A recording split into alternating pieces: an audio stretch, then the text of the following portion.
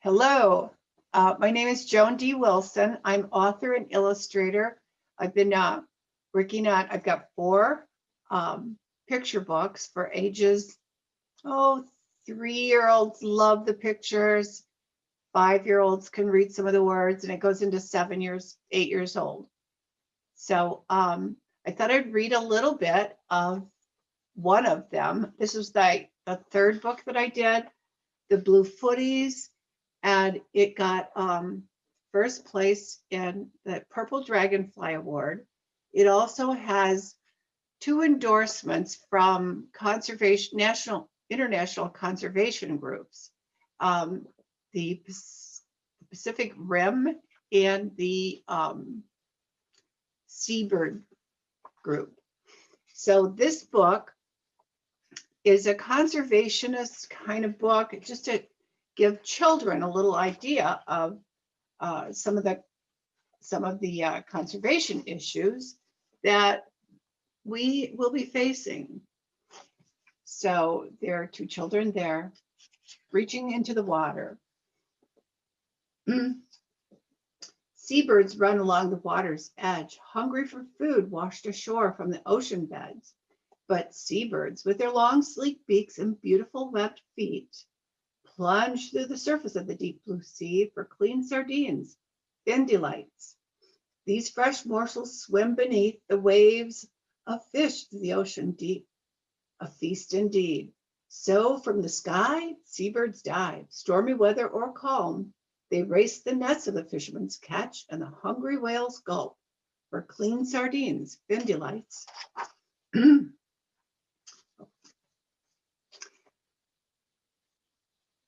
With the salty ocean breeze comes the smell of clean sardines. So off they go, like flying acrobats with Mumford in the lead.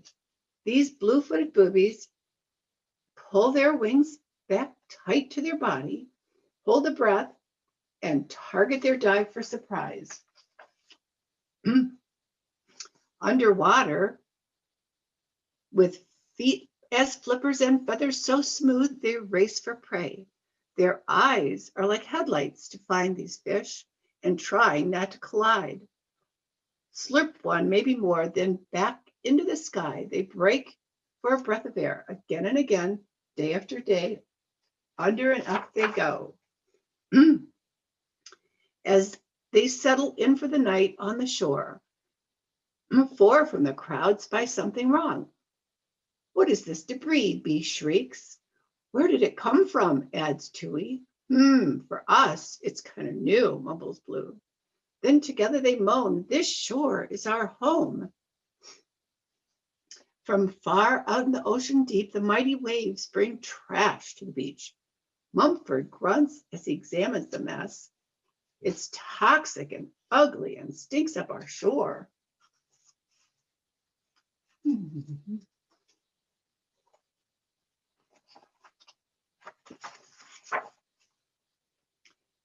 He moves in for a closer look, not so much at the toenails, but missed that page. But what's in that orange bucket? He whispers to himself as he walks away. Tui hears him though, and loud like a trumpet, he warns Blue. Please don't eat stuff found on the beach. We only eat fish from the sea, adds Bee, just as the children have left. A blob of debris blows ashore. It snags Blue's foot to throw him down. He thrashes his wings and stomps his other foot, but the piece of garbage whips around tight. So then the children run to save the birds. The children have the blue feet, the blue boots, and the birds are tricked thinking they're one of them.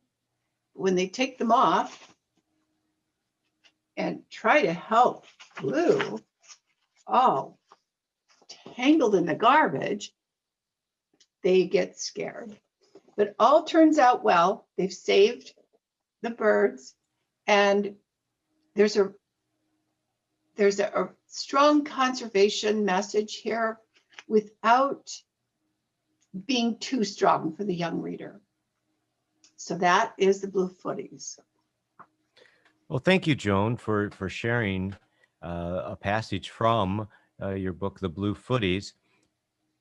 And I want to remind everyone we are speaking with author Joan D. Wilson, author and illustrator of 4 picture books. How did you get the idea with the Blue Footies? Well, it was interesting. I was just watching a documentary about their food, the food chain, and they survive on sardines. So there's some ecology issues that sardines, if they're not in plenty, then there are different species that are jeopardized by that. So, and then they talked about how they dive into the sea, and it's just fascinating to watch this. And the fact, the Blue Footies is the title of this. The bird is called the blue-footed booby, which Spaniards were the first to see them, I think, in the 1200s when they sailed to the Galapagos region. Booby means clown. So they were named the clown bird because they're very awkward and they walk back and forth, left to right. And they thought that that was pretty unusual. So, but I did name my book The Blue Footies. Well, I think it's a great title, and it's a great way to introduce children to that part of the world off of Ecuador, the Galapagos Islands, and some of the unique creatures that we can find there. And who doesn't? Kids love animals. Any books about animals are wonderful. Yeah. So and I think it's nice the way you tied in the fact that the humans, the people, the children of the story were wearing blue boots. Yes. Which is also a play on words, and it's a way to introduce the humans and the birds together, and the story goes on. And that's one of the 4 picture books you have. Do the Blue Footies come out in any of the other books, or is there a possibility of a sequel? No, but they are all bird themed. I love birds, and birds have such a unique place in our environment, and each of them have their own role in the world. My next book, well, the one preceding this, is the Snowy Loden, and this is about the owls that they breed in the northern Arctic, and so they're up there all summer when the days are long. They have almost 24 hours of daylight, as we know, and then they migrate south for summer breeding. But there is one Snowy Loden, a young fledgling, who does not want to migrate with the others. So he stays in the Arctic, and he almost dies. But Father North finds him just in time. Just in time.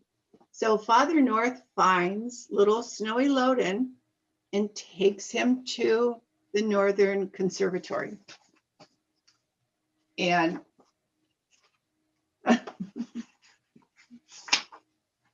he helps revive Snowy Loden. And then he takes him in his little shuttle, like a land hovercraft it is, to meet up with his family and friends.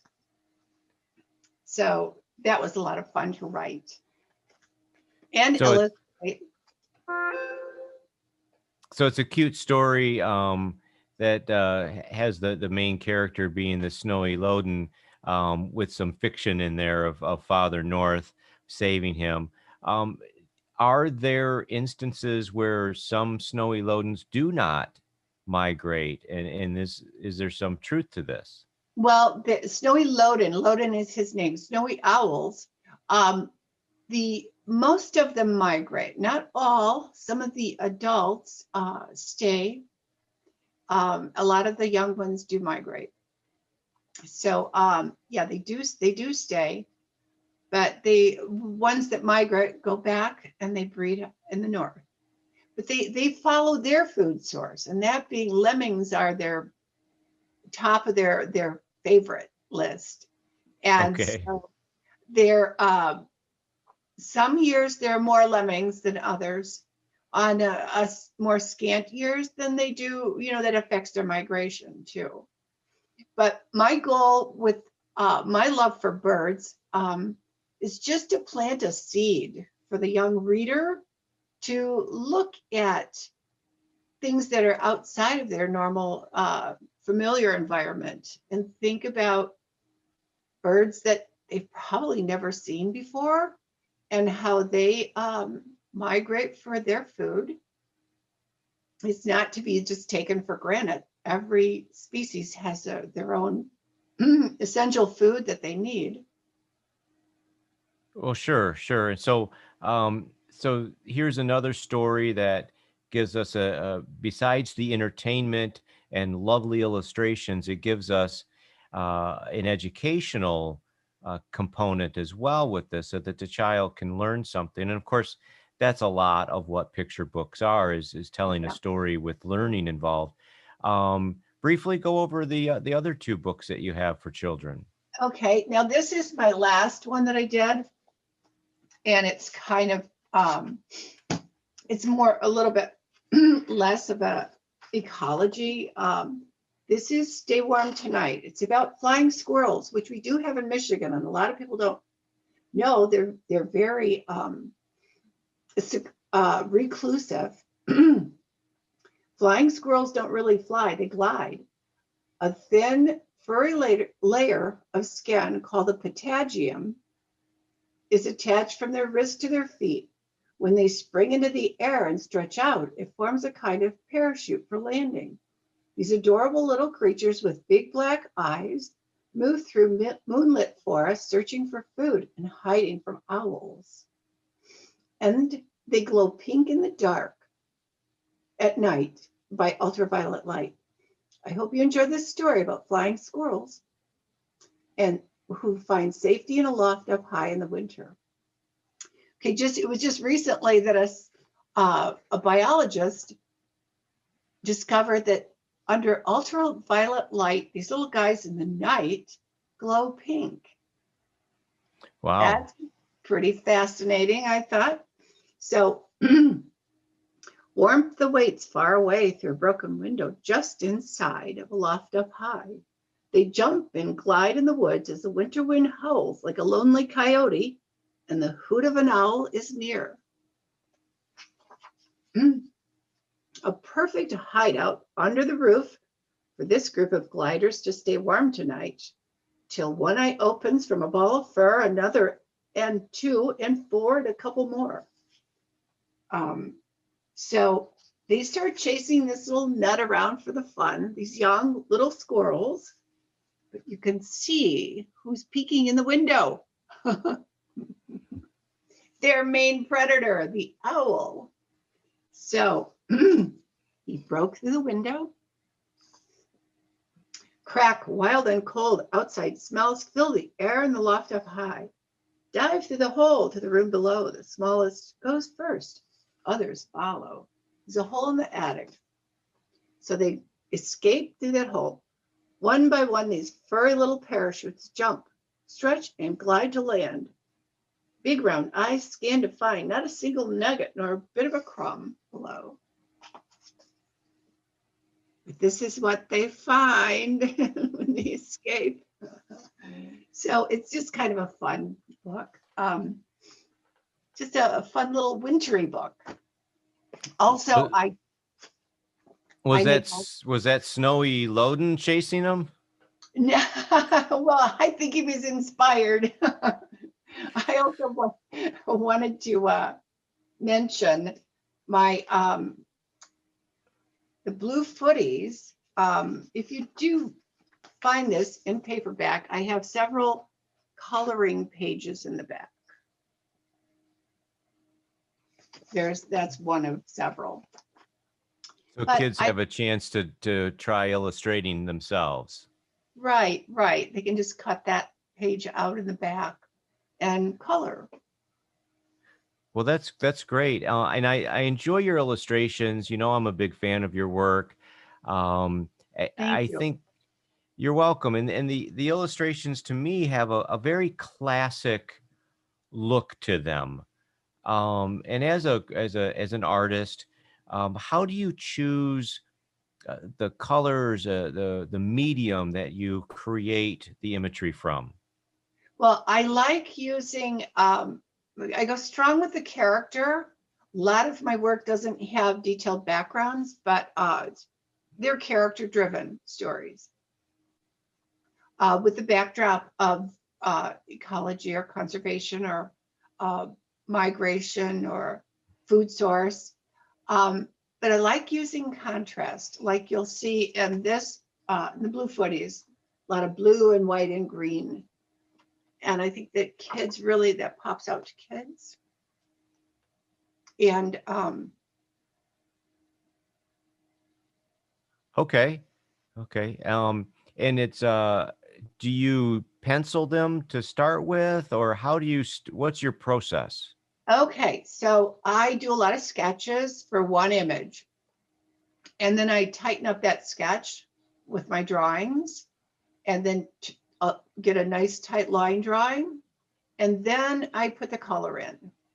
And then I put it into Photoshop, scan it into my computer, and I just kind of tweak it where it needs to be. And sometimes the Photoshop offers the advantage of being able to move things around. Or maybe I'll look at something and say, oh, that would work better on this page, and I'm able to flip it or put it into a night scene. And so I have a lot of play after I get them into Photoshop. But it is a long process. And there's a lot after I've done all my sketching and my work, put the color in. It's quite a bit of rejects at that point when I'm compiling it all and sequencing it into, because with children's books, they have to, when they open a page, they have to be interested enough to turn that page into the next, to continue the story on. So A lot of sequencing. So in a children's picture book, you're telling us that the illustrations is the page turning Yeah, aspect, as in for an adult novel, right? It's a cliffhanger or right. some other movement in the story that you've got to flip the page to know what's happening via the words. Yes.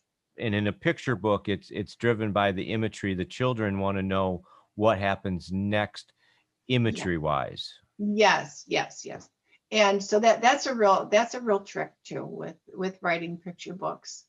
I'm sure now in many traditional picture books, the author will write the words and an illustrator will come in and illustrate those words with some direction from the author who wrote the words. But you, as an author illustrator, you're doing both. What comes first, the words or the illustrations? It depends. I think the plot comes first, and then sometimes I'll just be sketching. I mean, I might do 100 sketches for 26 pages. And then I kind of like pick and choose, and the words kind of like just kind of like come alive as I'm working a lot of times. So it's both. It's like I've called it before, like a volley. Playing tennis, it's like it goes back and forth. And then there's a lot of editing and more editing. But like I said, I scrap a lot of my work if it doesn't make it to the final pages. Now, I don't know if you can see this, but this is a little different. I don't know if you can see that on the top shelf here. Is Mm-hmm. scrap, scrap metal is my 5th book. This one, it will be for a little, well, it's a chapter book for 7, 8, 9-year-olds. Now, these are some of these are going to be black and white. They're just some of the illustrations. But in something like this, there'll be like 20 illustrations in there. Now, there's a glare, so I don't know if you can see. But these will not be There we go. color. But there's a challenge of, like, there's a little girl and a man and her brothers. With something like that, you have to maintain the character with the gesture. You know, it has to be the same character throughout. You can't change their look or, you know, so it has to flow. I think that one will end up with like 20 illustrations, black and white, and that'll be like 1,500 words. Almost done. It's about a robot who is found, broken robot found, and he's not broken. He was on pause. And so the children find him and he fits right in with their family. So It sounds interesting, and I'll be intrigued to see where you go with a chapter book. We are speaking with Joan D. Wilson, author, illustrator of 4 picture books. And if people want to find out more about you, your work, the conservation, and where to buy your books, I bet you have a website. I do. And it is www.joandwilson.com. And it's all lowercase, joandwilson.com. I also have an Instagram, which is joanwilson55. Sounds good, Joan. Thank you so much for joining us today and being one of our authors on the 2020 Authors Fair. This is our 2nd annual, held virtually through Rochester Writers.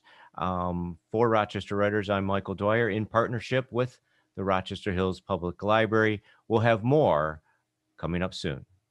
Thank you, Michael.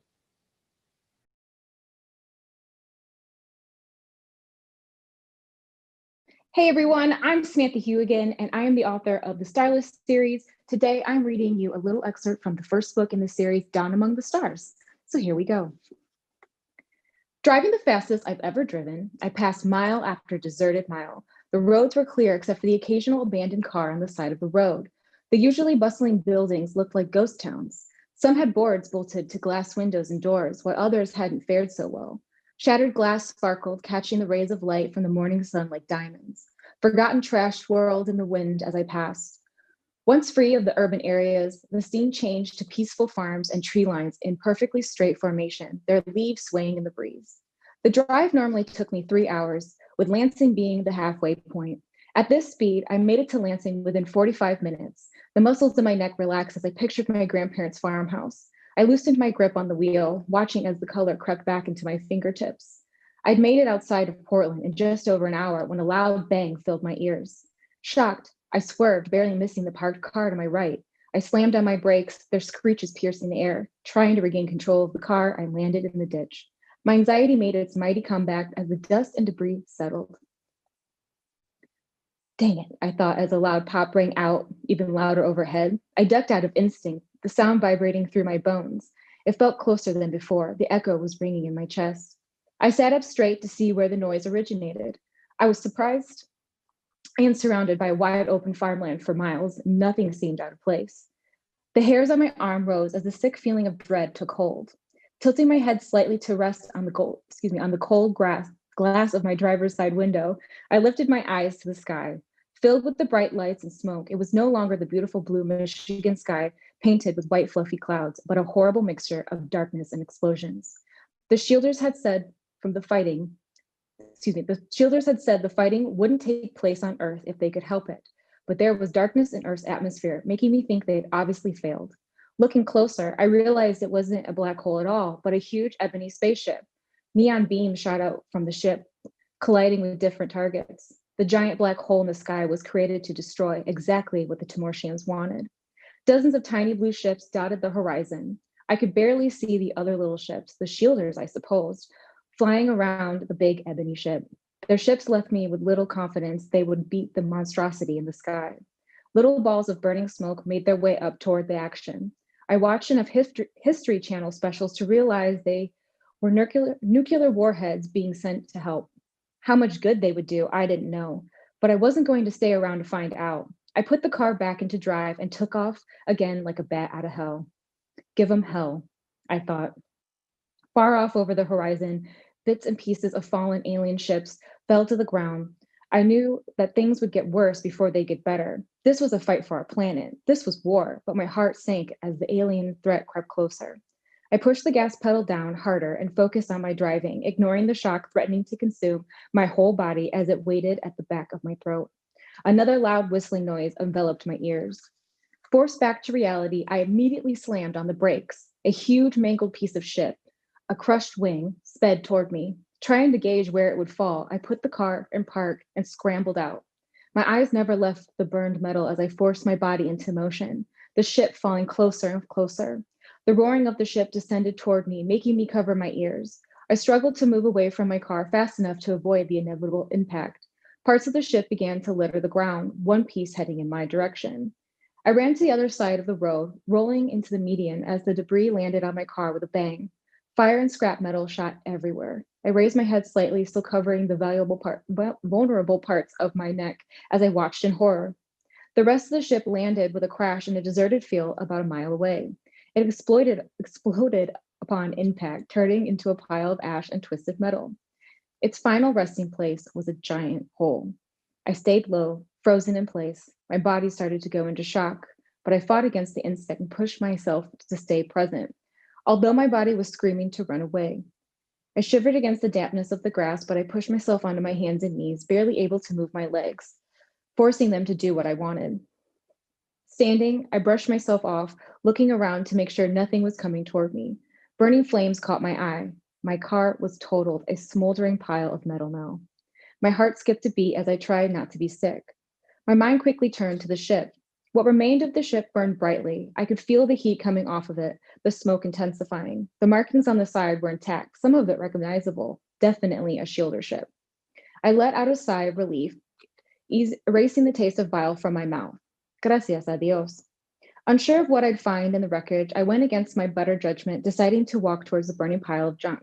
It couldn't hurt to check for survivors. They might need my help, I reasoned, inching toward the burning ship. I quickened my pace into a run where the damage was most prominent. The remains of one burning body caught my eye. My stomach turned in on itself as I fought the urge to puke, waiting for my breathing to slow and the feeling of vertigo to pass before I continued onward.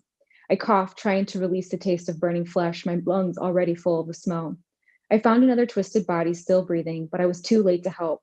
The creature's back had folded in on itself, its limbs flattened to the ground. Black blood poured from a wide cut along its stomach.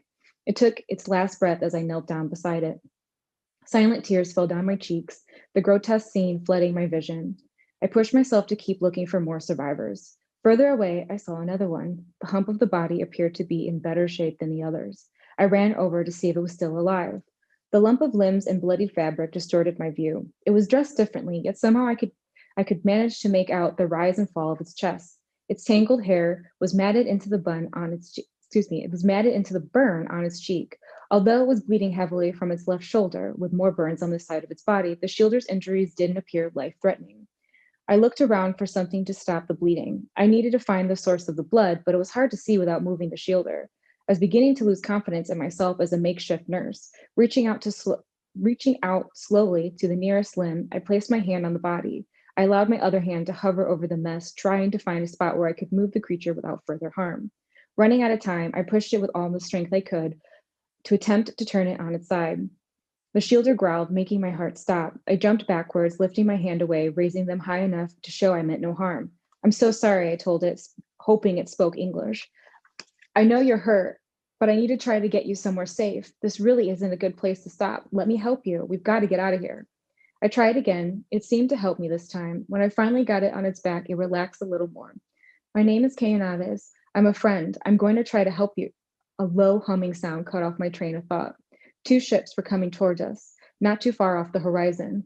They were small and long, flying fast and low. The cockpit seemed to be the only recognizable thing on them. The rest of the bodies were just thin wings. They were buzzing around the various tree lines, searching for something. The shielder shot up like a rocket, knocking me over in its wake. It raced over to the wreckage and pulled out guns. It turned toward me, staring with dark purple eyes. It looked back to the ships, disregarding its pain and my presence. One ship turned the other way, while the other flew straight towards us. Without missing a beat, the shielder yelled out in slurred English, "Get on the other side of the ship and hide." It fired one of the guns as I ran to my designated place. Surprised by the noise, I tripped and fell, landing on my right side. I scrambled to get up, but stopped, paralyzed by the sensory overload. The humming of the Timortian ship grew louder as it picked up speed. I witnessed the shielder take down the ship in 3 shots. "Watch out," I yelled. "The other one is coming back." I pointed to the second ship on the shielder's right. It turned to look at me, wordlessly moving its mouth. The second ship came around too quickly, firing upon the wreckage. The leftover metal exploded. A searing pain clouded my vision. My world went dark. The end. Well, just the beginning, really, right? Truly, yes. So I want to remind everyone we are speaking with Samantha Hugh again, and that was an excerpt from which book? Dawn Among the Stars, the first in the Starless series.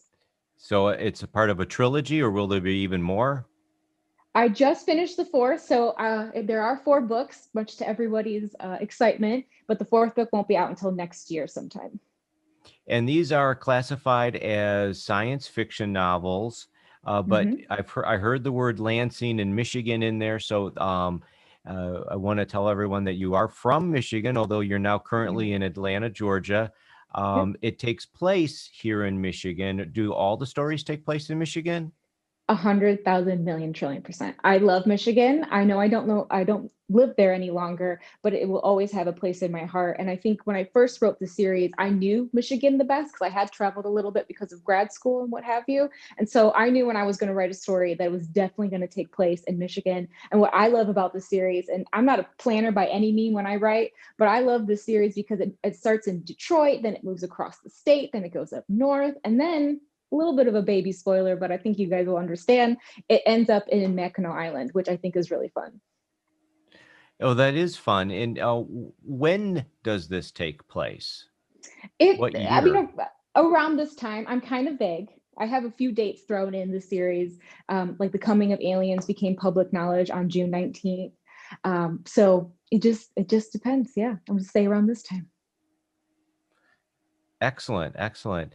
So these are science fiction novels taking place around now in modern times here based in Michigan. But I want to tell everybody, or I should let you tell everybody what Sure. you do for a living and then ask how that plays into your story. So you're a therapist, but I think it'd be Yeah. best for you to tell everyone what kind of therapist and what's your Yeah. typical day like. Yeah. So I'm very lucky that while I was in grad school, I have 2 master's degrees. I have one in women and gender studies, and I have one in marriage and family therapy. And so I am a licensed marriage and family therapy here in the great state of Georgia.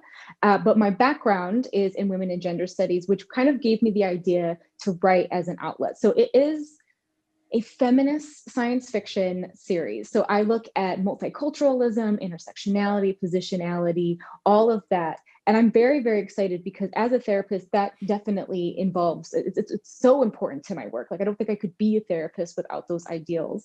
And so for me, while I was in grad school, I needed an outlet that wasn't working with clients, and it wasn't just writing academic papers, because writing academically is completely different than fiction writing.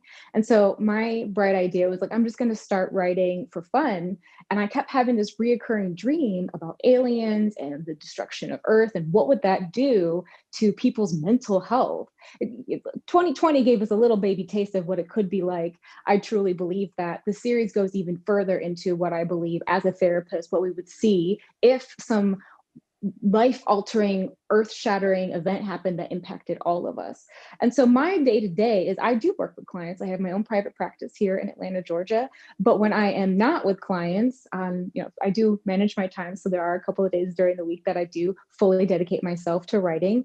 my outlet is writing. So not only do I work with clients in person, but some people can't work with me. As it goes, as a therapist, you are licensed in the state, at least in the United States, I should say, in the United States, you are licensed in the state that you work. And if you are not licensed in another state, so unfortunately, I can't work with anyone in Michigan at the time because I'm not licensed in the state of Michigan. There are many people that reach out to me via social media and they want to work with me, but I just ethically cannot do it. So my work in writing, because there's other books that I have coming and other articles that I write, is my way of making mental health and therapy accessible for people who can't work with me one-on-one in the therapy room.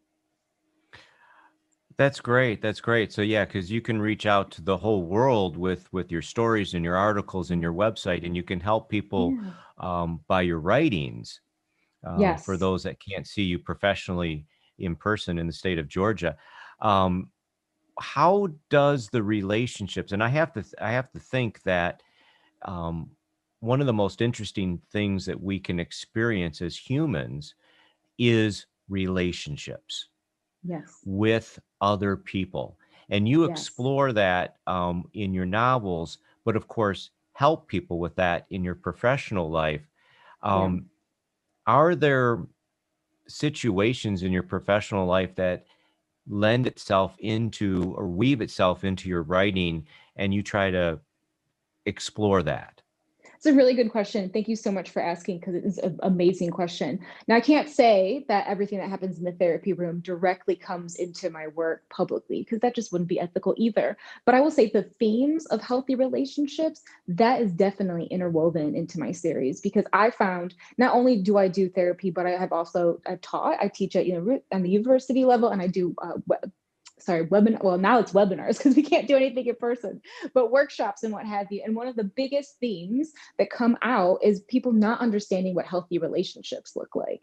And so I know as an avid reader myself, I get really annoyed. And this is the therapist bias, if you will, when I read romance or I read books with love interests or relationships, and they're never really healthy. Like I think Twilight a little bit is really unhealthy, and 50 Shades of Grey, don't even get me started on that. And I just wanted to add to the conversation about healthy relationships, not have examples that are just not functional. So there's a lot of communication. There's a lot of, there's drama. You can't write a story without drama, but they work through the drama in a healthy way. And if they don't work through it, there's a reason. And the reason comes up and people are navigating that to the best of their ability in a healthy way. What's fun for me is, and this is just a little tidbit that I'm gonna give y'all, is that this series doesn't have a therapist in it. Now, it's probably because I am a therapist and I didn't want people to be like, oh, there she is, she put herself into the series.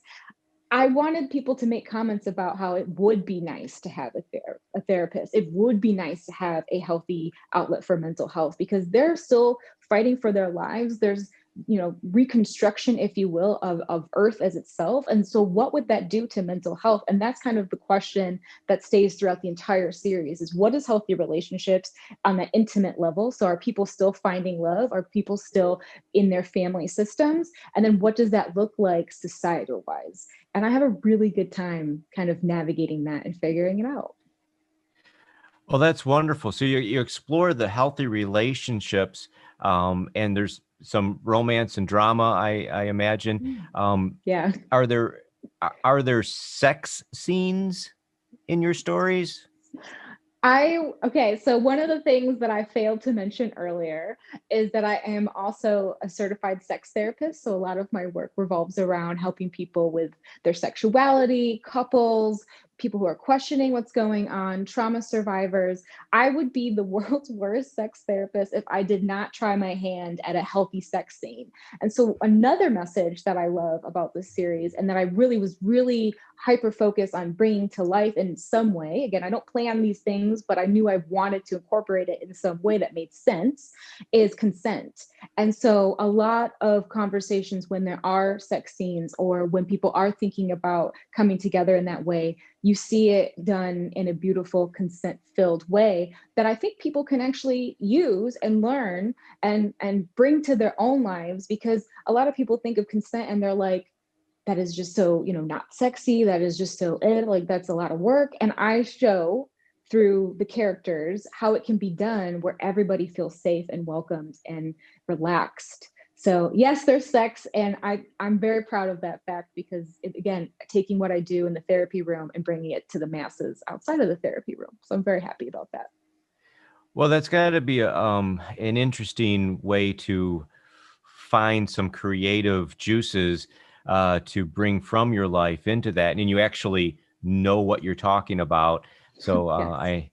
I hope that they are better than Twilight or 50 Shades of Grey, because Yes, well, I work with a really amazing team that keeps me honest. So I know in the second book, Fading Starlight, there is more of a traumatic episode or scene, if you will. And so I knew that it was going to be difficult to read as a reader. So what I did is called upon some of my other therapist friends, had them work with me. I'd write the scene and they would help me, basically better read / edited, to make sure it wasn't going to, traumatize the reader, but educate the reader. And so I take my time, using research-based methods, if you will, to make sure I do write scenes that make sense. And I do write things that will not traumatize, but will educate, because that's my goal as an author, is not to just add to the chaos, it's to help navigate it.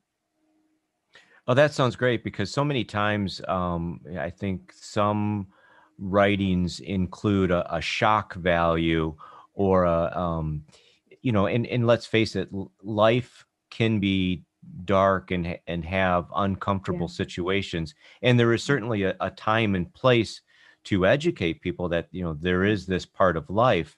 Right. But it sounds like you're taking a very healthy approach, Thank you.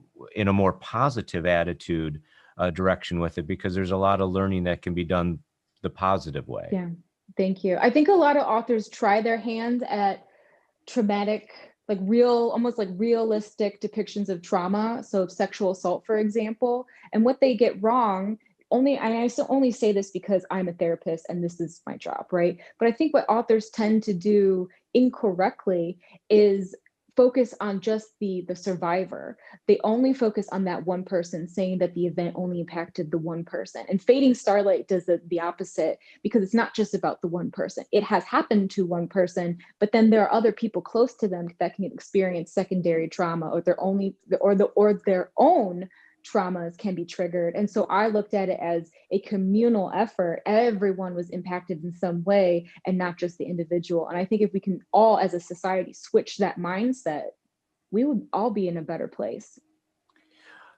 You bring up a curious question about that. And that's true, right? We've got the victim and the support group around the victim, and maybe not necessarily a support group, but colleagues and people, coworkers and fellow students, or whatever the situation may be, that are brought into this victim's life because of this experience. Do you touch on what happens to the abuser after one of these experiences? What goes through his or her mind? Yeah. Well, yes and no. I didn't want to. So one of how do I don't want to give too much We away, but I will. certainly don't want to glamorize it, right? In No, any and writings, I but don't. I think the way that I want to answer your question is yes, but it doesn't excuse the behavior. We understand it, we see it, but again, it does not excuse it. Nobody's happy with it. Nobody's just like, oh dang it, like that happened. Not at all. People use it as, I almost did that thing again where I almost touched the earpiece and my hair. So they didn't do that again. But it is not a joke. It is not something where I pass by very willy-nilly. It actually unfolds throughout the series. We get the information, but we should not sympathize with the abuser at all. well, That yeah, answers well, your question without yeah, giving it away. I agree with you. But I've never thought about, and thankfully, I've never had to think about what goes through an abuser's mind. And I'm sure it ranges across the spectrum. Some people are narcissistic and maybe never think about it again. Well, And it's always about power and control. And I think that's what the series tries to examine, is like, what does that mean, power and control? Because we throw these words out, but we don't see it enacted in like a realistic sense that would kind of explain away why things happen. But again, it doesn't glorify it. It's not like, oh yeah, that's what happened and we don't care about it. We're like, no, that's awful. What can we do to change this? wonderful. Moving in back to the science fiction part of it, because I love science fiction. Yeah. aliens. Yeah, so fun. It's a fun topic. Do you draw from any personal experiences or belief structures you have? Well, I'm bilingual. I speak English fluently and I speak Spanish fluently. And one of the things that I play around with aliens is culture and language. And so, um, again, Tolkien's really good for like being known as making up a language and going with it. But he created maps, so his focus was more about like the terrain and how cultures would develop from the terrain. For me, I did it backwards, if you will. I started with an idea of culture and language and how language would impact the understanding between humans and these different races of aliens, because there are multiple races of aliens in the series. And so for me, I don't think I've met an alien. I mean, maybe, like, I'll be open to that. I have no idea. But I've always imagined if I did, there would be a language barrier. And I think science fiction is really notorious for being like, let's use technology to explain away the language barrier. And the different isms that we use to explain stuff, like colloquialism in American English is huge. Like, as somebody who speaks two languages, there's times where I'm like, what does that mean? What does that say? There's a new saying. What does that new saying mean? Then you have to do research and figure it out. And so somebody who just rolled up to this planet and decides that English is the main language, though I don't think that is. I think Spanish is the most spoken language in the world. If I might be incorrect with that, but we'll just go with that for now. An alien rolls up and goes English, there's still going to be so much that they don't understand. The syntax might be different. And so I play with language, and that's what I'm really, really excited about. One of the things and one of the ways I visually do that in the story is they don't use like isn't, they would say is not, instead of cutting down words like Americans are really notorious for doing. So I just love science fiction for that, because I think that's so interesting. No one's just going to roll up and understand Earth, and where are they landing in Earth? Because every culture and every continent and country is so different and diverse. So that's something that I loved playing with in the series. Well, and I think you're onto something, and we all know that because of our attention span and 44-minute formats for an hour TV program doesn't lend itself to be able to not have aliens and humans communicate. Yeah. Right. Yeah. So if you're watching Right. it in America, everyone speaks English. If you're watching Right. it in France, everyone speaks French. It's just the translation that they've made it to be able to story Right. tell. And that's fine Right. for an entertainment value. But in Sure. literature, we get to be able to be a little more in depth. Yes. Yeah. And again, going back to your professional life of relationships, is that, I have an extremely good partner. She and I communicate quite well. We've been together a long time, but there are moments that in any healthy relationship, you wonder, what language are you speaking? Yeah. It's Yeah. English. We've communicated for years, yet there are times that communication fails. And that's with two people that are intimate and close and speak the same language. I can't Right. imagine what it's like for people that are trying to bond, that are multicultural, Yeah. multilingual, Yeah. coming from different places, let alone bringing in the alien component. So Yeah. it's, Yeah.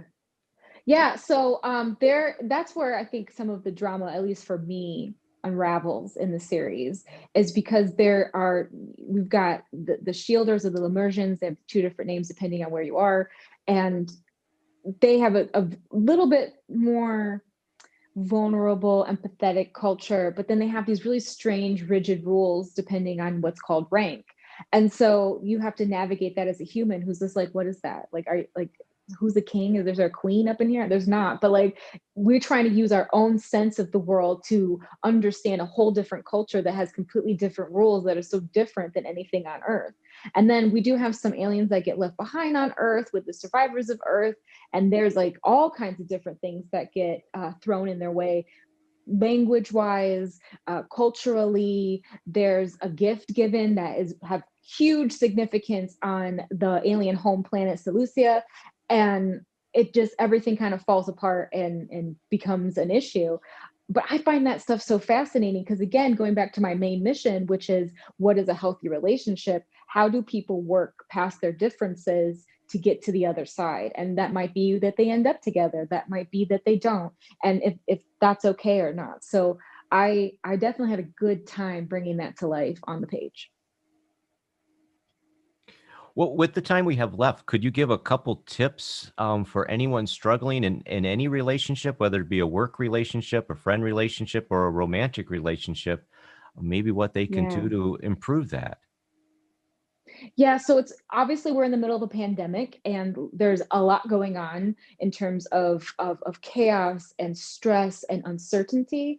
One of the things that I'm very passionate about as a therapist is making sure we have a foundation within ourselves that's being taken care of. And that's called self-care, which is a beautiful, it's not this wellness idea where you have to go buy something and like have a bubble bath and have a face mask or whatever. I'm not saying that. Self-care really begins from taking the time to figure out what you need, what are the needs, wants, desires, perhaps resources that you're lacking. And so in order to give to other people, you have to make sure your foundation and your love tank, if you will, is full. So it's taking time for you, whether that be going for a run if you're a runner, or working out in whatever way, moving your body in whatever way, making sure you're fed, watered, if you will, taking time. Like I've definitely have been switching my version of self-care personally and professionally to include time management, because we're all spending so much time at home. It gets a little boring. And so you want to make sure you can divide your time to give back to yourself and the people that you live with.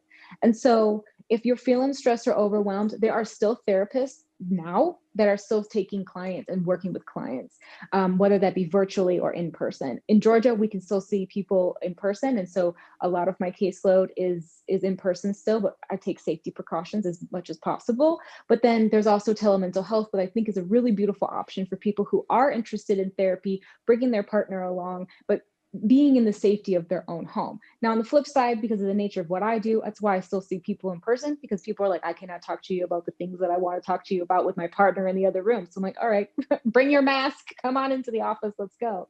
And so it's really about self-care, knowing that therapists are still out there, still working, still interested in helping you in any way, shape, or form that you need. And then I would also volunteer myself. I have helped a lot of people that I don't work with personally find therapists in their area that makes sense for them. So please visit SamanthaHuigan.com, reach out to me, send me an email, shoot me an Ask a Therapist message on my website. I'd be more than happy to offer you referrals or resources for you to find a therapist in your neck of the woods, because there's a lot going on, and we might need to bring somebody into the picture to help us navigate these strange times and maintain healthy relationships. We all need help now and again, and our family and friends can't always fill that gap. Uh, when it comes to your books, is there a Yeah. place that you want to send everyone to find out more about you being an author and maybe purchase your science fiction novels? You can still head to SamanthaHuigan.com. I am the only Samantha Huigan in the world. So if you don't know how to spell my last name, I'm sure it's like posted somewhere. But if you start searching Samantha and the HEU, I come up. I'm the only one. But these books are available wherever books are sold. So if you like Barnes and Noble, head over there. If you like Amazon and the Kindle, head over there. My personal fave, because I do have an iPhone, is iBookstore. It's easier to read on my book as I go, or read on my phone the book that I am reading as I go, or between clients, if you will, for my self-care. So wherever you get your books, I'd love you to pick up all three books. We've got Dawn Among the Stars, Fading Starlight, and Stardust Emerging. And then as a little treat for you guys, the fourth book, I haven't released the name yet, but I'll tell you, it's In the Wake of Stars. And that comes out, I believe, the end of next year. But don't quote me on that, because I'm not sure. Wonderful. Thank you so much, Samantha Huigan, science fiction author and relationship therapist, coming to us today from Atlanta, Georgia, but a Michiganian by Yes, always and nature. forever. Yep, always and forever. And I hope that you get a chance to come back to Michigan when we're a little more open and travel is a little more accessible. So thank Yeah. you so much for joining us today. Thank you so much. You're welcome. The second annual virtual Authors Fair continues in a moment.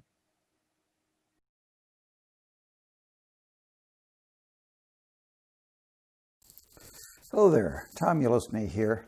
In this short video, I'm going to give you a quick reading of from two of my books. The first book I've written, which dates back 5 years ago, to the book I wrote and published about a year and a half ago right now.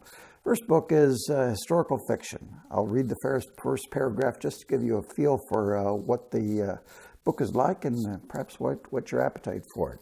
The name of the book is The Lost Revolution. It's a historical fiction book. It takes place in the Victorian era in England. Lost Revolution, Chapter 1, Paragraph 1. It was the 44th year in the reign of Queen Victoria. It was the year of the British defeat by the Boers at Majabo Hill and of the assassination of Tsar Alexander II.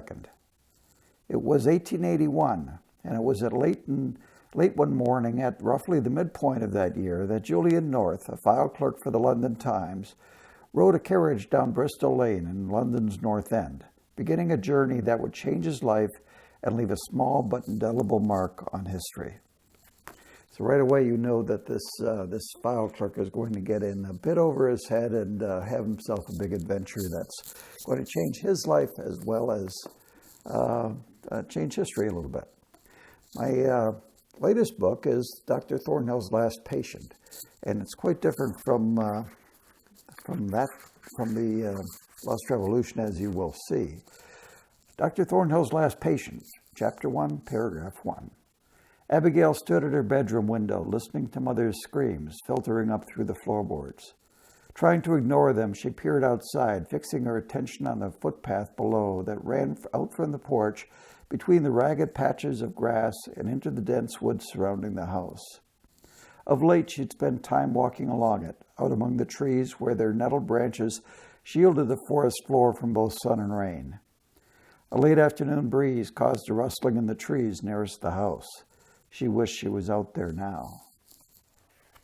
Again, you get a sense of foreboding in this book, and that gives you a feel for these two books of mine, and I've got two others that we'll be talking about soon. So I'll leave you with that. Welcome back to the second annual Rochester Writers, Rochester Hills Public Library Author Fair. We're here celebrating our second annual in 2020 virtually, and we are speaking with Tom. You listen. I've already messed it up. Tom, remind me how to say your name. It's Ulysses. You had it right with the third try there. Ulysses. Yes, Tom Ulysses is our author for this segment, and Tom has written 4 books. We just heard a little piece from a couple of them. And what intrigues me is the historical fiction with the Lost Revolution. The name is intriguing, as well as the idea of writing historical fiction. I imagine there's a lot of work that goes into that, research-wise. Research-wise, yes, but with the internet, it's really a lot easier than you might think. You simply Google a question, and boy, your answer comes up astoundingly quick. So the research was pretty easy for this book, even though I did it, about 5 years ago. It was my first book, so I was kind of getting my feet wet with writing, but also learning my way around the internet, and that certainly helped things move along in an accurate way.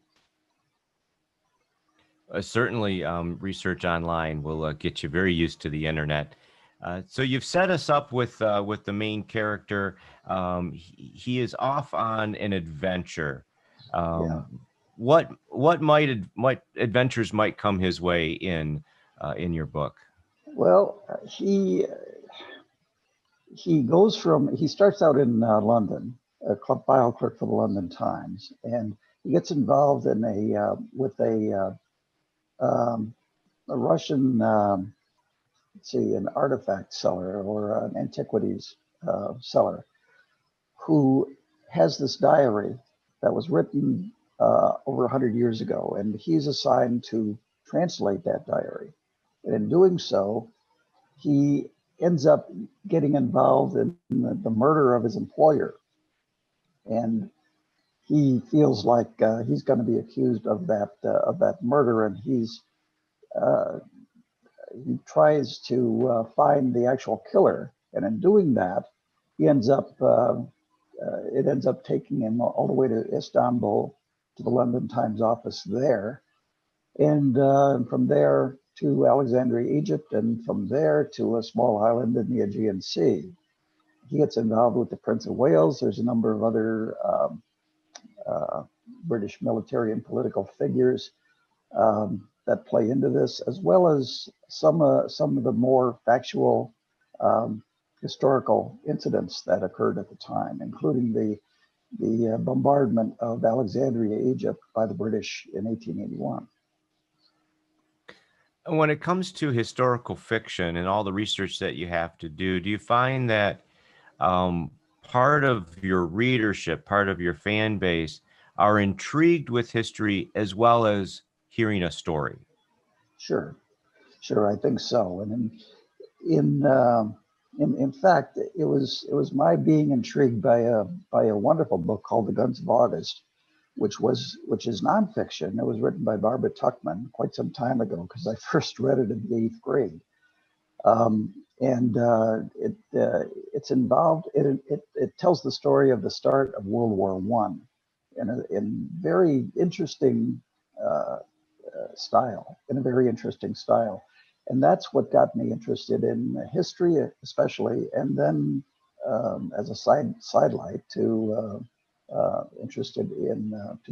being interested in historical fiction, which is what my book is all about. So this is the book that kind of launched your writing career, so to speak, with novels. What kind of experience in writing had you had before you went into novel writing? Really, I've written some technical manuals. My career was primarily as an engineer and a business person, and I'd write articles. I'd write technical manuals on electronic equipment.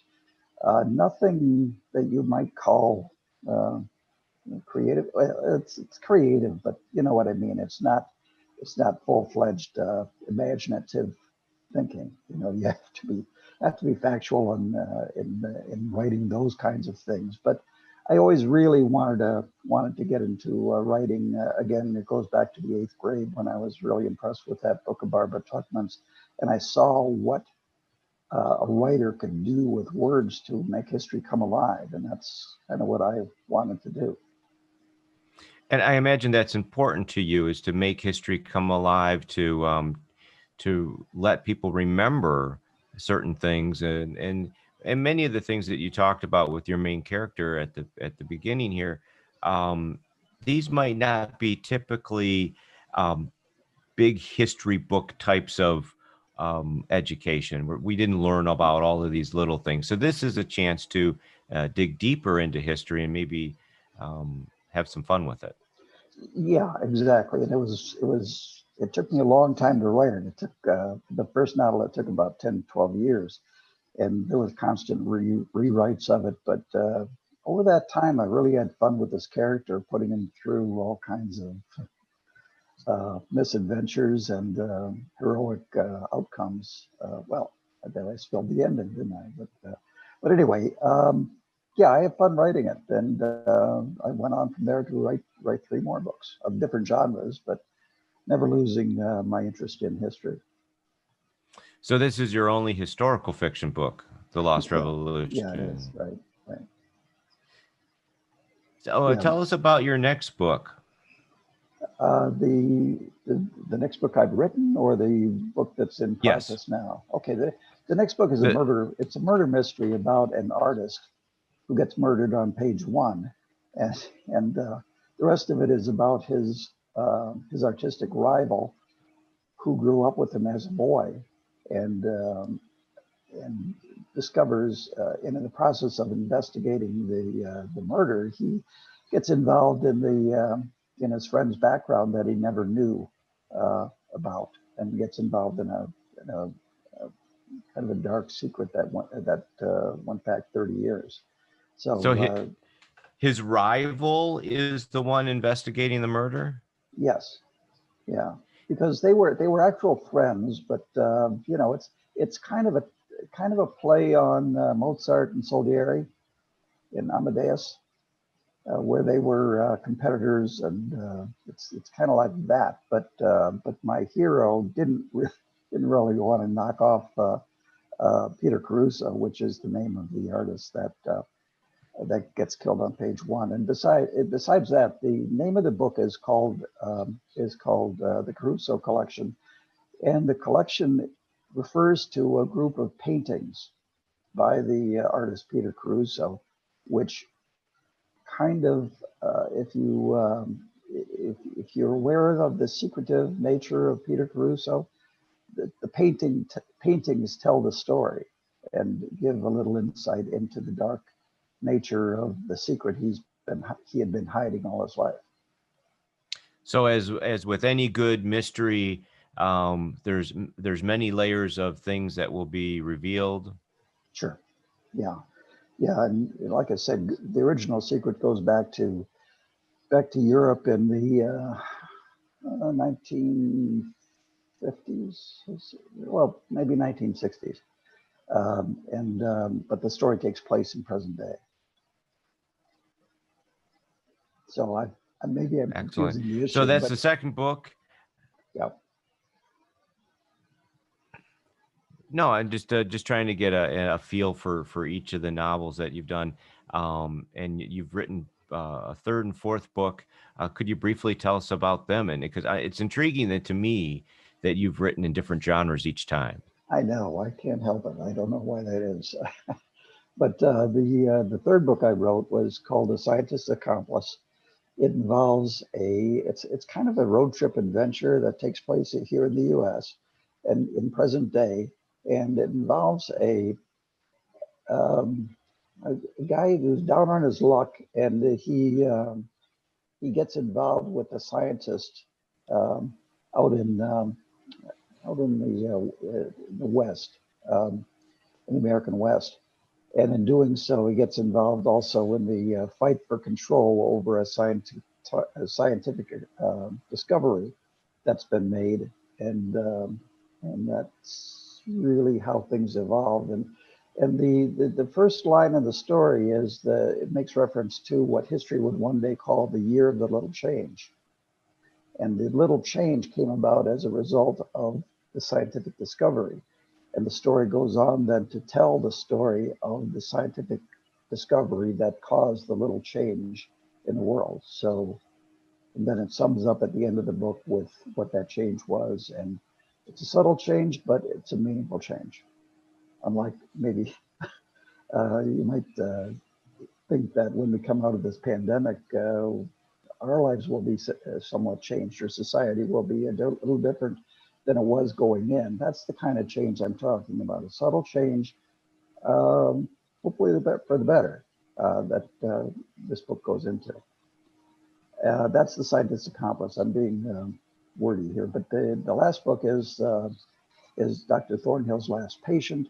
It's about a woman psychologist in the 1920s who dies. Again, on page 1, I got this thing about killing people off in the first part of the book, but she has a strange connection with a present-day police detective in Boston, and it's that connection which sets up a series of incidents that cause the police detective to realize that his mother, his great-great-grandmother, this psychologist, is involved in what's going on somehow over time. She's long since deceased, but it's kind of a psychological mystery adventure. I'd call all my books adventures, but that's how I would pin this one down. A psychological, I hate to use the word thriller, but psychological adventure mystery might be a little bit better. So, well, I'm intrigued. You are always changing your genres and changing it up a little bit. Yet, in this short, brief time, you've said just the right things to, I think, get somebody interested in picking up and reading that particular book. So I think you've done a nice job with your elevator pitch for each book. Well, thanks, Mike. You've been asking the right questions too. Thanks. Well, and so it doesn't stop there. You're headed to book number 5, and that's out next year. Probably in March, I'm hoping for. I finished the rough draft, and as with all rough drafts, there's a lot of polishing to do, and deconstruction and reconstruction work. It's an archaeological mystery. Takes place in Central Africa, actually in the Nile Valley, and it involves an archaeological discovery that was made in 1971, but the book primarily takes place in present day and tells the story of a chamber that was found back in 1971 and its importance and its relevance to what's going on in the world today in that area of the world. Again, interesting, and you've got me intrigued and wanting to know more. So, If I told you the title, it might intrigue you more, but I'm keeping kind of a close wraps on that one. so Right I now. see it's described as an archaeological thriller. Again, thriller. I shy away from that, but archaeological mystery, I would call it. It's not really a Indiana Jones kind of thing, so I don't want any reader to think he's going to get involved with that kind of more frivolous side of, of things. It's a serious. Now I just alienated all the Indiana Jones fans, but there's a lot of action to it, and there's a lot of subtle intrigue and mysteries involved in the book. So I'm really excited to write it. If I can kind of feel if a book is going to do well or be of interest to people. It's when I get excited about it. I left, for example, when I last wrote on this new book, I left my hero in right in the middle of a terrible dilemma.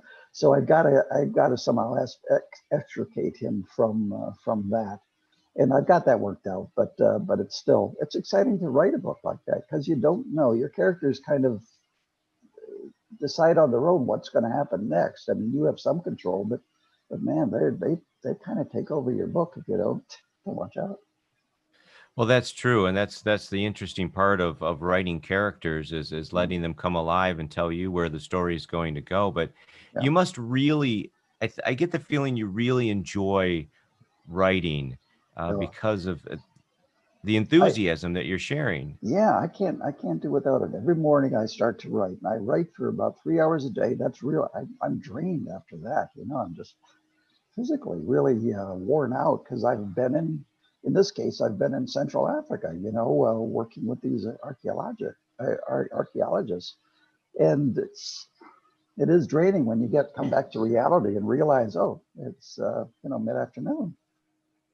So yeah, it's something I really enjoy, and I think about a lot during the day, and think about what should happen next. But then my characters come alive and they tell me, "Oh, we're doing this. Just keep up," So. Well, and Tom, I know that you participate when in-person events were available to us. You were lots of places, and always talking to readers and people interested in literature. Sure. Could you maybe tell one of the nicest things a reader has said to you that has set with you for a while? Well, there's some very nice reviews on the internet, on Goodreads especially, and especially for the last book I published, Dr. Thornell's Last Patient. Some have called it the best book they've read in years. Others have called it, let's see, one said he read it in a day, that's a little discouraging since it took me a year to have to write. So. Those were nice things to hear. And here again, as you say, I was at I do library events, and we do the thing at Leon and Lulu's in Clawson on a yearly basis when we can. And I hear a lot of comments there too about the Lost Revolution and a few of the other books that I've written. So it's a very rewarding thing to talk about books. If you get me started talking about books, I could go on for a long time. So Well, I enjoyed that. most storytellers can. So that's why you're in your business. I guess so. So all 5 books, the 4 that you have now and the one coming up, they're all standalone books. Yeah. Have you ever thought about returning for a sequel to any of these novels? Funny that you mentioned that, Michael.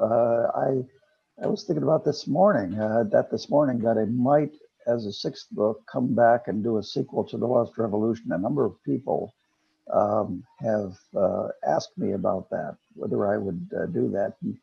And it's an era that where things devolved from 1881, where the Lost Revolution takes place, up until the start of the First World War. The world kind of accelerated over that period of time with new warships and new technologies, and then everything went to hell with World War One. That really set the world back on its feet, and that transition from 1881 all the way to 1914 is a very interesting time in history, and I may very well do a sequel on the Lost Revolution. That's the one that where a sequel would, I think, be the most logical and intriguing thing for me to write. Well, it sounds great to me, and it's always nice to, I think, revisit that first novel and add more to the story, because Sure. as we know, stories never end. We're just looking at a piece of it in a novel, and so best wishes with that. Could you remind everybody where to go to find out more information about you as an author and your books, and maybe where to purchase them? Sure. My webpage is my website is tomulicny.com. That's TOMULICNY.com.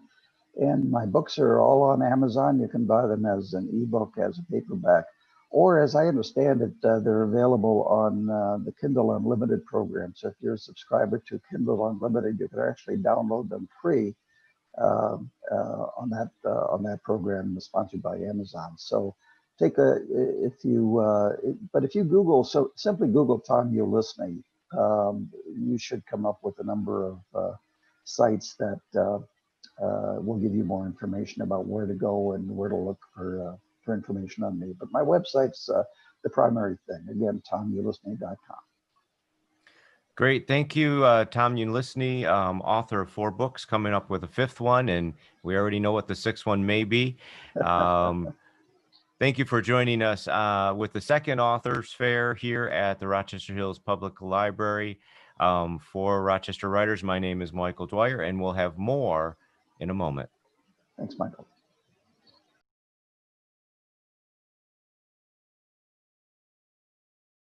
Hi everyone, my name is Susie Wilcox and I'm a Michigan author. I'm sitting outside at one of my favorite reading spots, and I hope you have a favorite reading spot too. You can see I'm near a beautiful forest. I've got a small painting of the mountains in Alaska.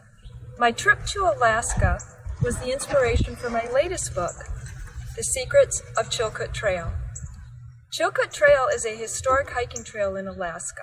It was used by the Tlingit Indians for trade and later used by gold seekers during the Klondike Gold Rush in 1898. My story is about a sister and brother who hike the Chilkoot Trail with a foster child named CJ. The friends become lost and encounter caretakers of the forest called Grugels. Together, they learn facts about the forest, they help the Grugels escape, and they learn the importance of family and friendship. If you like the Magic Treehouse series of books, you'll love The Secrets of Chilkoot Trail. It's similar in that there's a heavy dose of adventure along with education, but it is for older students in grades 4 through 8.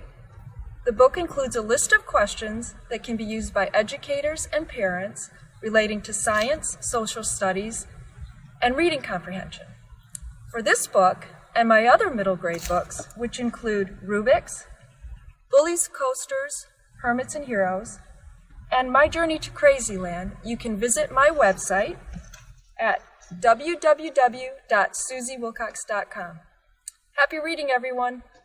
Welcome back to the 2020 Author Fair. This is our 2nd annual, hosted by the Rochester Hills Public Library and Rochester Writers. And for Rochester Writers, my name is Michael Dwyer. Joining us for this author segment is Susie Wilcox. Hi, Susie. How are you? Hello, I'm great. Thank you. It's a pleasure to Thank be you. here.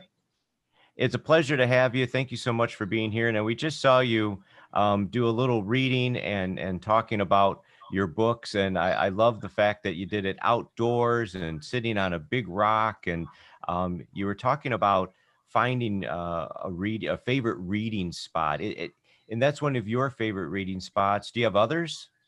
Sure. I have them indoors as well, comfy chair, and by a fireplace. Lots of places to enjoy books. I can picture you in a big chair by the fireplace with slippers on and maybe a dog or a cat laying on the floor, and you smoking a cigar. I don't know. I haven't tried the cigar, but yeah. How important do you think it is for readers to have reading spots? I just think that finding a location where you feel comfortable, and in fact, even in one of my latest story, the character has a favorite reading spot out on a porch. It's a place that you go to sink into your thoughts and maybe gain new information through books. Well, absolutely. And I think that it's as a reader, you like to get into that mindset. You like to be able to be transformed Right. to the place that you're reading about and lose yourself in the novel. And I think comfort and a familiar spot does help that. Now, you read from which book was it? Remind me. It was The Secrets of Chilkoot Trail. That's my latest book. And is that a real place? Chilkoot Trail is a real place. It's a hiking trail in Alaska, and it was originally used by the Tlingit Indians and then later used during the Klondike gold rush. So it is a real place, and I visited there. I actually hiked the trail, and it was the inspiration for this particular book. So I'm looking over at the word Chilkoot. Chilkoot. I am imagining that is a Native American Indian term. Yes. And do you know what it means? I do not know what it means. No, I haven't looked that up. Okay. And I know that there's a lot of Native American Indian trails throughout all of the Americas, and many of them are roads and pathways and things that we use today that we don't really necessarily relate to that time period, but they were always used as pathways. Sure, even in Michigan, there's trails and with Indian names that tie back to that time. So is it an important feature of your writing style to include a bit of history? Not necessarily. It's more about the adventure and a learning experience. In this particular book, the reader would learn quite a bit about science related to the forest, also about some social studies related to the Tlingit Indians. And this is the first of a series of books that are sort of like the older version for the Magic Treehouse series books. A lot of us enjoyed those for the younger ages. And this takes it to the next level for more of the middle grade students, in that there's adventure, but also learning. And so for my next book, I'm planning on, the location would be Austria, and there would be a different type of learning experience there. So the locations serve as really just a backdrop to the stories. And what I like is that you also include or is available for teachers and parents some study guides and some learning materials. Yes, right, for this particular book. In some of my other books, I don't include that. But in this book, and the books forthcoming in this series, those will be included. And is it your hopes that teachers use them in the classroom for reading materials as well as learning? Yes, absolutely. Wonderful. And with the, and with a lot of students doing homeschooling or being at home, it provides a bonus to parents or homeschool parents that they can use to help educate their children. Well, yeah, that's something that we're getting quite used to, as we're doing right now, is communicating and learning and having events via a virtual realm. So what a nice thing that you have continued as you've started to help students and parents alike with the learning process. You mentioned that your books are middle grade. We don't hear that term too often. I mean, you and I do in the industry, but for parents and readers that are tuning in, could you kind of fine tune what is middle grade? Generally, grades 5 through 8 would be So appropriate. really the middle grades. Right, yes. And, it depends on the reading level of the child, obviously. Some fifth graders would do fine with this book. And, some might not. It depends on their level of reading.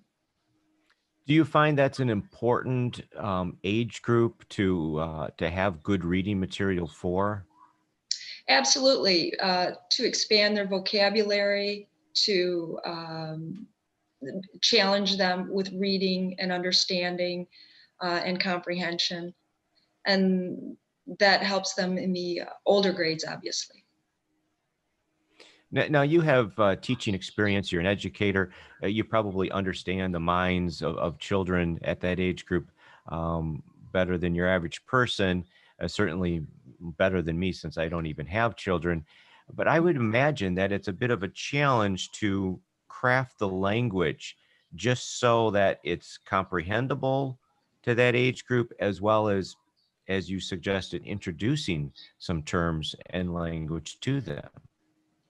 Absolutely. In fact, one lady wrote me and said that she reads books before she allows her daughter to read them.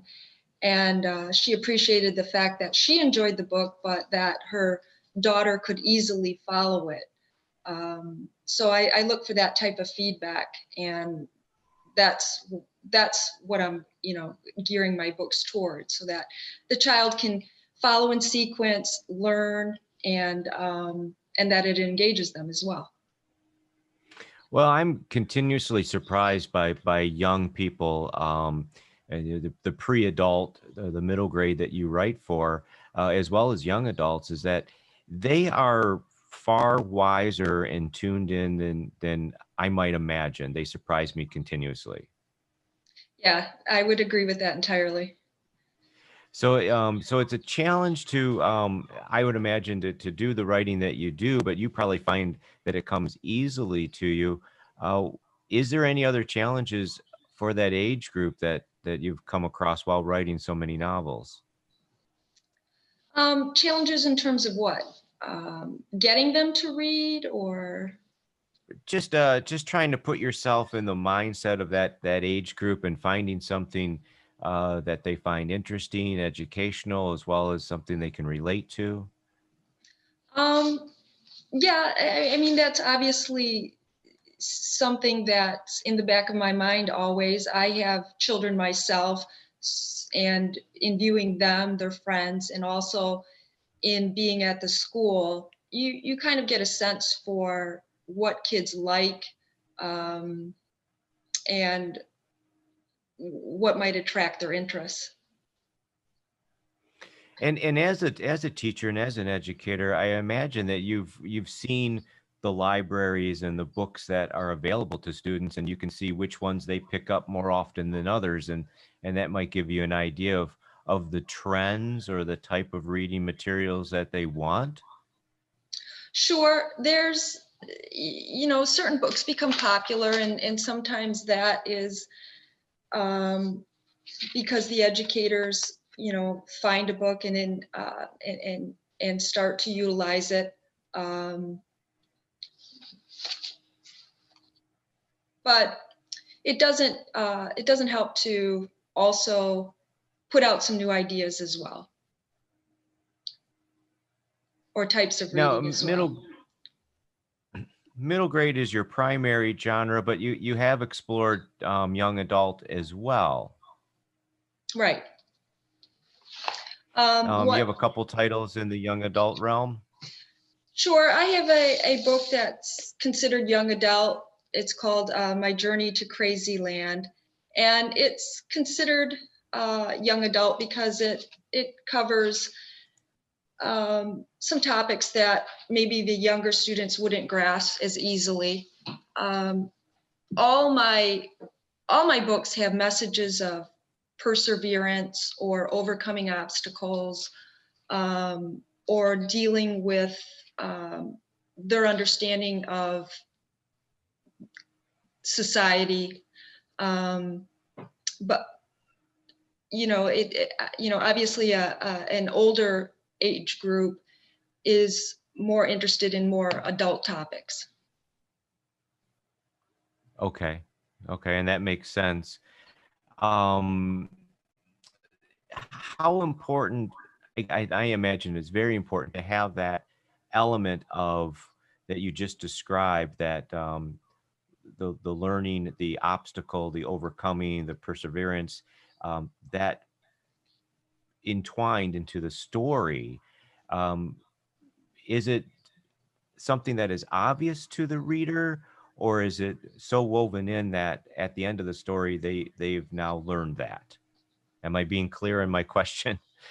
Yeah, I think you're asking whether or not it's kind of in your face, and I would say it's subtle. In some instances, I would say it's a little bit more forthcoming, but my stories, I guess, are considered,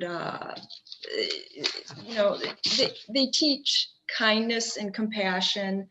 There's a moral element to them, but it's not, but you're learning it in the essence of the story itself. So. Right. I think that type of woven in, the morals that are woven into the story and the backdrop of the story, it could be fiction or adventure or even set in a different world than our own. But some of those universal truths and positive messages can be shared as reinforcement to the reader in their own lives. Right.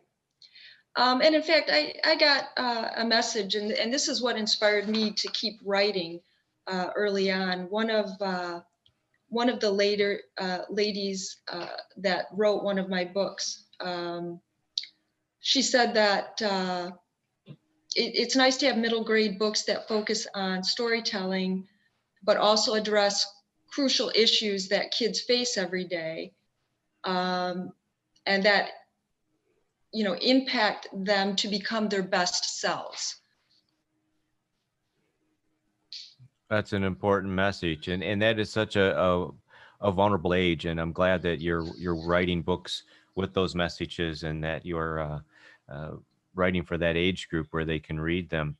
Do you want to tell everybody where they can go to maybe find out more about you and your books, and maybe a place to buy them? Sure. All of my books can be found on Amazon under the name Susie Wilcox, S-U-S-E, Wilcox, W-I-L-C-O-X. I have a website, www.susiewilcox.com, and you can find my books there. I have primarily books for middle grade. I do have one adult book, fiction, and yeah, I would love to hear feedback from anybody that takes a look at it. Great. How would you like to leave it with everyone listening today about you as the author in your books? I think that I've been happy to hear some of the reviews of my books. The main thing is that they teach life lessons, and that both the adults and the kids seem to enjoy them. So they are, they have good morals, they're clean books. So if you're interested in that kind of writing, please visit my website and take a look at my books.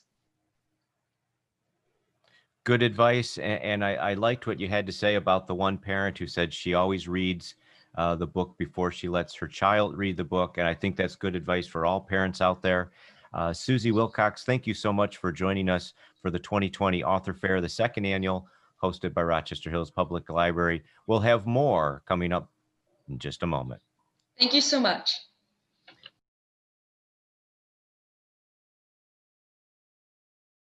Hi there, I'm John David, author of the book, The Savage Peak, the first in the Morgalla Chronicles. I'll be reading a little excerpt from one of the chapters early on. Morgalla looked up to Delilah, who had found a seat in the front row. What the hell is going on? Morgalla demanded. A matter of honor, child, for your own good. My own good? He's looking to kill me, and this is for my own good? Makraka's last son, Harik. He has yet to get his first kill too. And what if he kills me? I've taught you too well, but you must not hesitate. Morgalla glanced over her shoulder. She saw Harik, a young demon, embrace a young woman and kiss her. That is Zia, his betrothed, Delilah said. It is she who he is fighting for, his source of strength. You must find your own source as well. It will keep you alive. Yeah, the fact that I don't want to die. Morgalla sensed the coming attack and ducked. Harik's blade swung where her head had just been an instant earlier. She rolled and was on her feet immediately. Hero emerged and was in her clenched fist. Her opponent attacked, kicking some gravel at her. For a moment she was blinded. He came at her, slashing. Morgalla used every bit of skill she had to dodge and block his attacks. Metal clashed against metal, and the small audience looked on with great interest. Sparring with Delilah was very different than this. She could feel the intensity and kill emanating from Harik's soul. Her heart raced, and her breath came quickly. His attacks were strong, and she felt the impact of his blade and send shocks up her arm. Morgalla wanted to scream as he hacked and slashed away at her. He finally disarmed her. Hero changed back to a medallion and was lost among the gravel. The audience laughed, all except Delilah. Morgalla rolled again, barely avoiding a slashing sword. She saw for a moment a look of disappointment on Delilah's face. Makraka stood at the top with his arms crossed, a permanent frown on his face. The light gleamed from her medallion, and Morgalla could see where Hero had landed. He was behind Harik. You don't want to do this any more than I do, Morgalla said. It is a matter of honor. You will not convince me otherwise. He swung his blade, and Morgalla ducked. She connected with a hit to the young demon's face. She kicked the weapon from his hand and leaped, her legs scissoring his neck. They both came down to the gravel, and Morgalla could feel the joy springing forth from Delilah's soul. So you're going to fight for the entertainment of others? Morgalla asked him. Harik struggled to speak. It's not amusement, but honor. That word again. Don't be an idiot. Harik sank his teeth into her calf, and she cried out. She had no choice but to release him with a swift kick to his face, bloodying his nose. They were both on their feet, and Morgalla saw her medallion. She dove, and Hero was unsheathed in an instant, ready for action. When she turned, she noticed her foe was defenseless. His weapon was on the ground, and Morgalla stood between him and his only hope of victory. She could easily feel the fear from his soul, and they stood frozen, looking at each other. Delilah's hands clenched, her eyes intense to the student. Do it. Do it. We can walk away from this, Morgalla said. You're not serious, he said. Morgalla felt the shock of the majority of the audience because she hadn't killed him, but that there was one who was terrified. She could only see for a brief moment Zia in the audience, the same age as Harik. Harik took a step back, and Morgalla matched him. Walk away, Delilah said. Harik sneered and spat a mouthful of blood to the ground. Disgusting. The audience echoed audible sounds of disapproval. Morgalla didn't care, but Harik charged at her. With his neck and chest wide open, she could have killed him then and there, but she didn't. He attacked her, striking and forcing his way past. Morgalla fell back, and Harik was headed armed again. Delilah was angry. Their swords clashed again, and Morgana quickly had to find a way to fight him. This battle was different than any time before. He was stronger than her and very quick. Letting his blade strike hers was a waste of energy. She had discovered that dodging his attacks was far better, but even then she would soon grow tired. He roared with each slash and found nothing but air. Their skills showed years of dedicated training, but Harrick's dueling included more anger. Morgana was scared. Surely they all felt it, but with her will to survive was strong. She flinched at a punch to her midsection, but knew it was only a ruse. Blocking his real attack, the sword came to her neck, and he punched her face. Falling back again, she felt the wall behind her. He lunged, but missed. Morgana used this momentum to bring his face to the stone. There was a crack, and Harrick's nose was broken. His back opened to attack. She could finish, but didn't.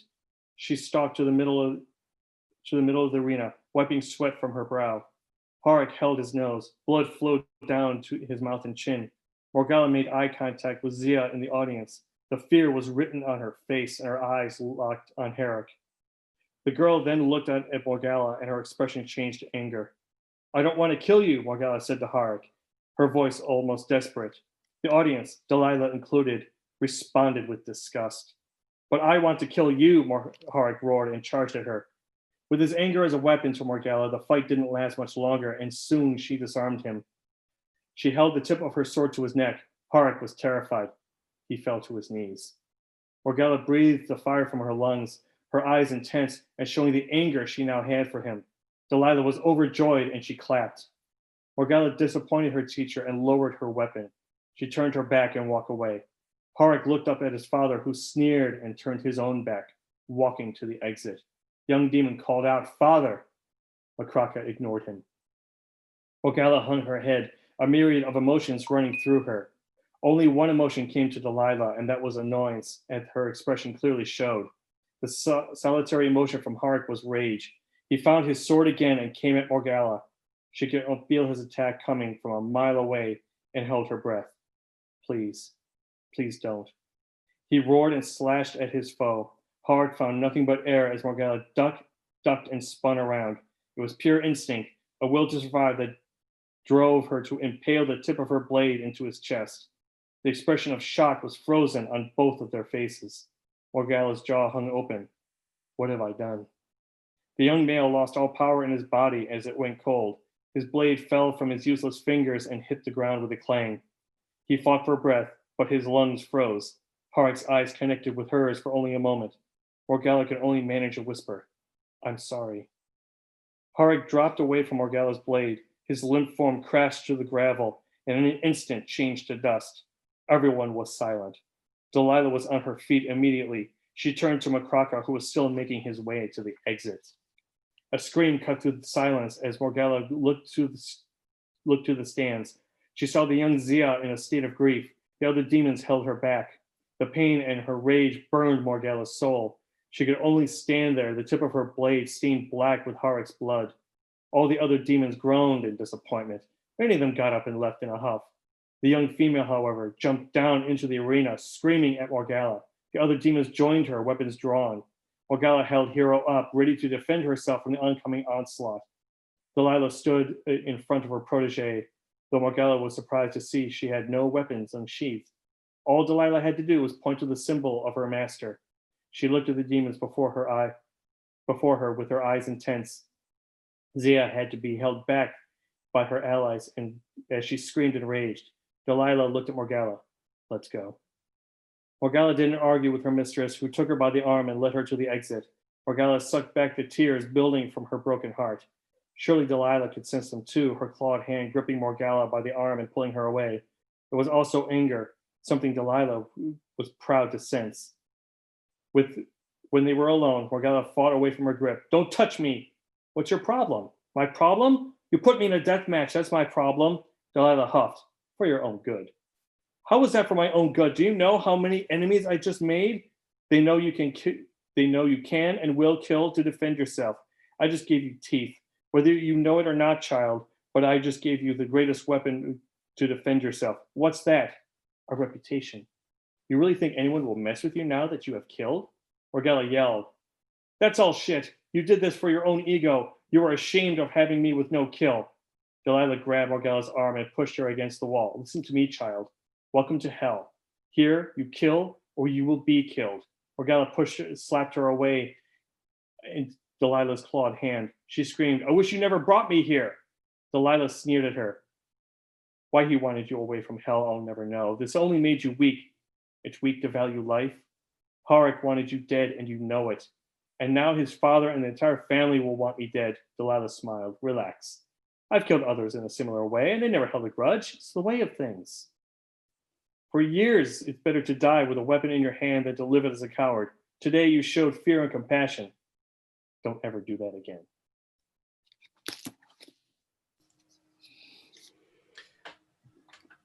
Demons and battles. I picture a big world that you're creating out there. We are speaking with John David, author.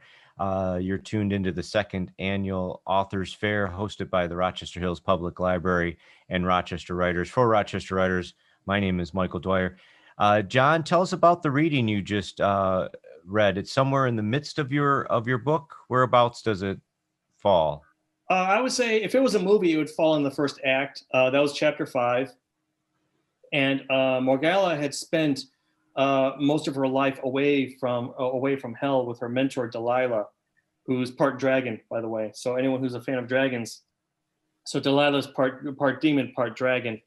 But anyway, Delilah has spent away on living in a forest among monks. And she taught her how to fight. She taught her all these things. But the one thing that Morgalla didn't know was about her own kind, her own people. So therefore, she's an alien in a place where she shouldn't be an alien. And it's kind of like coming of age, lose a loss of innocence type deal. And I'm pretty proud of the story that I've written.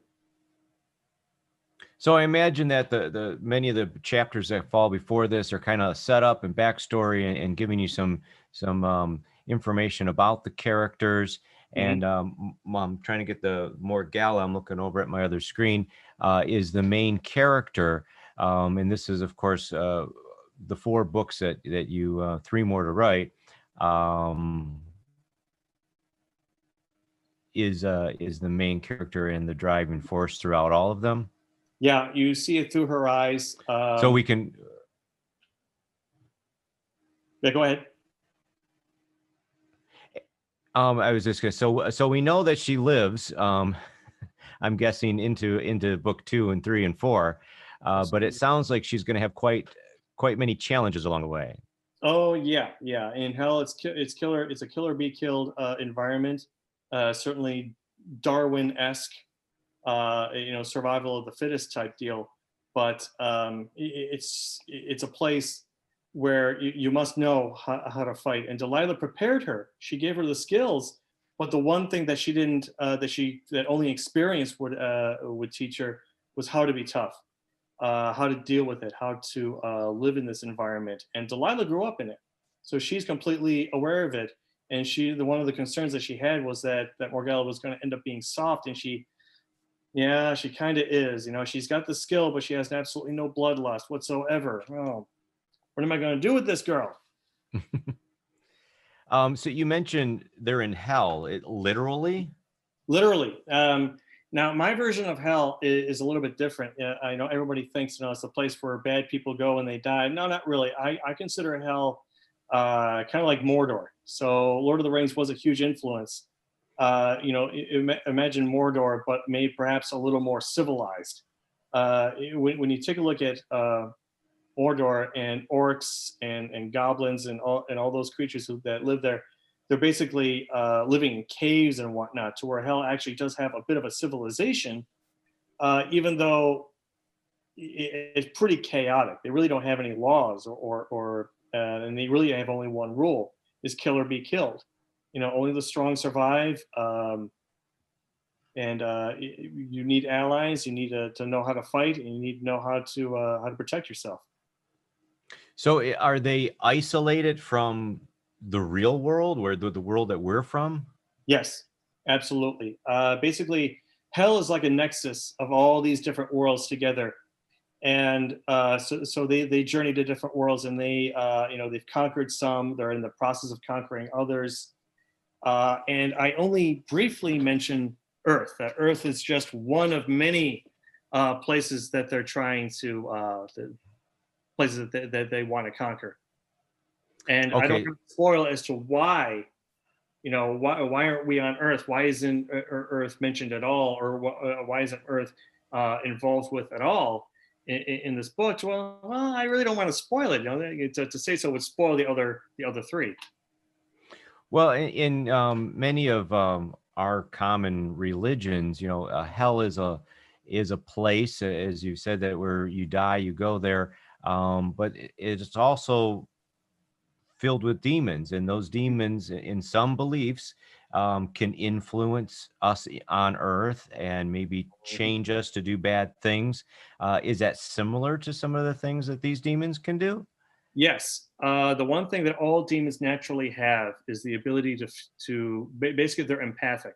They're completely empathic. They know precisely what you're feeling, not what you're thinking.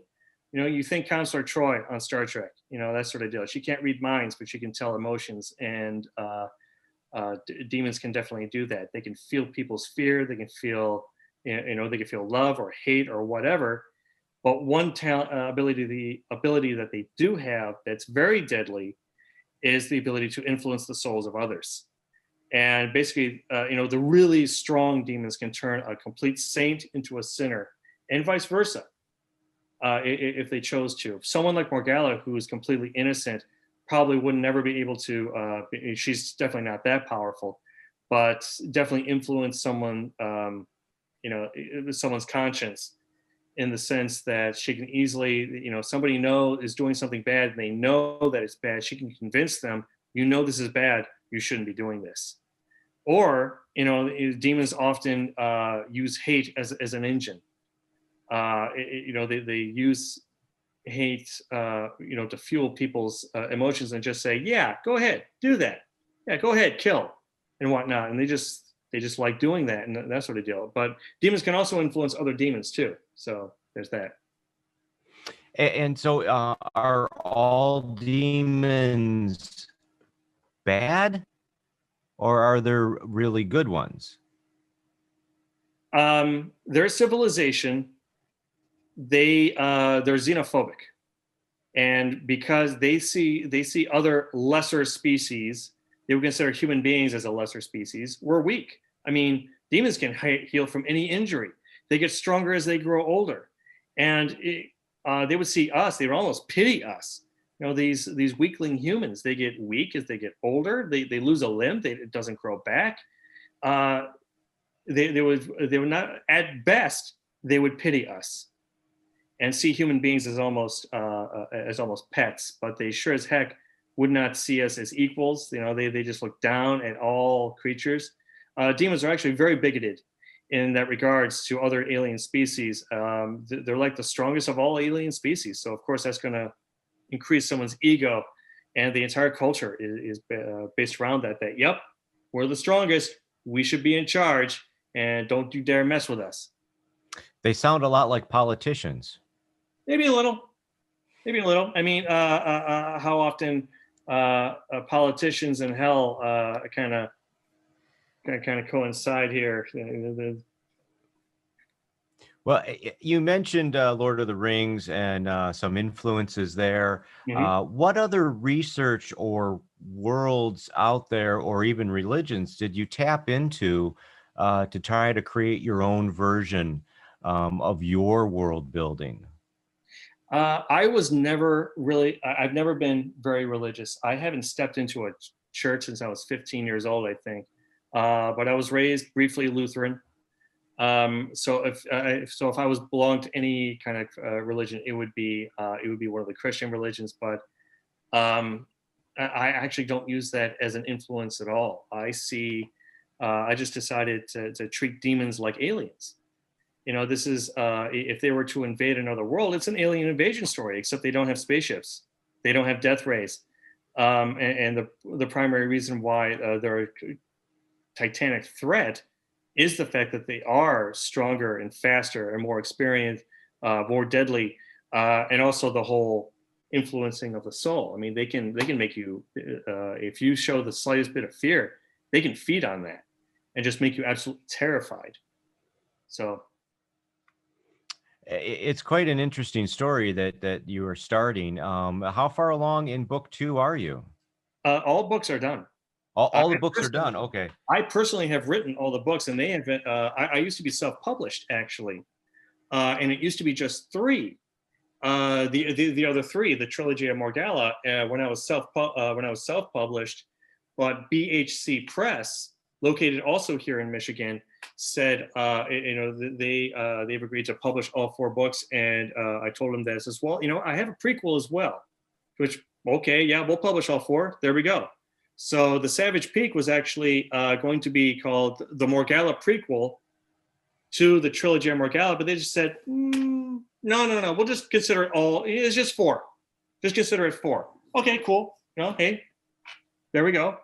Yeah, I wrote this. I just thought, wouldn't it be interesting to see Morgalla as a youngster in her late teens, and she's facing all these terrible and horrific things, but also some good things too, all for the first time. Okay, so is it just this book here that's on bookshelves right now? Correct. Part Okay. 2. Part 2 hopefully should be coming out in 2022. COVID has kind of messed up with everyone's lives, including publishers, to which it kind of pushed everything back, unfortunately. But hey, they're all 4 going to be published, and I'm incredibly proud of that. That's fantastic, and that's really a success story for a independent author who has self-published. Mhm. You've proven yourself. You found a publisher that will take those. Now, I'm curious, did you have to pull the self-published books off the market so that these are kind of being released under their name, under a new branding, so to speak? Yes. So I had to do that, making a couple of changes here and there, but pretty much it's the exact same thing. But yeah.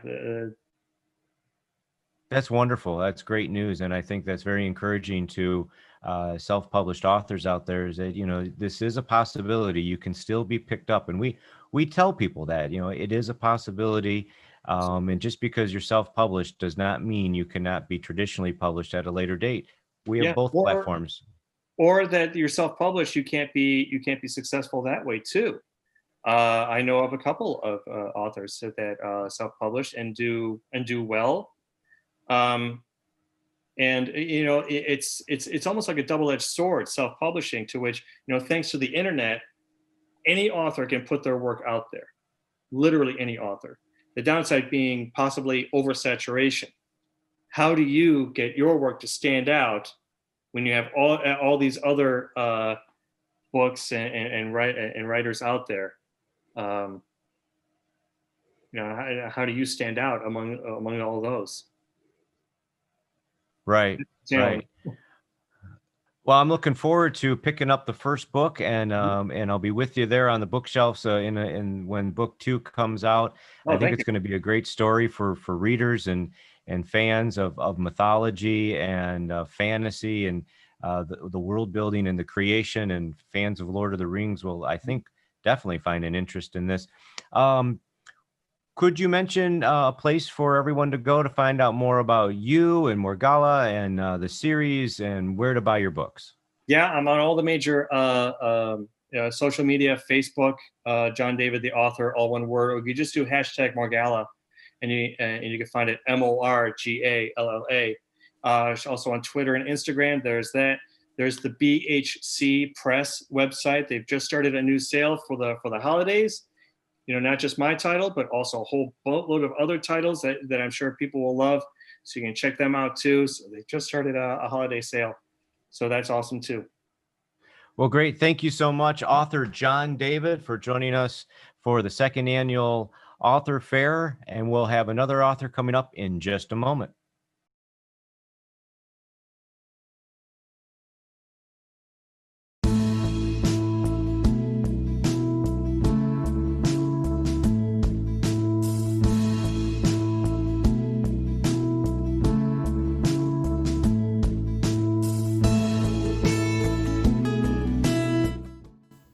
Hi, I'm author Sabrina Wagner, and I write sweet, sassy, sexy romance novels about alpha men and the strong women that challenge them.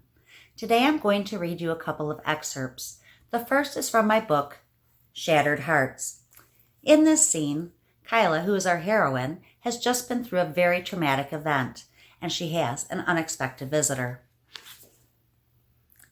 Tyler was standing on my front porch.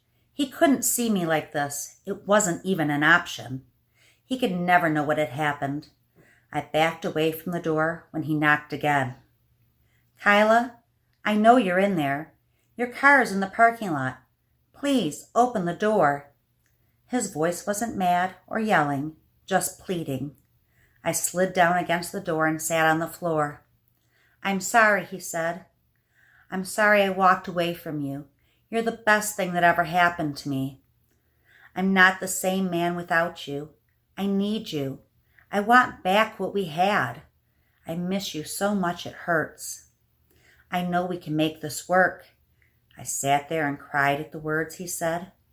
Why couldn't he have told me all of this months ago? It was quiet for a long time, and I thought maybe he had left. Then he spoke again. Kai, I'm missing my heart. I gave it to you a long time ago. I want you to bring it back to me so it can beat again. I understand why you don't want to talk to me, but I'm not giving up on you. I'm not giving up on us. I love you, Kyla O'Malley. I heard him get up, and then his car started and drove away. I sat there leaning against the back of the door, crying, and I whispered to myself, I love you too, Tyler Jackson. And that was from my book, Shattered Hearts. The second excerpt I'm going to read for you today is from my book, Smoke and Mirrors. In this scene, Draven, who is our hero, learns a secret about Layla. Layla stood and dropped her robe. She stood in front of me in only her lacy underthings. The shape of her body was like a kick to the gut. I sat there feeling unworthy of what she was showing me. These tattoos, she said, are my shame, my penance for trusting someone too much. She turned her back to me. The tattoo that started on her arm and went over her shoulder continued down across her lower back. Big, colorful flowers covered her skin. The work was intricate and detailed. I ran my hand along her tattoos. The raised scars were barely visible through the ink. She pointed to one in the middle of her upper back. This one punctured my lung. Then she turned to the front. She touched the butterfly that sat below her belly button piercing. This one killed my baby.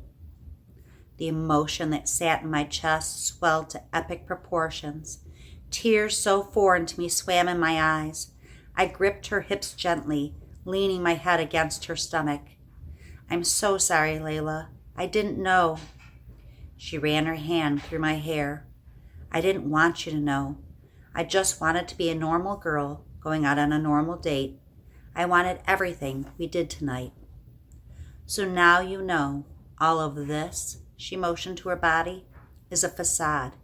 It's the paint I use to cover the ugly. But no matter how much hair dye, eyeliner, and ink I use, it's still there. Underneath it all is still a damaged woman. Layla picked up her robe and slipped back into it. You should go now. She tied the robe and turned her back on me. I have nothing to give you. He took every little piece of my soul. And that was from my book, Smoke and Mirrors. You can visit me on Instagram and Facebook, or you can go to my website to see all of my books at SabrinaWagnerAuthor.com.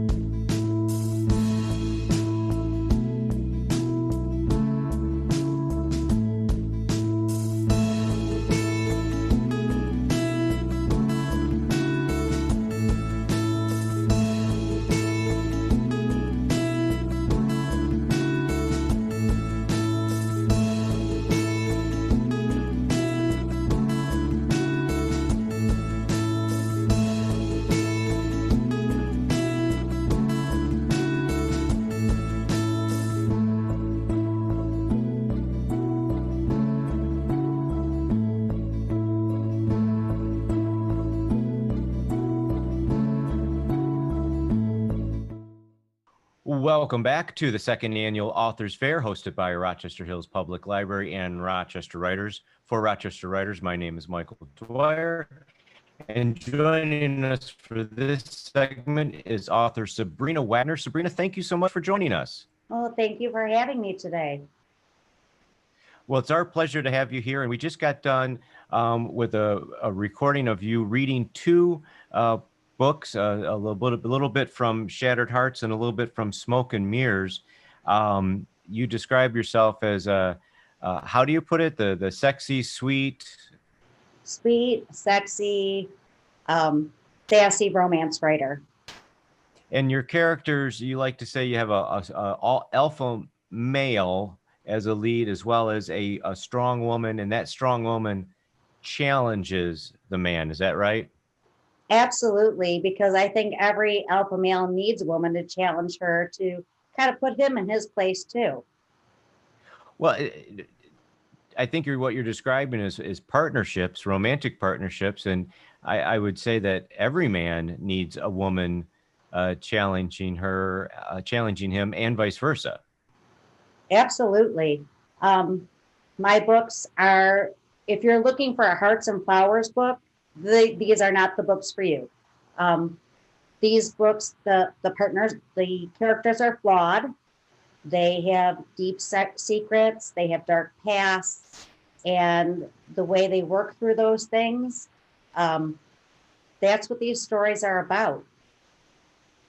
And so it sounds like you maybe push the characters to being a very strong, extreme character that many of us can relate to, but because of who they are, it's not necessarily who we are, but we can certainly relate to that and maybe feel that our problems aren't so big. Well, absolutely, because we all have pasts. We all have secrets. We all have some damaged part of us in the background. And these books kind of bring those things to light because everyone has a story. I get my ideas for writing from movies, books, commercials, songs, people I see at the mall. And my job as a writer is to kind of dig deeper and find their motivations and what shaped their life and how those imperfections in their life shape their relationships. Because we all have them. Sure. And why romance? Why that genre for you as a writer? Well, when I was probably in middle school, I started reading a lot and I kind of hooked onto the romance genre. I'm a hopeless romantic, and I think I kind of fell in love with love. I was always attracted to the characters that were flawed, and I loved seeing their happy ending, or at least they're happy for now until the next book so I could find their happy ending. And so I think I just love love. Well, that's great. I mean, we should love love. It is such a part of being human. Many romance novels have that happily ever after ending. Do your novels have that, or would that be asking you to give it away? Well, no. Every true romance has a happily ever after. I will say some of my books, like in the Heart series, the first 3 books really go together, and you're not going to get the happily ever after at the first book. There's always some type of cliffhanger and what's going to happen to them now. But by the time you finish the series, you will get your happily ever after. Okay. Yeah, readers like to know that they're leading up to something, right? Absolutely. And it wouldn't be a romance if it didn't end in happily ever after. Now, with these strong characters that you craft in your writing, from your readership, do you find that there are men and women, and of course we know that with romance it's mostly women readers, but do you find that your readership relate to these characters or have had relationships like this in their lives? I think that they can, because like I said, the characters are flawed and we're all flawed. The book that I'm writing right now starts with a single mom, and she's out for the first time forever, trying to do something for herself, and the night kind of ends disastrous for her. And I think that there's a lot of single moms out there that can kind of relate to that.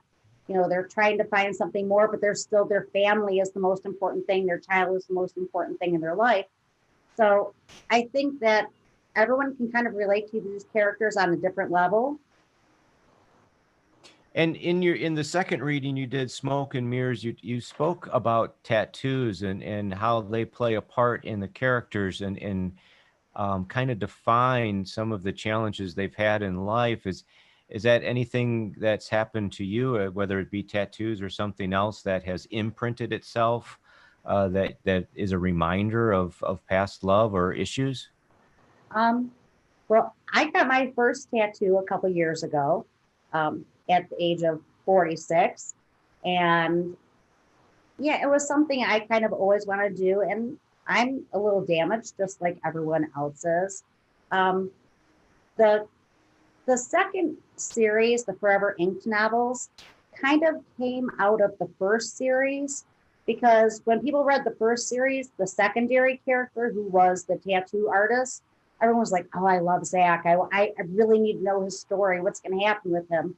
So that is kind of what formed the second series, which is the Forever Inked novels. And all of the characters in those novels work at a tattoo parlor. And each book focuses on a different character or a different person who works in that tattoo parlor. So, yeah. You know, that sounds like the making of a really good TV series. That would be awesome. I mean, you know, and these characters, they're, as I'm writing them, because all of the books carry the same characters throughout them. Each book introduces new characters, but you still see all those old characters in there, so you kind of feel a familiarity with them. And I think that's what readers like, is that they can kind of attach onto, oh, I know who this person is. I kind of know who what their story is too. And each book kind of gives just another step in that story. Right. So, remind us how many books you have out. And I apologize, I'm looking at another screen here with some information about you. Remind us the book titles. So there's the Heart series, and that's Hearts on Fire, Shattered Hearts, Reviving My Heart, Wild Hearts, and Secrets of the Heart. And then out of that series became the Forever Inked novels. And that starts with Tattooed Hearts and Tattooed Souls, and then Smoke and Mirrors. And the newest book that I'm doing right now that I'm working on is Regret and Redemption. And I already have the idea for the next one, is already brewing in my mind, even though this one's not finished. Well, I can imagine, and we are looking at. I'm looking at probably most of them behind you, or if not all of them, are displayed behind you, and they're eye-catching covers. Tell us about the artwork and how you came up with the idea for covers. My graphic designer actually started as my next door neighbor. She's a graphic design person, and it was really super convenient because I could run over there at night with my drink, and we'd sit down at the computer and we'd work on, I would a lot of times print things off from the internet and kind of cut and glue and paste it together on a piece of paper and say, this is kind of what I want. And then between the two of us, she would kind of make my images come to life. Now the Tattooed Hearts and the Tattooed Souls, I just recently changed the covers for them, because the first ideas that I had, I loved the concept. And then as I looked at the market and I looked what was really going on in the market, I was like, just don't meet the market. So I kind of had to get over my own ego and my love for those first covers. And we came up with the new covers, and I love them even more. So, and she's still my graphic designer. She doesn't live next door anymore, but yeah, she's great to work with. Well, and I find that with romance novels in particular, the cover says, I'm a romance novel. Absolutely. Right. And so that's an important thing to think about when you're designing the covers for your books. And they're all beautiful, muscle-bound, barely clothed people. Yeah. that's just the standard for that genre. But I noticed that some of yours is that the tattooed series, I'm sorry, the inked series that has changed a little bit with the more darker cover. Well, the first series, which is the Heart series, every cover had a heart on it, and that was the center of the cover. Whether it was Okay. the heart on fire, the shattered heart, the burning embers in a heart. So that whole series was all hearts, and I wanted to keep that consistent throughout the series. The next series, which is the Forever Ink novels, are featuring more people. And Okay. and that's me growing as an author too, and learning what the market really wants and what romance involves, because this is a second career for me. This isn't really what I started out doing. I started teaching, and so I've learned and developed as I've gone too. So the second series are more people centered, and I think that's really what the market wants. It's intriguing because we haven't we've done a lot of these interviews over the course of this author fair, and I haven't spoken with many about the cover, and I find that it's an important factor, especially for a self-published author, because a self-published author will have a lot more say in the creation of those covers than, let's say, a traditionally published author. Absolutely. I have another friend who writes women's fiction. They're not romance novels per se. And she worked with a publishing house, and she got pretty much zero say in what her cover is. So I really like the freedom and the chance to have a big say in what my covers look like. And in normal times when we're out and about and meeting in person, I'm sure you've done some readings. What kind of response do you get from fans or readers or listeners to your work? Was that something that stands out to you? The biggest thing is that I think people really hook into the characters. The characters become real to them, and they're invested in knowing how the story is going to end because they're so invested in who the characters are. The Heart series was my first series, and I'll admit the writing was a little shaky, but the story itself, people loved the story and they loved the characters. And as I've grown as an author and moving into the Forever Ink novels, they still love the characters, but the writing has gotten better. Well, we all improve as writers, that's for sure. And it's a pleasure to speak with you and an author that has so many different titles. Let's leave it with a place for listeners to go, maybe a website where they can find out more about the author Sabrina Wagner, and a place maybe to buy your books. Okay, well, right now, all of my books are available on Kindle Unlimited on Amazon. And you can see all of the books and all of the synopsises on my website at sabrinawagnerauthor.com. And I'm really on social media at Facebook and Instagram. So we can find you lots of places. I want to thank you again, Sabrina Wagner, for joining us for the 2020 Virtual Author Fair, our second one. And we'll have another author coming up in just a moment. Thank you for having me.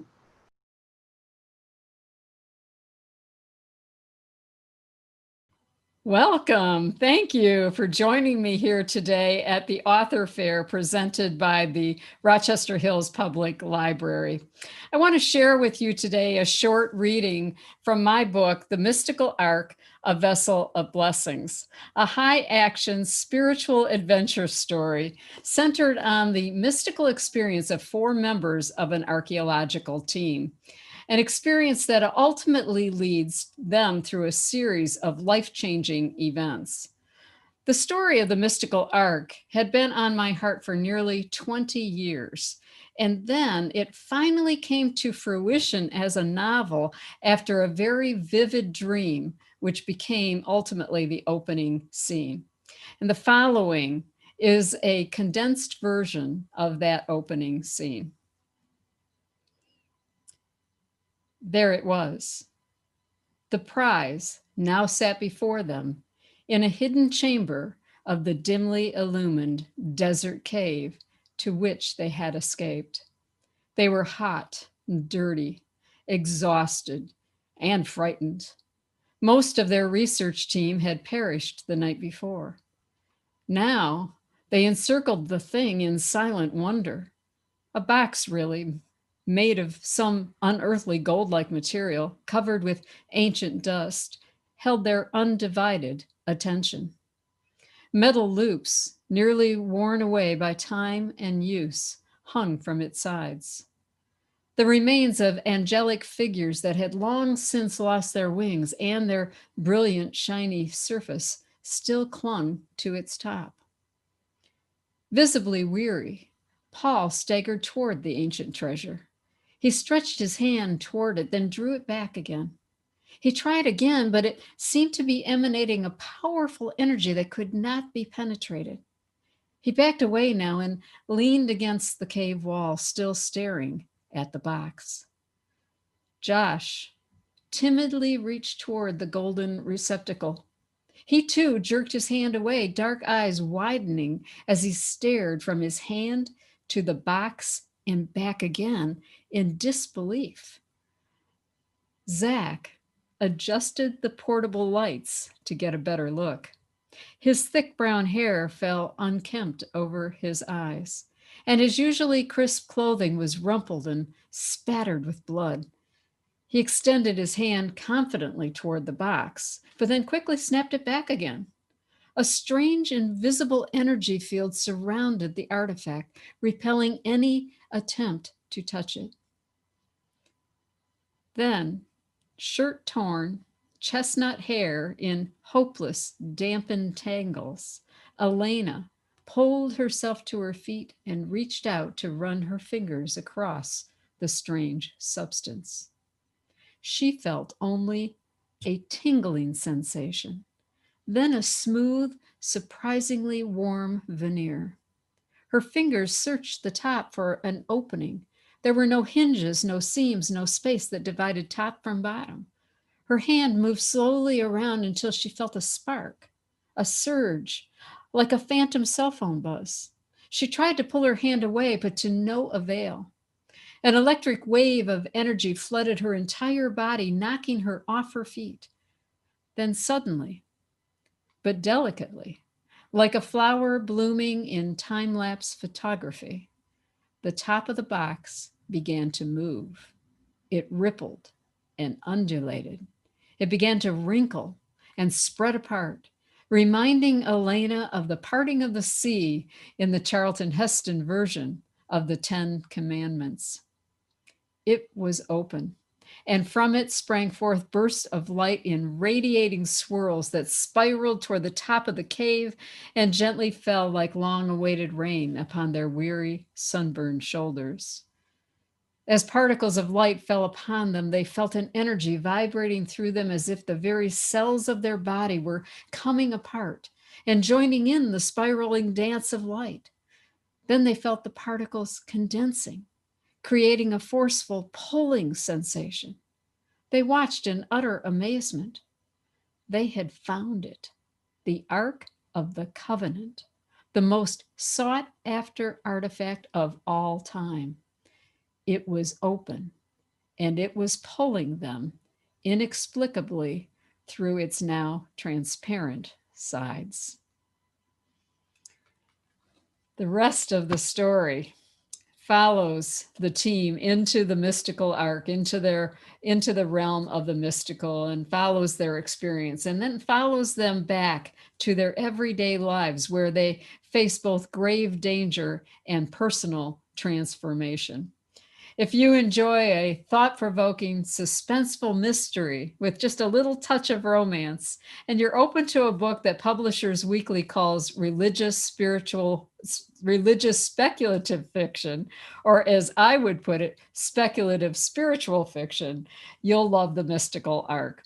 You can learn more about the book at themysticalark.com or on my website, eileenpatra.com, where you can order the book from a variety of retailers or order a signed copy directly from me.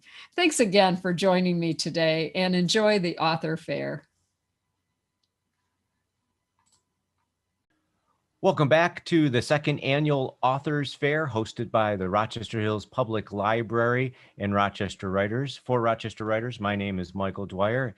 Thank you to everyone joining us today, and we welcome our next author, Eileen Patra. Eileen, how are you? I'm doing great. Thank you. How are you, Michael? I'm wonderful. It's a pleasure to speak with you. We just got done hearing a reading and some information about your book, The Mystical Ark, A Vessel of Blessings. And I wasn't sure where you were going until you mentioned the Ark of the Covenant, which I think many people will think Bible and Indiana Jones and that sort of thing. How much adventure is in your story of the Ark? Well, it's funny you bring up Indiana Jones because I sometimes refer to it as Deepak Chopra meets Indiana Jones. So it is definitely a novel, a spiritual adventure, and there are just many things that the characters go through. And yet there are also things that they go through that take them into some self-discovery, particularly the main character, Elena. And Elena sounds a lot like Eileen. Is it any connection to you? Well, they say you should write about something you know, right? And Elena is an artist, and my background prior to writing is in art. I have a Bachelor of Fine Arts degree from the Center for Creative Studies. And so I created Elena as she's a painter and a photographer, and she's the photographer on this archaeological expedition. So there was a lot I could do with that character, and certainly she has some of my characteristics, but I've built in a lot of other people and a lot of other things into her character as well. Sure, that's always a fun way to go. What year or era does this take place? This is current, so it could be today, could have been a year or two ago, could be a couple of years from now. Okay. And you leave us wanting more. You describe it as a mystery, and this is your first novel. I should remind everyone. You have a lot of experience with teaching and workshops, but this is your first novel. What kind of challenges did you have in writing it, and how did you come to choose this mystery with a hint of romance, the speculative, religious? How did you choose this path? Well, it's interesting. Originally, 20 years ago, when the idea first came to me, I was working at my church as a youth ministry leader. And I was working with middle school kids, and I wanted to do something that looked at a deeper meaning to the commandments. And so I came up with this curriculum called Seekers of the Lost Ark. Indiana Jones was popular at the time. And we were looking at there being, do these mean something deeper if you believe that God is within you as opposed to God above you? So it went over really well. And years later, I was the senior minister at a Unity church and did a number of talks about this idea. And I thought that the book at that point would be a series of essays based on these talks, because people wanted to hear more. They really liked how I was delving into these in a whole different way. And so I had this whole book pretty much together in a very rough format. And then I woke up with that scene in my mind. And I thought it would be just a little vignette at the beginning, just sort of a little teaser. And then I'd go into the essays. And I sent it out to an editor, and I sent it out to some beta readers, and they all said the same thing: get rid of the essays, tell us this story. And I agreed. I knew that it needed to be told, but I had never written fiction. And so I read everything I could read about writing fiction. I read everything I could find about building characters. And once I got started, the story just unfolded, and it sort of became my life for a while. And so I really, as books do, right? They're like a child, and we have to care for them, and they go off on their own journeys, and we kind of have to go with them and guide them, and then we have a book.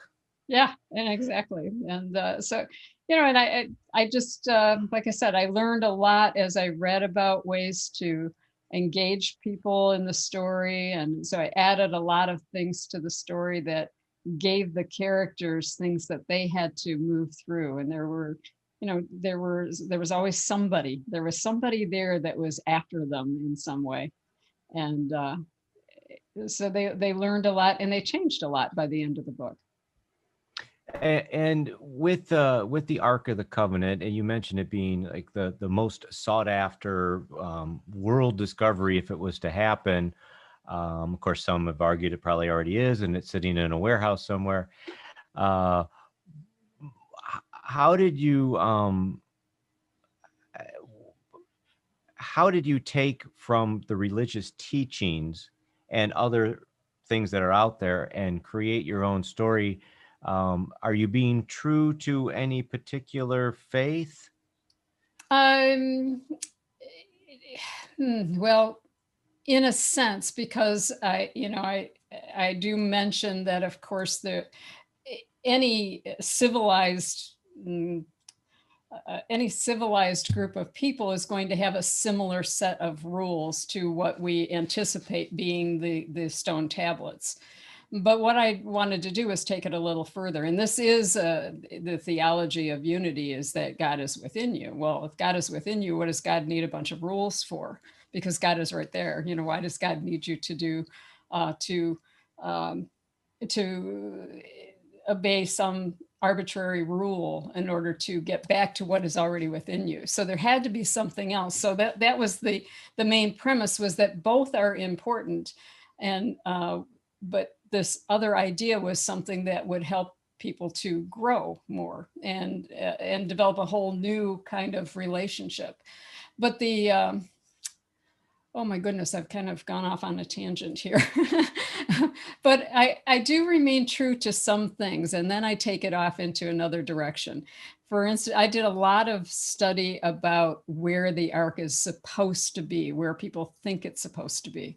And I'm very interested in archaeology. So I knew a lot of stories of where it had been or where people thought it had been. So I touched on all of those. And then I took one of those places that it's supposed to be, and I made up my own story about that. That's very different from what people say. It's supposed to be in Ethiopia somewhere. And so I really honed in on that. And it was actually discovered in an area in Egypt, between Egypt and Sudan, that is considered a no man's land. Neither country wants this piece of land. And so it just gave me a great place to begin the story. So the story happens both in Egypt and in New York, because the archaeological team is from New York. Well, it sounds like a fun read, and I think it would be appealing to anybody with that Indiana Jones or deeper meaning of life interest level. Are there maybe some strict Christians or those of the Jewish faith that may say, "Wow, you're way off. You can't say that"? Are you afraid of that? It's possible. I tried to be a little sensitive to that and yet remain true to what was being spoken to me. And yet I've not heard that kind of feedback. One of my beta readers is a dear friend who is a very traditional Christian. And that was not an issue for her at all. She just said, wow, this is a really good book. I could do a little less with the painting thing, because she wasn't an artist, but she didn't have an objection to that. And I've not heard that feedback from anyone. Well, that's good. And I think about a lot of a multimedia that are out there that they pull from books of the Bible or stories of different faiths and turn them into a story. And I think that it's for most, it's honoring that background or that story. And of course, none of it can be proven. That's why it's a belief structure. And I think it lends itself to a lot of fun with creating a story. So what's next? Is there another book on the horizon? Well, people want a sequel, but that hasn't really taken off for me yet, because the closing felt like such a close. I have a couple of ideas, but I am working on two other books, and one of them is a memoir. titled God Had Another Idea. And it follows me through the many different career paths I've had and how each of them gave me something unexpected that fueled me or taught me to do what I was going to do next. And so I'm having a lot of fun with that one. And I'm also working on a study guide to the mystical arc. There are a lot of ministers in my particular faith that would like to do some deeper study with the book. So I'm working on that as well. I saw that. And so that's nice to have a companion study guide to go along with your book. It lends itself to a broader audience, I imagine. Could you, and I'm familiar with the Unity Church, but I know that there's some subtle differences where you go. Could you tell us about what the Unity Church is and what your role is with them? Well, Unity is considers themselves a spiritual movement rather than a religion, although we certainly have churches around the world, most of them in the United States. It was founded in the 1800s. It was founded by Charles and Myrtle Fillmore, who Myrtle, through prayer and through affirmative prayer, using affirmations and changing her lifestyle, experienced a healing. And so they began a healing prayer ministry, and it blossomed over the years into a school for religious studies and eventually into churches. There was never their intention to start churches, but people would back then go to their Christian church, and then they would go to Unity afterwards to hear the Fillmores speak. And eventually people just wanted it to become their church. Unity is somewhat progressive. It's considered new thought, but not new age. And basically we just simply believe that there is really only one power, one presence in the universe, and that is what we call God the Good, but God goes by many names, and that God is within every single individual, whether you can see it at the moment or not. And so those are the basic principles of Unity. And my understanding is they're very open and welcoming, and you just have to be interested to Yes. to come in here. Yeah, absolutely. Very open.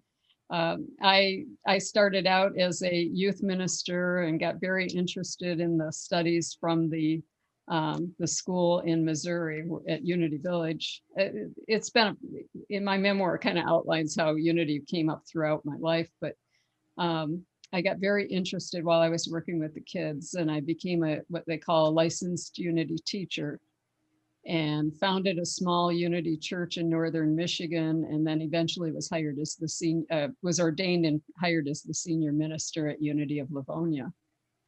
And now I'm semi-retired, writing my books, and I speak 2 Sundays a month for the Spiritual Life Center in Troy, Michigan. Wonderful. That's a lot of fun.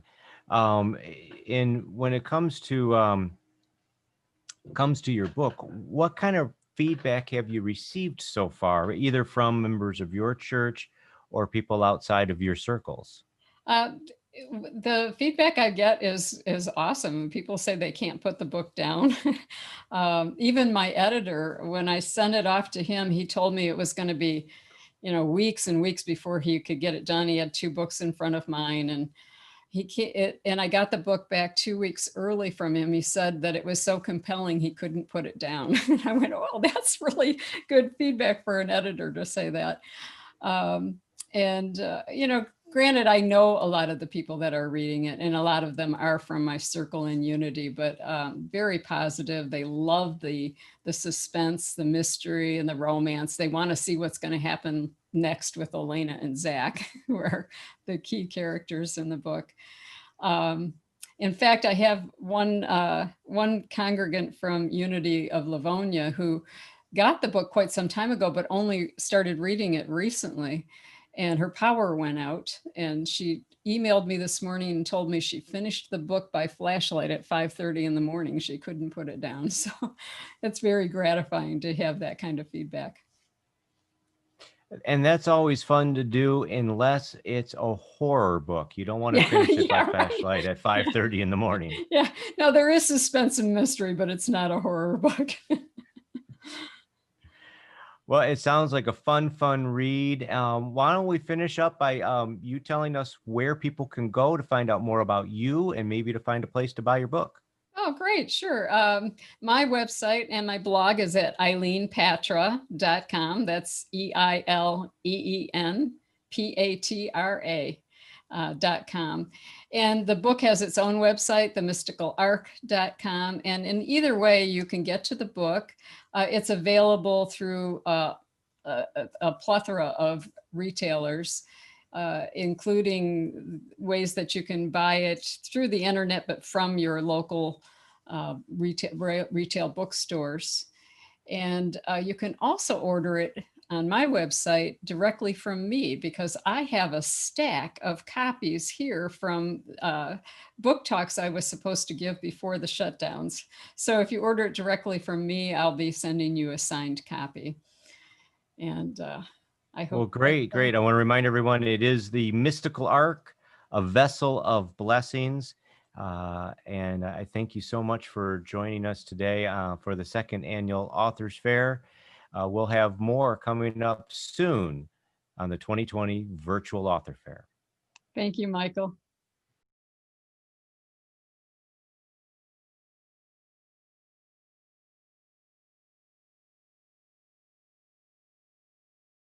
In the mid-'80s, I attended an all-girls Catholic preparatory school in Washington, D.C. Safety, both corporeal and spiritual, was the nuns' #1 priority. Nothing was going to happen to any of the girls on their watch. Every morning after we arrived, the security guard we had nicknamed Gollum locked the wrought iron gate with an enormous key that hung from a thick rope around his neck. Then he hobbled with his skeleton head cane back to his security post, a small brick building in the middle of the parking lot, where he watched various sporting events until the end of the day, when it was time to set us free. If it had not been for his German shepherd, Rolf, he would never have noticed when we made a break for it. Despite the nuns' vigilance, by sophomore year, most of the girls in my class were schooled in the romantic arts. The ones who said they had gone all the way were the same girls who knew how to apply makeup and arrived at school Madonna chic, striding down the corridors in alluring, scornful packs. During study hall, they offered tutorials, and the rest of us, naive and mortified by it, listened with rapt attention. Decades passed before I realized the fact that they omitted the more diabolical encounters probably meant that despite their sophisticated veneers, they were every bit as unschooled as me. I was young for my grade. The fall of my junior year, I was still 15. My parents were battling at that point, effectively separated. They refused to get divorced for religious reasons. But my mother had opened a travel agency, and she told everyone that field work set her apart from the competition. Her numerous trips meant that she was gone about 20 weeks out of every year. My father spent the nights when she was in town, living in a guest room at Congressional Country Club way out in Maryland. When she was out in the field, he moved back home to take care of me. The Exorcist was shown on television the first year of my parents' new living arrangement. My father was home that evening, and we watched it together in our small wood-paneled study, with my father's solitary Duraflame log blazing in the fireplace. I'd grown up with a Catholic fear of the devil, but I had no idea that he could just decide to lodge inside a person against her will. It sounds melodramatic to say it, but nevertheless it's true. That movie changed the trajectory of my life.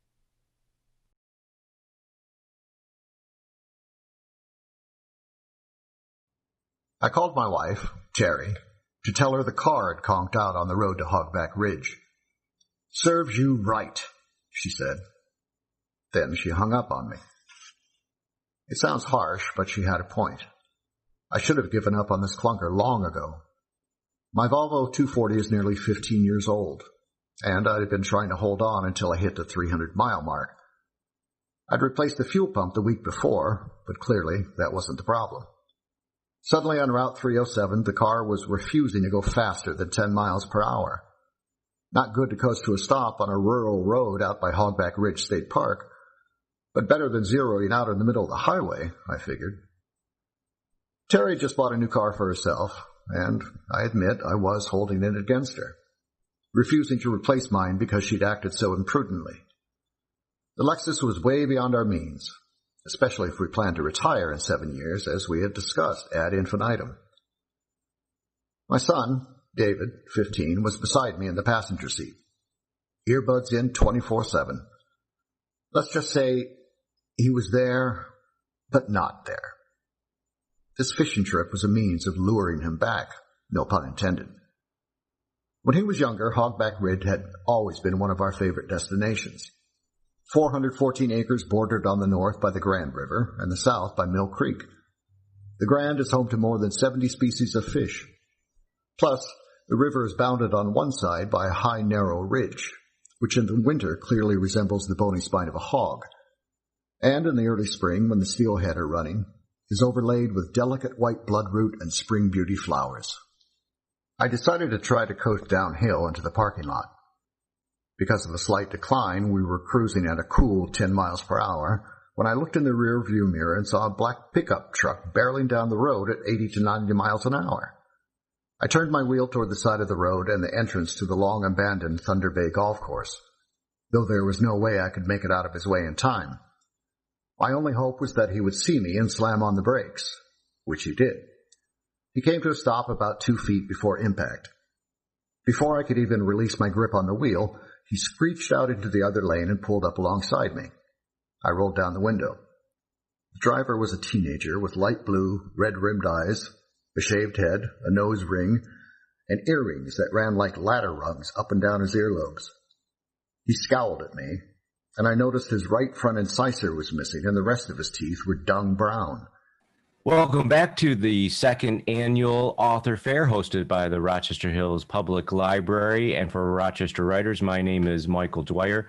Joining us from the library is Tiffany Dzierman-Stozicki, and our author today for this segment is Kelly Fordon. Kelly, good to see you. Nice to see you too. And Tiffany, good to see you this morning. Good to see you all too. So we just heard a couple, I think, actors reading your work. Can you tell us about that, Kelly? Sure. So in the spring, I have a friend who was an actor in New York, and a lot of people weren't working then, and so they had a little bit of extra time. So she had 2 friends who were voiceover artists, and so they recorded little clips of 2 of the stories. The first story, The Devil's Proof, is about a woman looking back at her high school years and something that happened during high school and trying to come to terms with that. And so that's The Devil's Proof. And then the second one is called Superman at Hogback Ridge. And it's about a man who goes fishing with his son, and they encounter, their car breaks down, and they encounter this meth addict who's like pretty dangerous.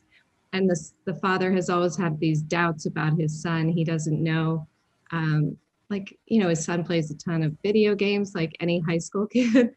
And so he's like, what is my son all about? And the son really shows him a side of himself that the father could be proud of. So that's kind of the upshot. Well, it sounds nice. So this is from a collection of stories. And which book is that? So it's called I Have the Answer. It just came out in April 2020 from Wayne State University Press, and it's one of 13 stories in the book. I mean, there are 2 of 13 stories. Excellent. Yeah, I thought it was from you. I thought it was your new one. And so what's it been like for you releasing a book this year? Well, it's been really tough, actually. I was lucky to have met a lot of people online, and writers are always on the computer. So I had a little bit of an online network, but, we had events scheduled at Page's Bookshop and at the local library in my town. So it was, a little bit disappointing. I had to work a little bit harder. Wayne State University Press is doing well right now, but right before it came out, they were having some issues too. So it was not the greatest year to release a book. On the other hand, a lot of people had nothing better to do than read for a while. So if you could concentrate, there were some people reading, which was nice. So it's just 2020 has been quite a year.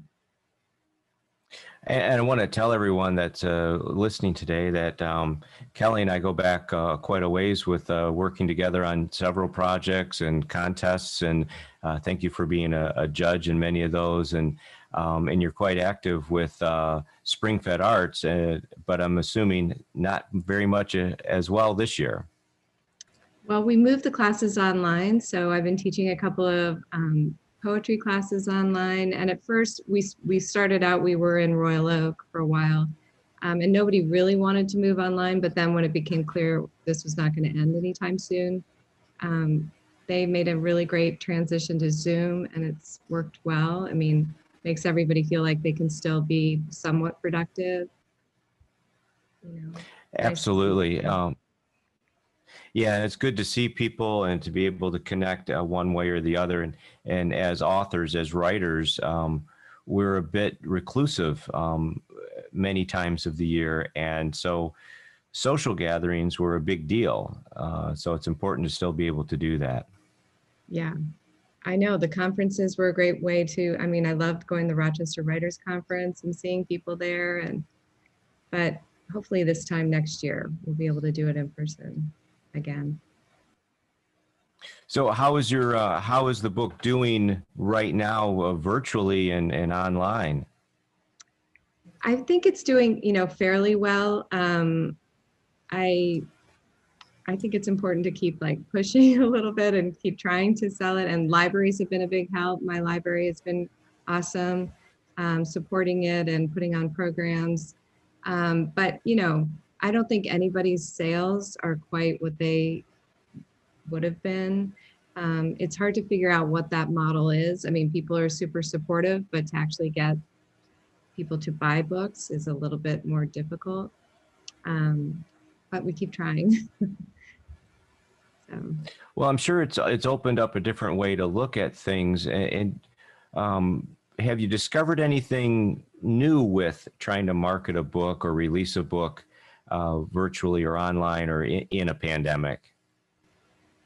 I'm trying to think. Well, for the first time, I used a publicist this time. And you don't make that back. Let's just be honest.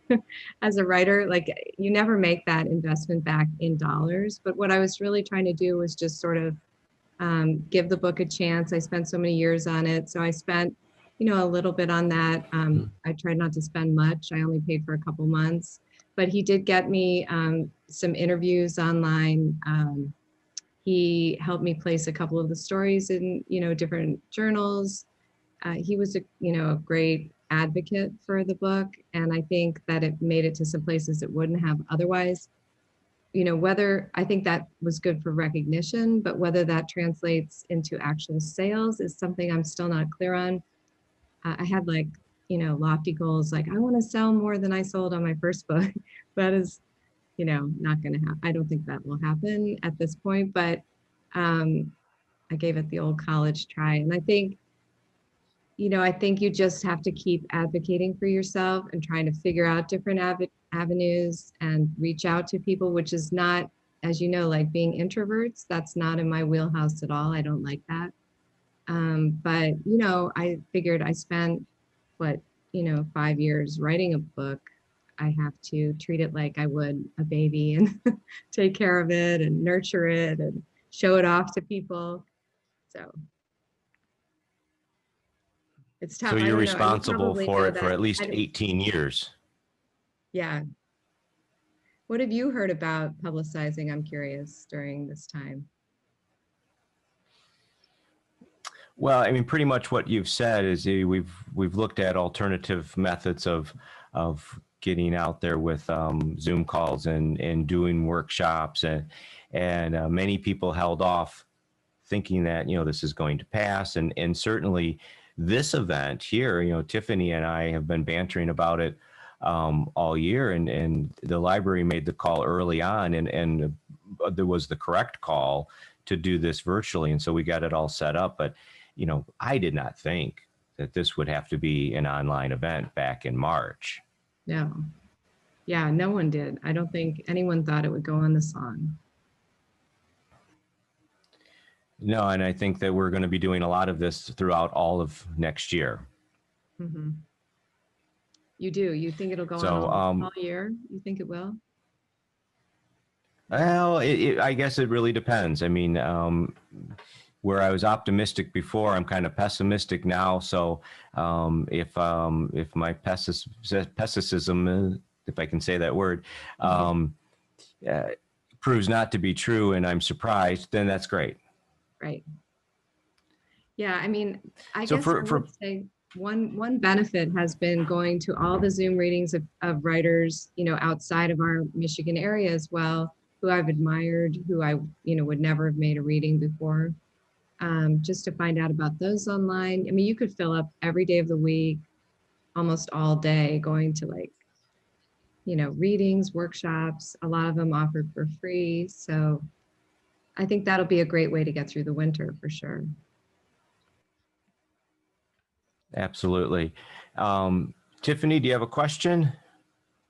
Just curious about your inspiration for writing poetry, and if you have favorite poets that you've admired through your writing career. Oh, yes. So I love Laura Kazishki's work. Are you familiar with her? No, I'm not. Okay, so she's at the University of Michigan. She's written about 10 different poetry books, and I love her work. I love Diane Zeus, who's working out of Kalamazoo. She's at Western Michigan, I think, but I love her poetry as well. I always write poems so I have this, like an overwhelming feeling. You probably have heard this from other poets. You have like an overwhelming feeling.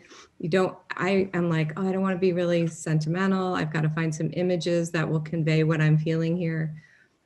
So I just work on gathering all the images that might convey that feeling. And then it's separate from a story, because a story you have like a character you want to follow and see what they're going to do, or a narrative arc that you want to pursue, or even, like a relationship in the real world that you want to transfer onto some characters and have them hash it out in the story in a different scenario. So I guess it's a different impulse. I actually have been writing a lot of poetry in the middle of the pandemic, when, how your mind, like my mind in particular, was not working that well. I was just the days were fading into each other, and I wasn't tracking that well. And so poetry is really useful for me then, just to read or to write during that time. Who are some of yours favorite poets? I'm kind of the classics. Like I like Pablo Neruda, and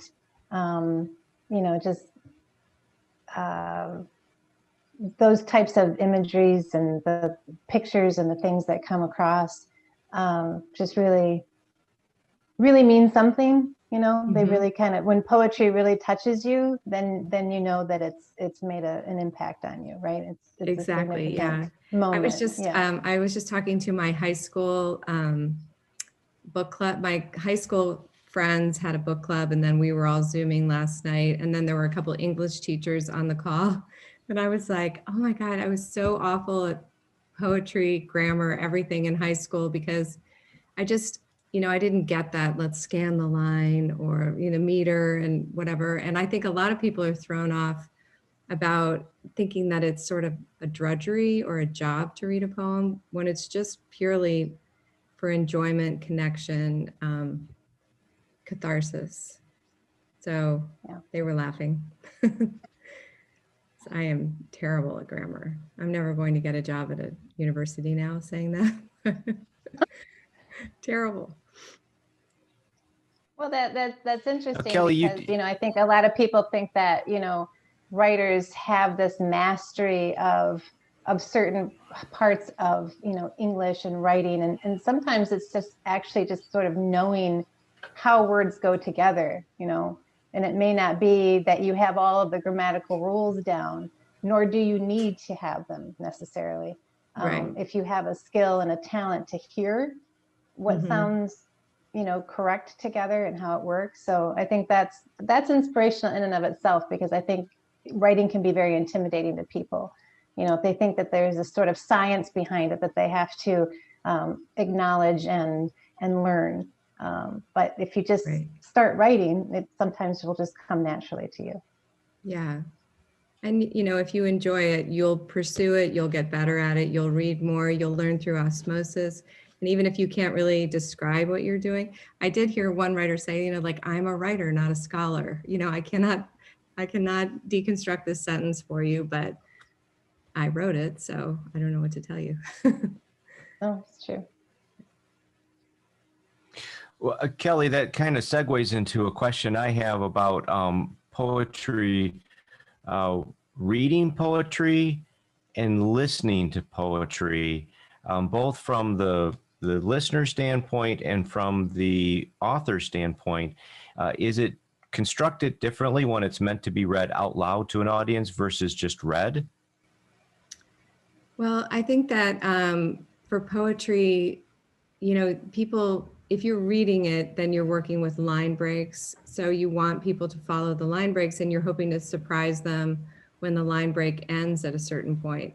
But I've often noticed with a lot of poets, when they read it, they're not stopping at the line break. They're reading it as you would read it in conversation. So they're not using it in the same way. So I think that's why it's a different experience often when you see the poem on the page and then you hear someone read it. You get a different flavor for the poem. I you know, I can't speak to slam poetry because I haven't done a lot of that, but I would assume that they're writing that with line breaks, you know, where they can actually read it with the line break. So it's following that construction. But I think personally, I think a lot of poems, you know, have to be written to read because you're not often with the poet when you're looking at it. So it has to work on the page.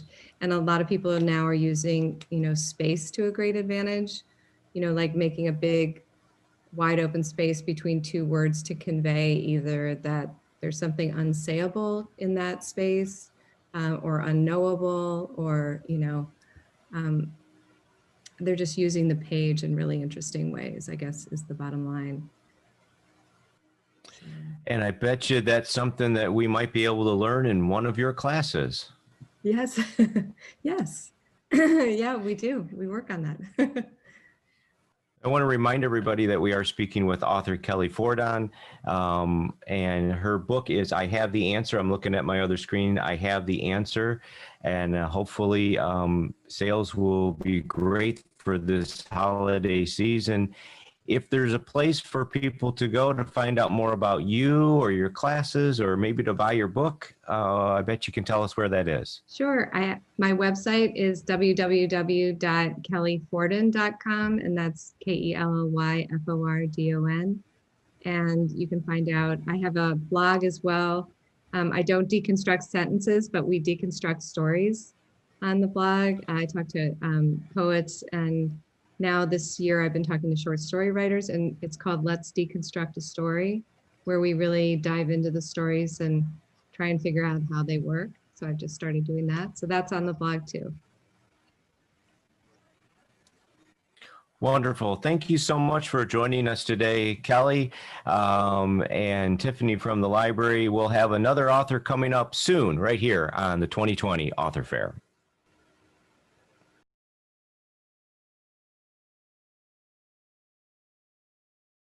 Hi, I'm Bob Campbell. I'm the author of the debut literary novel, Motown Man. And I will begin by reading the opening section of the book.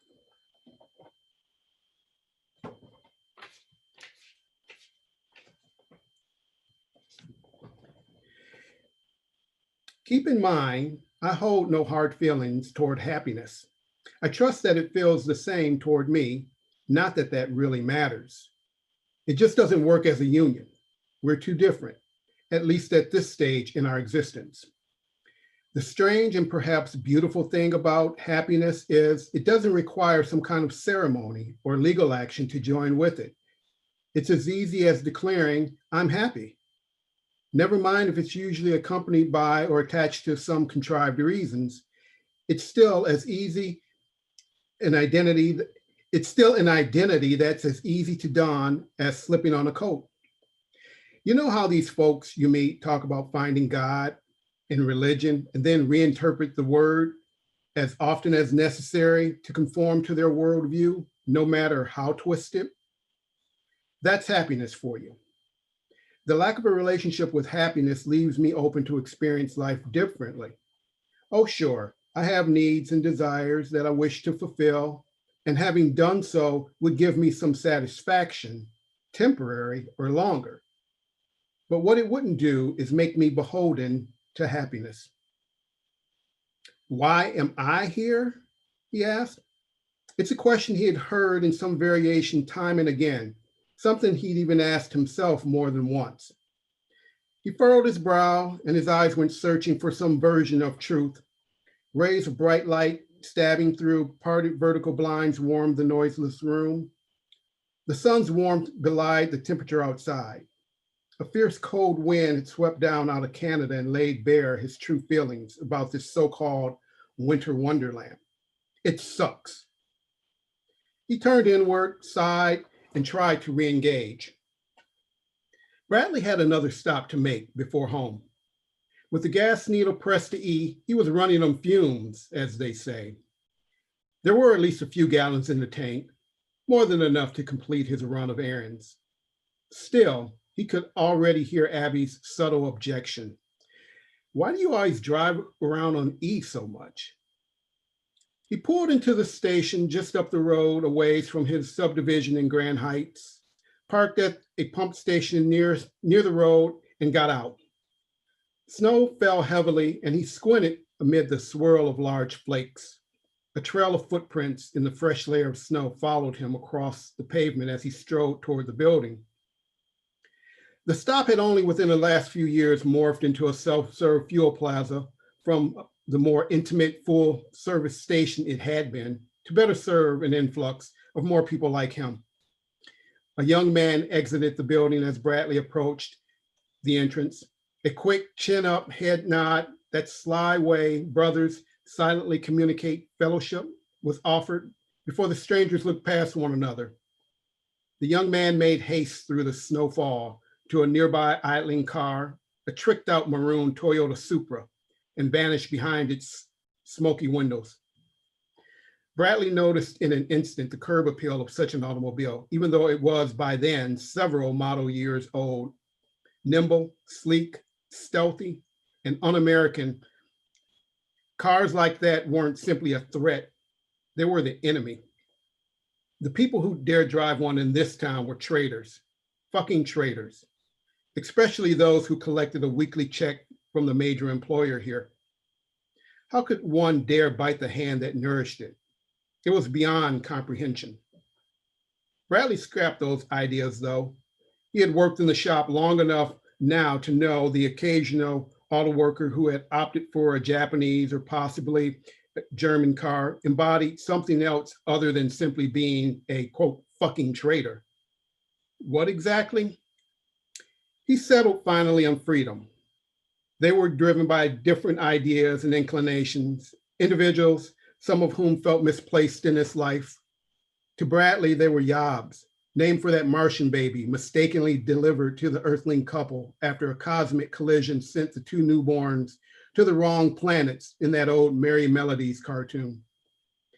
These people were certain it was in their DNA to do something else other than sitting at an assembly line for 8 hours a day, 5, maybe 6 days a week, or 7 if the plants were really pumping, making a wad of cash doing mindless tasks. So to quell the frustration and longing to accomplish in this life what they were truly meant for, the Yobs drove Toyotas, Nissans, or the occasional Beamer here and there. It was their way out of here, not unlike the Martian baby and that homemade spaceship of his. And they didn't give a rat's ass about what their union comrades or company men thought of them. The pursuit of happiness, it's what made this country great, right? And their choice of automobile was an individual declaration of independence. For these people were now cosmopolitan, professional, and above all, unbeaten in their stylish, well-engineered foreign cars, instead of looking like an overpaid shop rat behind the wheel of a lackluster Buick. Bradley trudged on across the whitened asphalt to make his way inside to pay for a fill-up.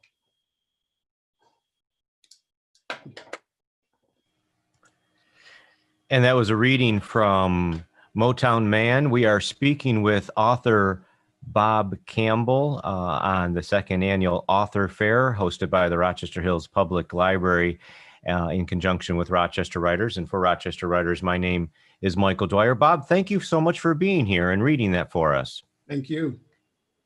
And this is your debut novel, so your first novel. How long has it been out? It just came out in November 10th to be exact. Wow, so we are fresh into it. How are the projections looking? What kind of responses are you getting? Well, I'm getting a lot of reaction from the social media channels, from friends and colleagues in that regard. Haven't heard anything from the publisher yet or any sales numbers, but in terms of the personal network, the response has been very, very positive. I'm humbled by the reaction so far. And by definition, it's a novel, so it's fiction. But I imagine you pull from a lot of personal experiences of people you know, and maybe yourself. Yeah, it's different characters are a composite of individuals or snatches of conversations that I've heard here and there in the barbershop or whatever that I found a way to work into the story. The setting is a city very much like Flint. So I borrow heavily from Flint, although it's not identified. And the suburban community in which the main characters live is completely fictional. Okay. Who is this book for? Who do you think your reader is?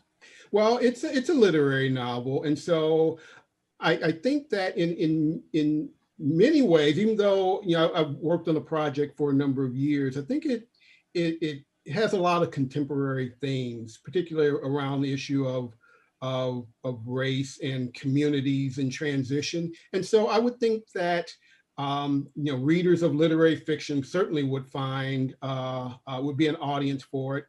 I think readers looking for Black male characters that are, that have a level of humanity that that I think is important, that has a lot of interest. I think that because it in many ways is a love story, in fact, I would say it's at its core, it's a love story. I would think that there could be a good women's audience for it as well. But it's an adult novel. You mentioned more of a positive role model type for Black males. Does that mean that there's literature that is not really that style? Well, I guess I don't mean to suggest that, but I think that the characters in my book are characters that I don't know if you see portrayed very much in popular fiction. There's certain themes or situations that I think get a lot of play, and mine don't fit within that. It's not quote unquote an inner city struggle kind of story. It's not a story of someone who has had an issue with law enforcement. So it's, these characters are career-wise professionals in their late 20s, early 30s, in a city that is, not on one of the coasts. It's, not LA, not New York, it's middle America. Okay. Okay. And do you think that there was a need for this, or is this just the story you wanted to tell and you're telling it? It's the story I wanted to tell, and I've told it. Yes. Well, that's wonderful. And I enjoyed what you read, and I know that you have a journalism background, and I could tell that a little bit in your writing. Was it difficult to transition from this nonfiction journalistic approach to writing a fiction story that really is a different style? Yes, a little bit. Well, more than more than a little bit. With in being a journalist, your stories are, by and large, short and to the point. You have your inverted pyramid. Everything's right up top: who, what, when, why, where, how, and you sort of fill in the details from there. But sort of the story is told in those first couple of paragraphs, and that's very different in telling a story over the course of a novel. Certainly you want to hook the reader early, but you don't give it away in the first two paragraphs. And so the development required much more patience, much more discipline. Yeah, discipline, because because as you're getting further into the story, you're going back and tweaking here and there to make sure that the flow is consistent. So yes, it's a different kind of writing. And certainly a long form such as a novel is intimidating. It is to me. I'm a journalist as well, and so the shorter pieces, 500 words, 1,000 words, 1,500 words, that's more my style. But when you say, okay, give me 40 to 80,000 words, I'm like, on the same thing. Right.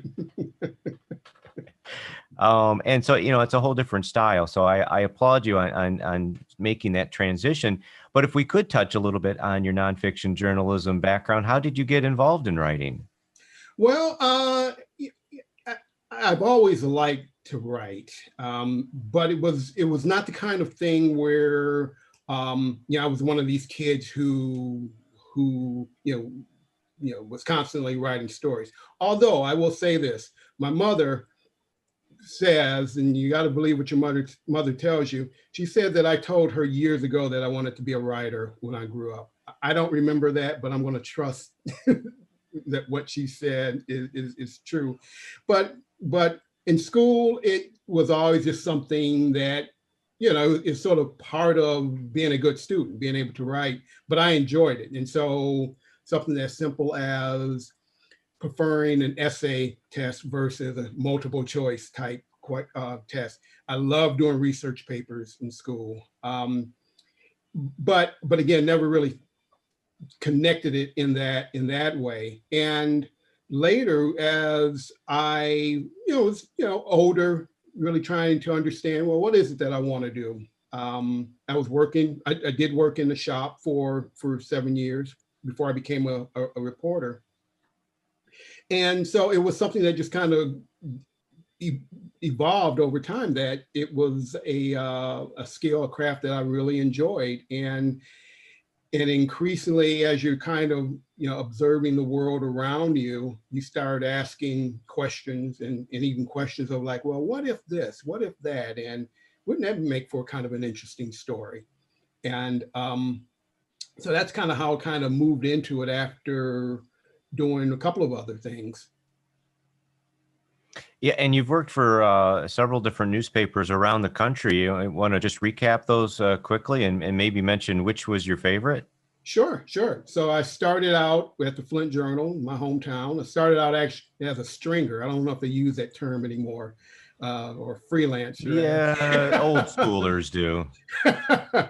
So I worked at the Flint Journal for a couple of years, and I was really wanted to sort of test my skills in a different community, and wound up at the Lexington Herald-Leader. I learned a little bit about it. It's a very good paper, aggressive for its size. It won, I think it won 2 Pulitzers before I joined the paper. So it had a very outstanding reputation.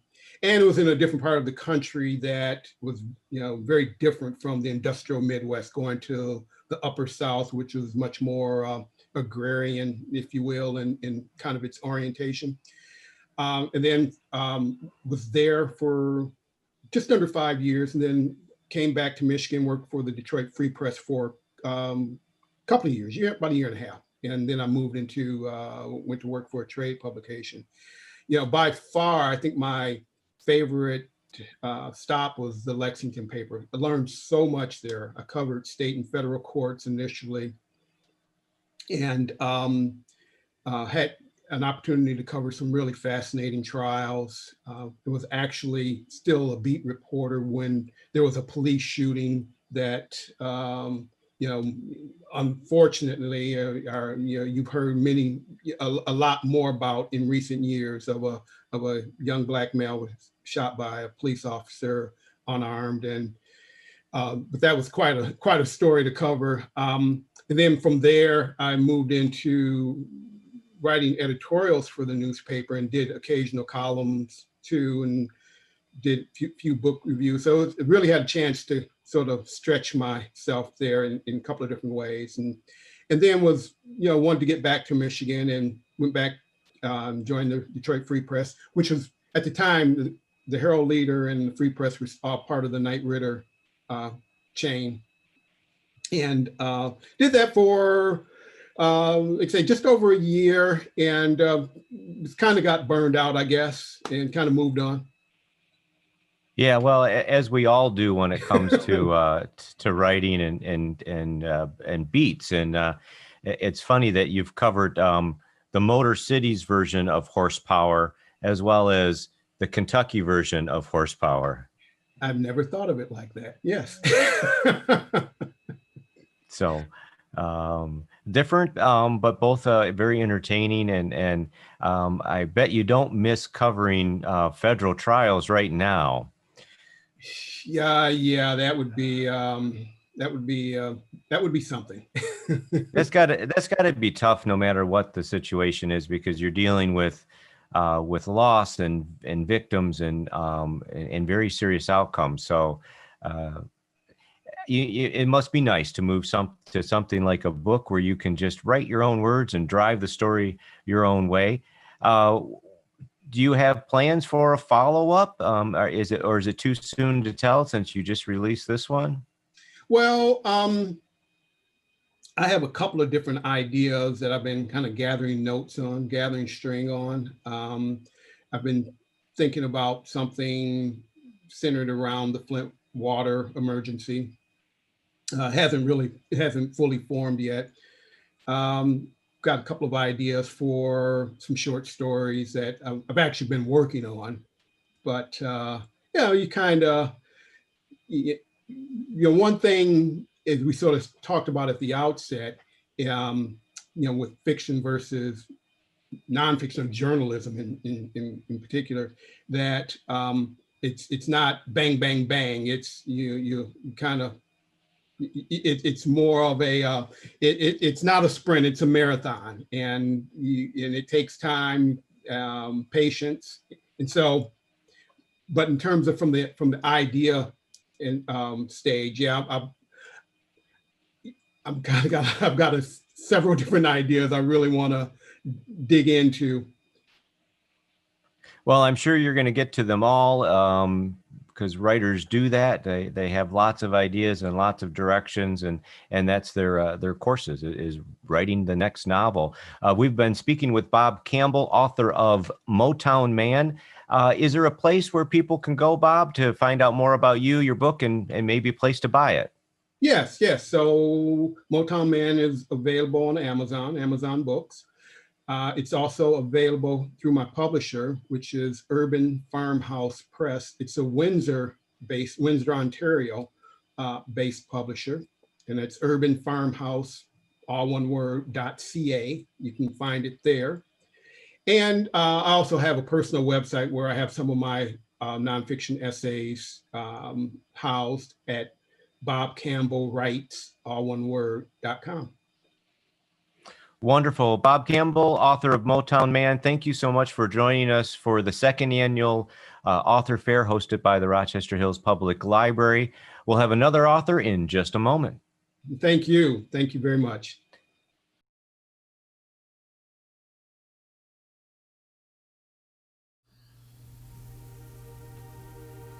Embrace His Call. Be More Than a Believer by Joy Hughes Gruitz. 12 ordinary men accepted an extraordinary call to be a disciple, a follower of Christ. For his desire was that their lives would be changed, that their faith would be deepened, and their life's purpose fulfilled. And 2,000 years later, in this 21st century, Jesus still extends this same extraordinary call, this same incredible invitation to us. Not just to believe in Jesus, to be a believer, but to also follow him, to be his disciple, to believe and follow.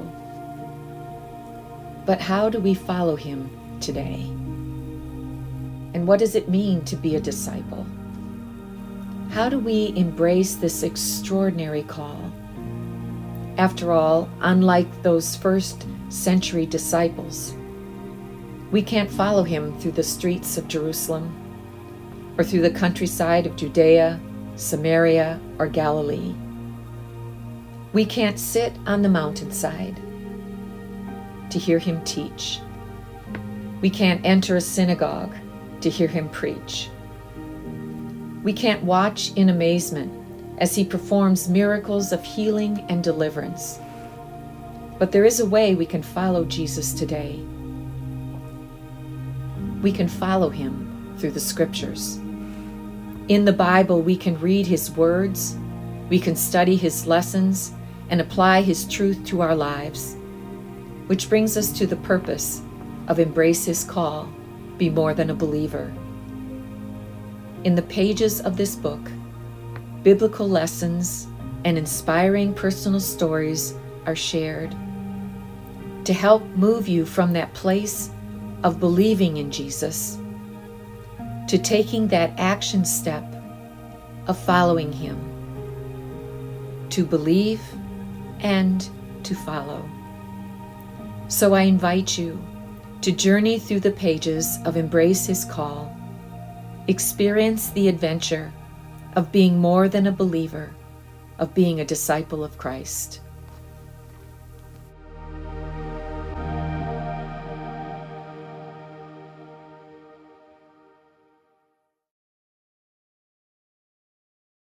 Welcome back to the second annual author fair hosted by the Rochester Hills Public Library and Rochester Writers.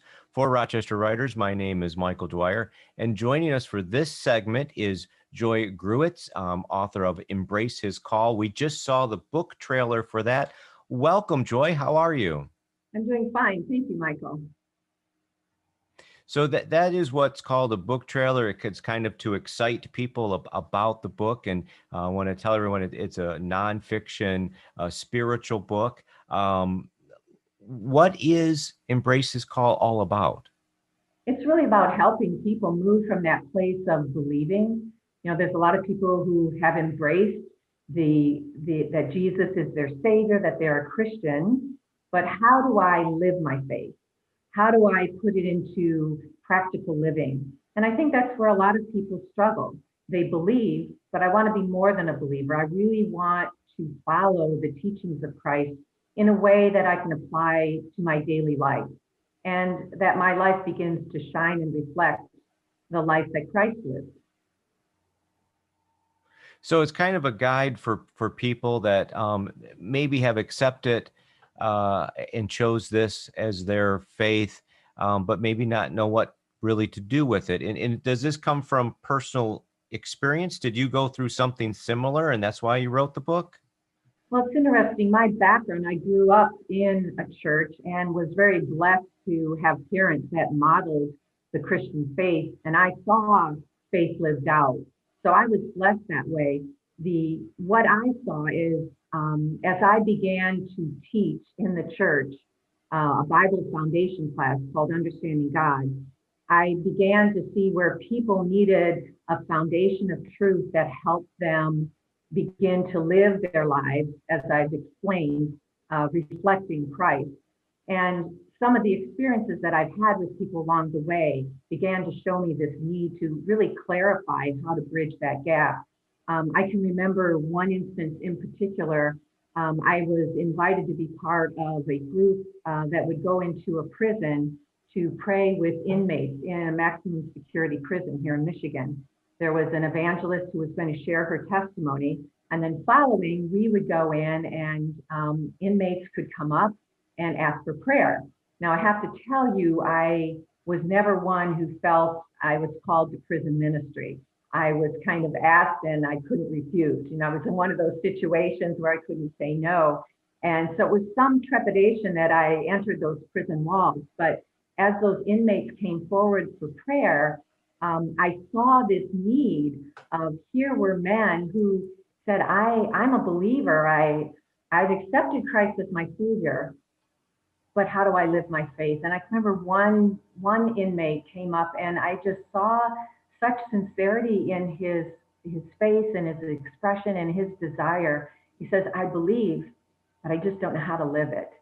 And I began to see that his experience was not an outlier, that there were many who were struggling with bridging that gap. And so out of that experience and many like those, I felt that I needed to share what I had learned, having taught a Bible foundation class, and then also having had the experience of speaking at seminars and conferences, not only here in Michigan, but in churches outstate. So I began to really zero in on messages that are from the Bible, lessons from the Bible that can help people in this way. I have to imagine that someone who is incarcerated in prison and having a belief structure is quite challenged with where faith lies within him or herself, and then limited on how you can embrace your faith when you're confined to a cell and limited time outside that. What were some of the suggestions or tips or teachings that you helped inmates with based in their situation? I think if you look at the book, Embraces Paul, I've divided it into 3 sections.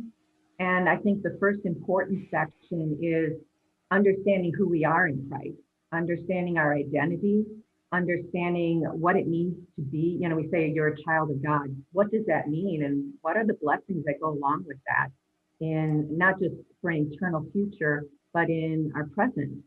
And what are his expectations as our Father? And then the middle section of the book talks about the lessons of adversity. And this is, I think, particularly where an inmate could relate to, is what do I do when I face adversity? There's two kinds of adversity. There's adversity where I'm doing everything right, but things go wrong. How do I handle that as a Christian? But then also, what do I do when I make missteps, when I fall down, when I'm following him? How does he help me get back up? How do I move forward? How do I not become trapped by my mistakes? And how do I build upon them and move forward?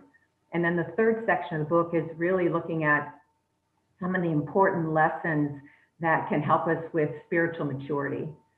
And I think in this book, instead of calling them chapters, or I label them chapters, but I look at them as lessons. And I think my background as a teacher in the public school system, that's what I did as my vocation. And then my avocation was teaching in the church. I think that I looked at these chapters as lessons. And at the end of each lesson, I have challenges, personal challenges, where someone can read the chapter and then they can apply the lesson. And I think that's what makes perhaps this book maybe a little different than some books that are maybe just about a person's spiritual experience. or how God has helped them. Those are very important books and very important stories, but this is really about lessons to help move us forward. Would a non-Christian or a person of a different faith find a value into going through your book and reading these lessons? I think they would. I think they would be, because it starts, the first chapter starts with a very basic concept of that God is love, and God's love is for everyone, and how God's love can change us and transform us. So yes, I think it would be an interesting read for anyone. And I think even someone that's been a Christian for years, someone that maybe has grown in their spiritual journey, might find these lessons to have a fresh perspective, a fresh insight to move them along, to kind of rekindle that passion. I would imagine it would be beneficial for those that have maybe slipped in their faith, or stumbled along the way with finding why they believe that way, and maybe coming back. Right. In fact, there's a chapter on that I talk about Jonah, someone that kind of walked away and tried to hide from God for a while, and how his journey can be applied to our lives today. God is a God of second chances. And I think in the case of when I was teaching the inmates, or whether it's someone that has kind of maybe not made some big mistakes, but have just kind of grown cold in their relationship with the Lord, and say, you know what, maybe in this chaotic time that we're facing right now, and in these uncertain times, and this time when there's a lot of division, that maybe we look to the God who is love. And we look to the God who says, I want to embrace you, I want to help you. I want you to find your purpose in life and fulfillment in life, and how we can bear the burdens of others, loving God and loving one another. And so this is your first book, Embrace His Call, although it's not your first step into the publishing world. Tell us a little bit about the memoir you worked on. I was blessed to have been married into a family that my husband's grandmother was M.D. Beale, and she pastored a church in Detroit in the 1930s, which for a woman to be a pastor of a mega church in the 1930s was quite groundbreaking in and of itself. But there was a great latter rain revival in Detroit in 1948 and 1949, where for three and a half years, they had services day and night, and people came from all over the world to come because there was this great spiritual revival occurring. And so this memoir is about her life. And while she was alive in the 1950s, she started writing about her experience, her journey from a child to this place where God really moved in her life. And she had written it as part of kind of a church bulletin type thing, but it had never been put together as a book. And so I had the privilege of being able to edit it and put it chronologically together and get her story out. It's an incredible story of a woman that was born in UP and Copper Country, and how God brought her down to Detroit and used her in a fantastic way, where there were great miracles of healing and deliverance in the Detroit area. And what's the name of that memoir? A Hand on My Shoulder. Wonderful. I want to remind everyone we're speaking with Joy Gruitz, and she is the author of Embrace His Call. Was the work you did on the memoir the seeds that maybe planted the idea of working on your very own book? Yes, it was. As I went through and read her words and helped kind of craft them and kind of put it together in a cohesive way, I found that it's so challenging at one point, but also so rewarding to see words come alive on the page. And because I had been doing a lot of speaking at conferences and seminars, there were some of these lessons along the way that I had shared at these conferences that I felt would be beneficial to put together in one place, in one book, in a way that moved from a kind of a beginning to an end that would be helpful to people. And I also have to say, Excellent. my husband encouraged me along the way. He says, you know, you really should do this. Well, it's important to have family support and your partner support in all of your undertakings through life. Has this sparked enough energy to move on to another book after this? Well, currently I write a blog called embracescall.com, and I do blog posts on a monthly basis. So right now, I think those blogs are they are my outlet for writing right now, and perhaps I'll be taking those at some point and putting them together into another book. Well, we look forward to it. That was your blog site. I bet that's the place people can go also to find out more about you and maybe a place to purchase your book. Yes, it's embracescall.com. The book is on Amazon as well. And yes, you can purchase it. There's a link there to purchase it from Amazon, from the website, and also there's a monthly blog. And you can subscribe, and I'll send out a notification whenever the blog goes out. That sounds great. How would you like to leave it with everyone watching today? I would just invite everyone to open their hearts to do what those 12 ordinary men did in the first century, to believe that you are significant enough to the Lord for him to extend this invitation to you personally, to embrace his call and to follow him. It's an incredible journey. It's a journey of fulfillment and blessing. And I would just extend it to everyone.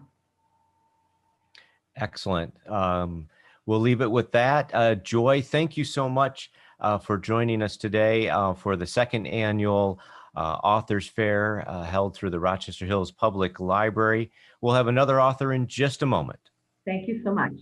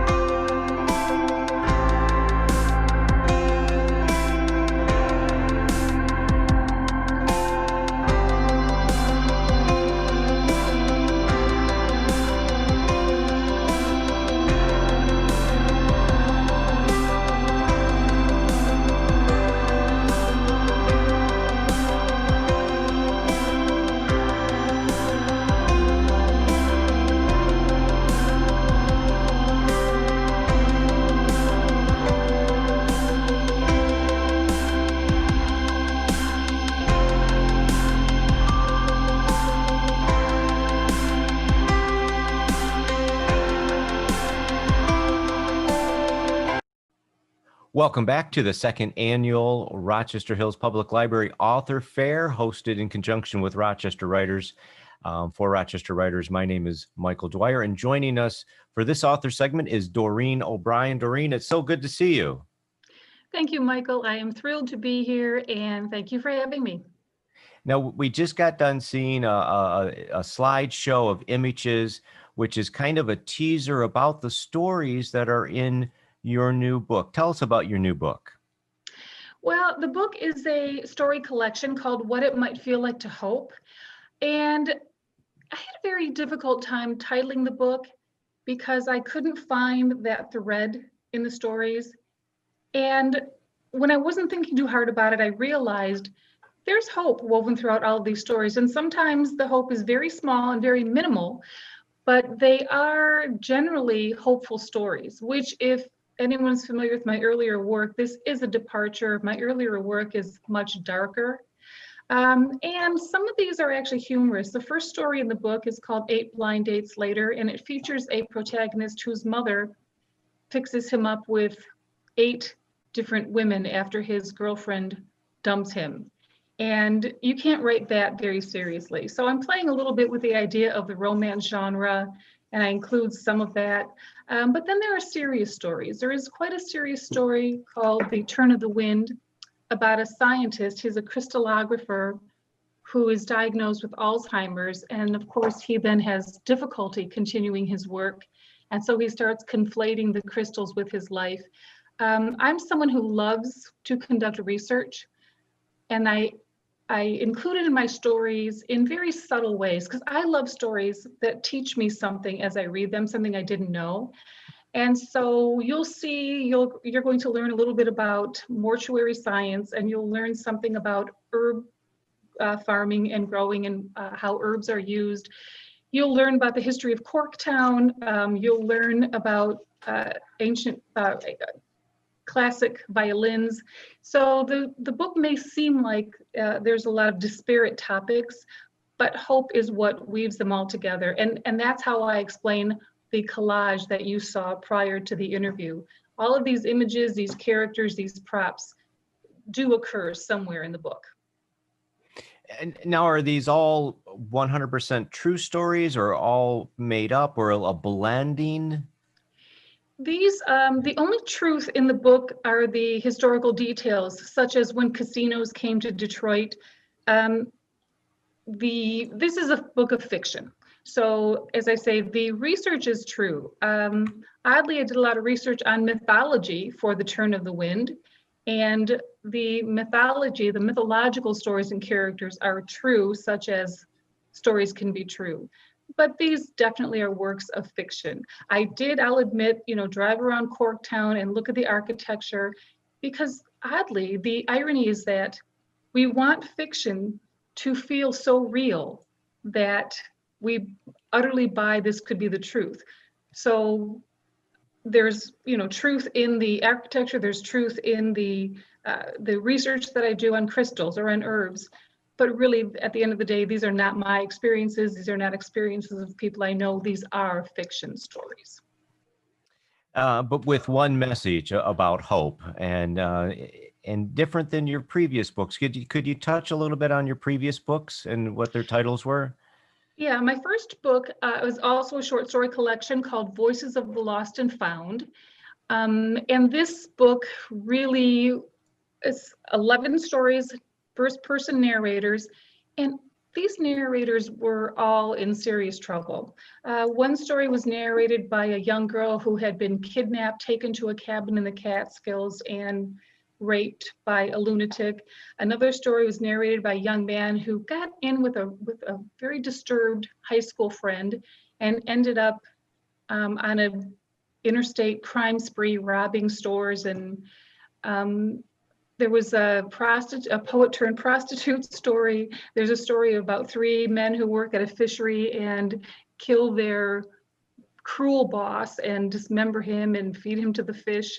So I was in a dark place then, working out a lot of darkness. Oddly, I think we're in a dark place historically now. Maybe I'm creating the hope that I think we all need in this book.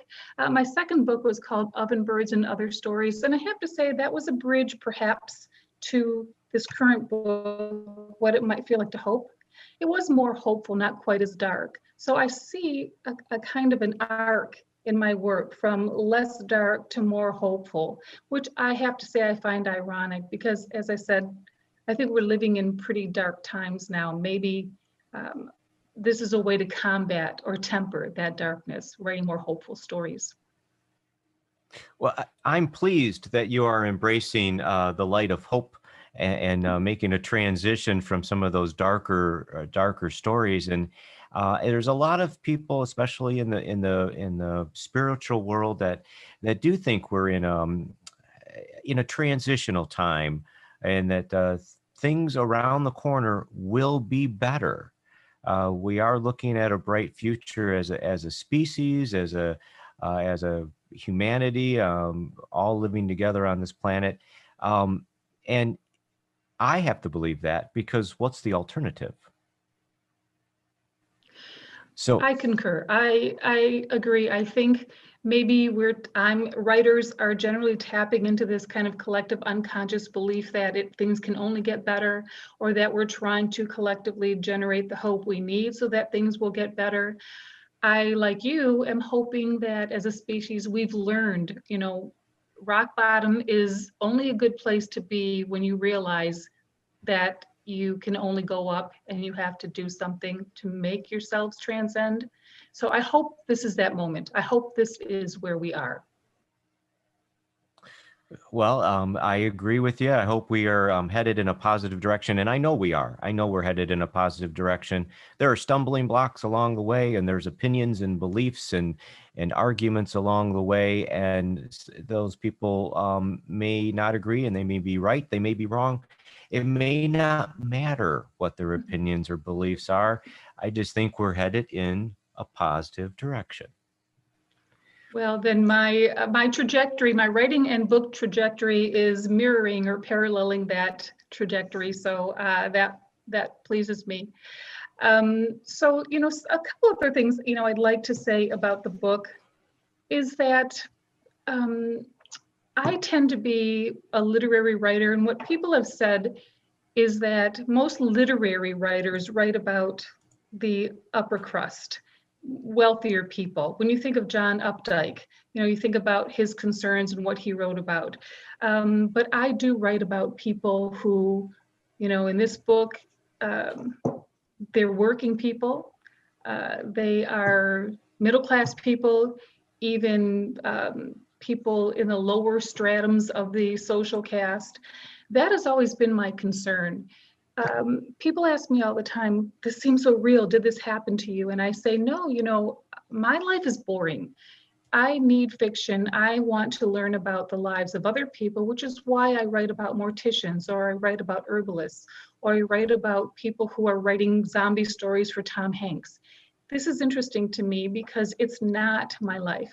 I admire people who write essays and write memoirs and can find interesting things in their own lives that they are willing to share. That is very impressive to me. I've tried to do it. I've published a couple of essays, but fiction, and especially fiction concerning people very unlike me, interests me most.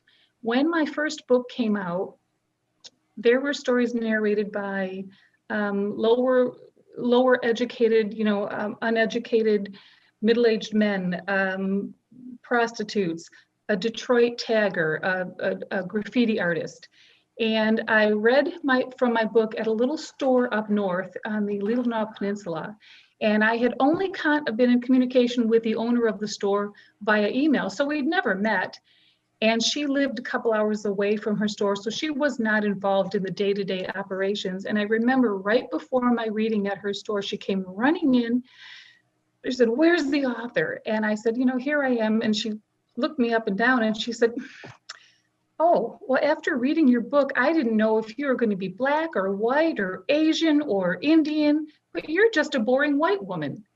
And I thought, you're right. I am. I like to write about other people. My life is not interesting, but I took it as a compliment that she thought I was able to inhabit those other voices, those other personalities, those other cultures, because it would be very easy and heartbreaking to co-opt someone else's culture and then insult them or use a bad dialect or something stereotypical. So dabbling in voices, that's where I was back then, and I found it very fulfilling. While these are not all first person narrations in my most recent release, they are still personalities and characters very different than I am. Well, and it takes a good author, a good writer to grab the voice of our protagonists and the characters of our stories. It takes a lot of research, and I would say that there's a lot of journalism in you, journalistic approaches to doing the research and embracing those characters. But don't cut yourself short. You are interesting, Doreen.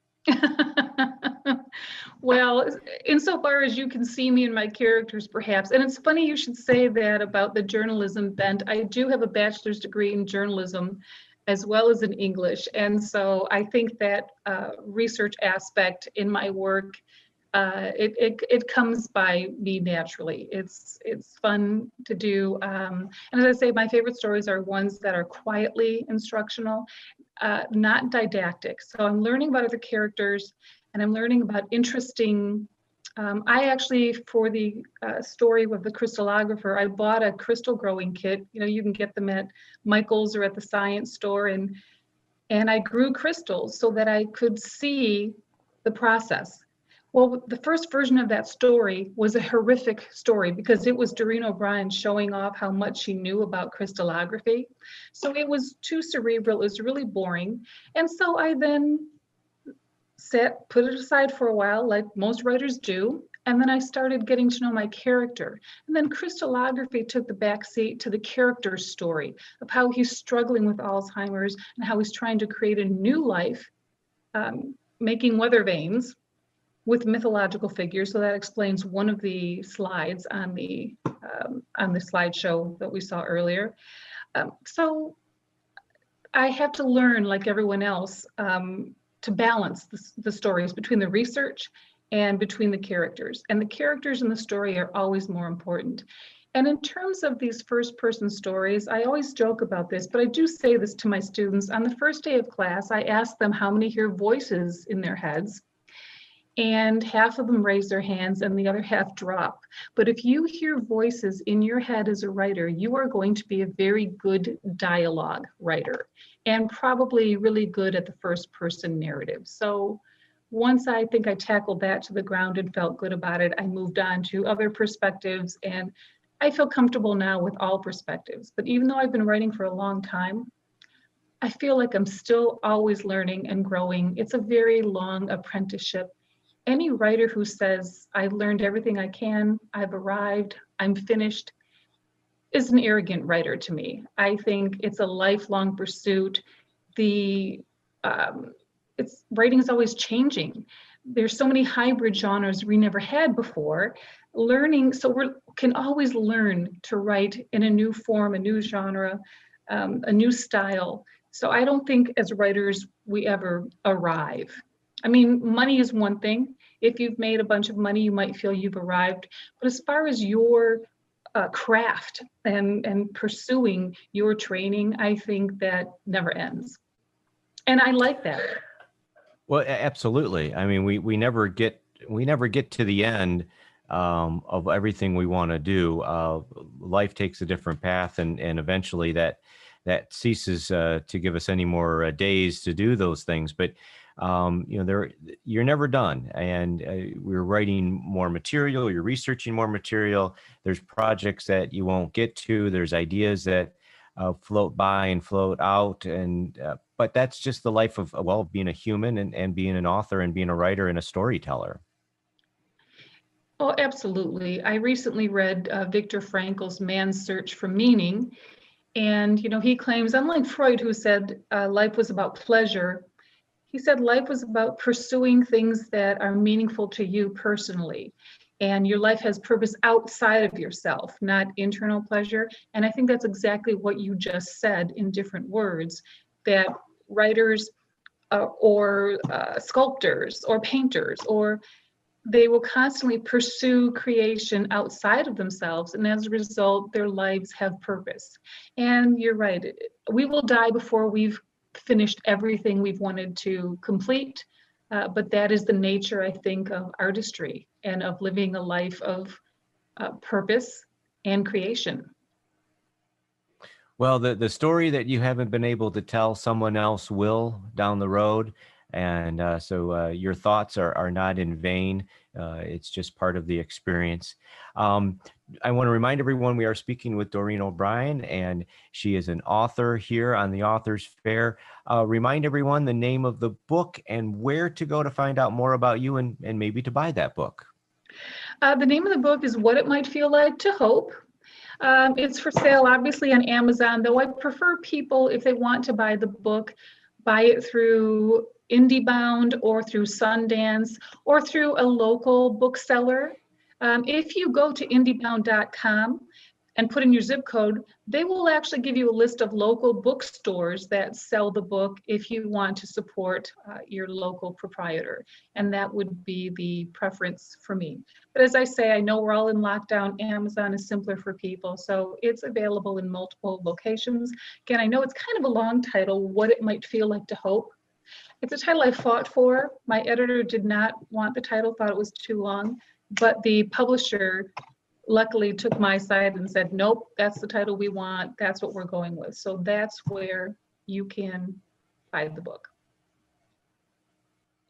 Excellent. Thank you so much, Doreen O'Brien, for joining us today on the second annual Authors Fair. We're going to leave it with that, and we'll be back in a moment with another author.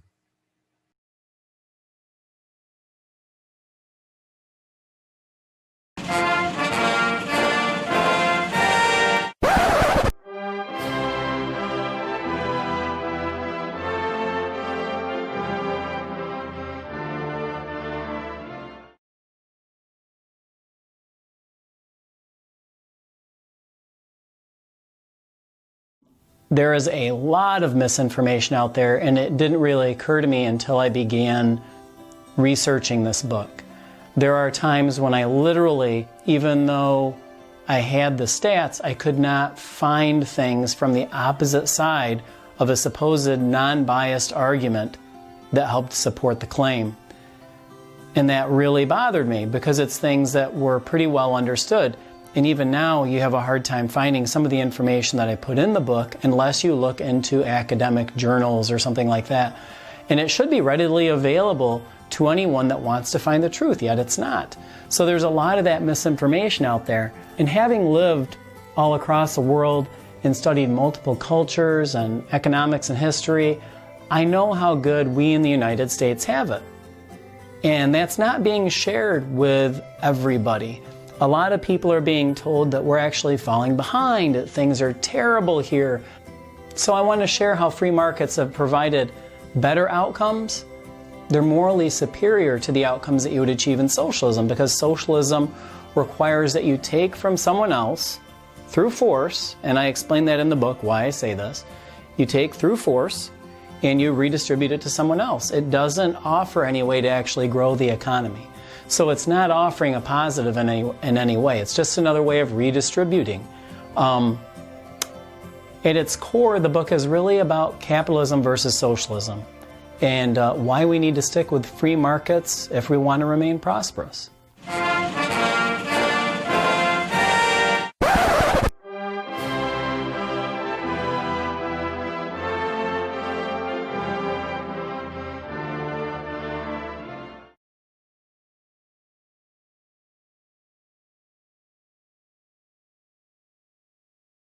Welcome back to the second annual Rochester Hills Public Library Author Fair, hosted by the library and Rochester Writers.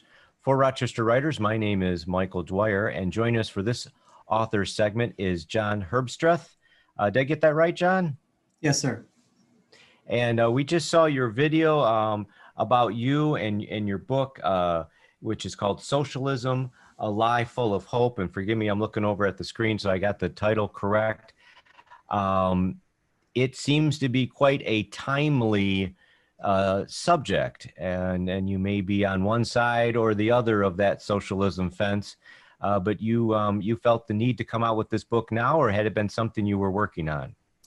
I started it following the end of the last election. It took about 2.5 years to actually write, and then of course distribute and everything. But it was at the end of the last election that I started looking at some of the statistics, and they concerned me. And they concern a lot of people. And again, it's a hot button issue. Some people want to move more toward socialism, and some want to run far away from it. Where do we stand as a country right now? I mean, it's part of our lives now, isn't it? I believe that it is. It really started to take more root under FDR.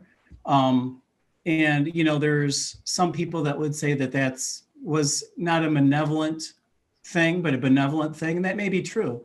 It may be that he had the best intentions at heart. And I find that that's very often the case. You know, most of the people that I've talked with that disagree with my stance that socialism is a negative, let's just say, I don't think they do this because they're inherently bad people. And that's kind of where we are right now in our society. It wasn't like that so much a few years ago. When I first started writing the book, things started to change where if you disagree with me, then it's almost like you're a vile individual just for disagreeing with me. I don't believe that. I think that a lot of very well-intentioned people look towards socialism, which has always been part of the structure of the United States. And like I said, has grown more since FDR. But it's not that people are bad because they believe a certain way. It's just, I hope to illuminate some of the facts that they may not have to help them see it from the direction where I'm coming, where I look at socialism and encroachment on not just my freedoms, but every individual's freedoms. Right. And so I think that in all governmental bodies, any country around the world, I think socialism or an element of socialism is always creeping more toward that full title. I don't, correct me if I'm wrong, is there any examples of a more socialistic society creeping toward capitalism or away from socialism? There's some people that believe that there is a natural tendency for that to happen. And I think that would be in large part because under capitalism, you do gain a lot of prosperity. It's something that I talk about in my book that Hayek, who is an Austrian economist from years ago, he discussed how as a society that utilizes capitalism grows, where it will just eventually believe that natural outcome is simply prosperity, even if they don't utilize free markets. So eventually what happens is free markets are replaced by systems that are meant to ensure safety. My wife is from a third world country. She's from Colombia originally. And when we would go visit people down there, I always felt a need to really give out of pocket to help people, even if they were on the streets, much more than I do here, because there is no social safety net. And part of what we have, thanks to capitalism or free markets, if you will, is that we have had that buffer build up where we've become economically successful more than any country in the history of the world. And because of that, we've been able to allocate some of those resources for safety nets. The question then becomes, how large of a safety net do you want? You know, and then you enter a welfare state, and then beyond that, you would enter a socialism. And if you really take it to an extreme, full-on communism, you know, which I mentioned in the book, but I don't think that most people even now that look towards where we're going, that they see any inherent danger. I do. And it's hard to get that across to people if they don't have any historical context. So what it sounds to me is what you're saying is that through capitalism, through the prosperity that comes with capitalism, that gives us the resources or the capital, using the literal word, to be able to have these socialistic programs of safety nets, and that without the buildup of capital, we wouldn't have had that ability. Correct. And actually, even when Bernie Sanders was running, he would constantly talk, and this wasn't necessarily this last time, but the previous time that he ran for president, he would talk about how if you look to the Norwegian or Scandinavian economies, that they were socialist. And one of the individuals that was the president over there, I believe it, I can't remember if it was Norway or Sweden, I apologize, but he actually came forward and said, please stop saying that we are socialist economies. We are not. We derive our wealth from capitalism. So even a lot of the individuals that are over there understood where what we're seeing isn't the way things really are. It's quite different. Well, and I've been to Scandinavia, and the price of beer is capitalism. Yeah. I know that from a fact. And when we say this, when leaders and different people point to Scandinavia or Europe or other socialistic countries, again, it's like somebody pointing to America and saying, well, you have Social Security, you're socialism. Yes, so well put, yeah. You know, we're looking at, they have an excellent healthcare program. They're a small population. They can do that, yet we call it socialism. It's just an element like we sometimes have elements. Yep. Yeah, and I had people, when we first started putting the book out there, they immediately attacked me and said, well, we're not a capitalist society. We're not this, we're not. And I never said that we were pure capitalism or that we were pure socialism. Like you said, there's a mix. We're actually a mixed economy. Any economy is mixed to some degree. You know, there's, and I mentioned in my book that even at the height of the Cold War, Russia actually allowed black markets to thrive in certain areas because they worked better than their system, and they understood that. So to have certain goods or services actually available, they actually allow these black markets to survive. So yeah, there is no such thing as a pure economy. It's definitely a spectrum that we're looking at, you know, and it's a lot more complicated because, as you said, you can have one part, let's say the healthcare industry, or you could have another part that is more or less socialistic, if you will. But there's no such thing as a pure economy, no. So the people, Americans that maybe trumpet socialism, are folks that, like every American, they want the best for everyone. They want to help their neighbors. They maybe just have a different approach or idea of how to get there. Mm-hmm. You mentioned the safety nets. So we've got to control these safety nets so they don't expand so much they collapse. Yes. Yep. Yeah. It's one of the things it's a difficult thing because what you have is, as you have more of a safety net, then you end up with people that are like, well, the safety net's big enough that I can freeload onto that safety net. And I don't mean that as an insult. It's part of human nature. When they talked about what's going on right now, COVID it's an extraordinary time, obviously. But with what is happening right now, there's a lot of people that when they brought out these programs to assist people, a lot of other people simply didn't want to go back to work. And there's a lot of instances where business owners actually were told by their own employees, I don't want to go back to work.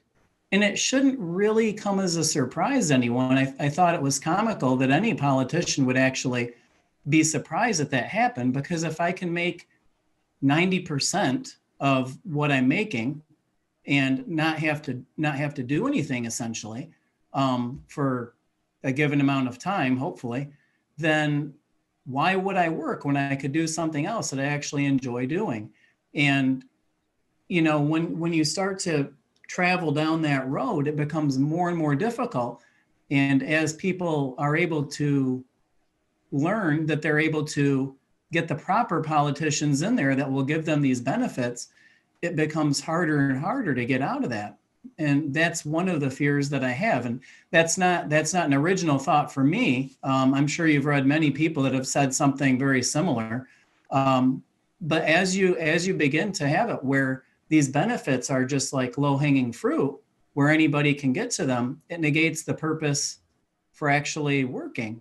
And if you don't need to work, where's the benefit to society, and where are you gaining that money, if you will, so that you can actually get back to work? Where are you going to gather that from? Well, if nobody is working, or it's too bottom heavy, you're not going to have it for very long.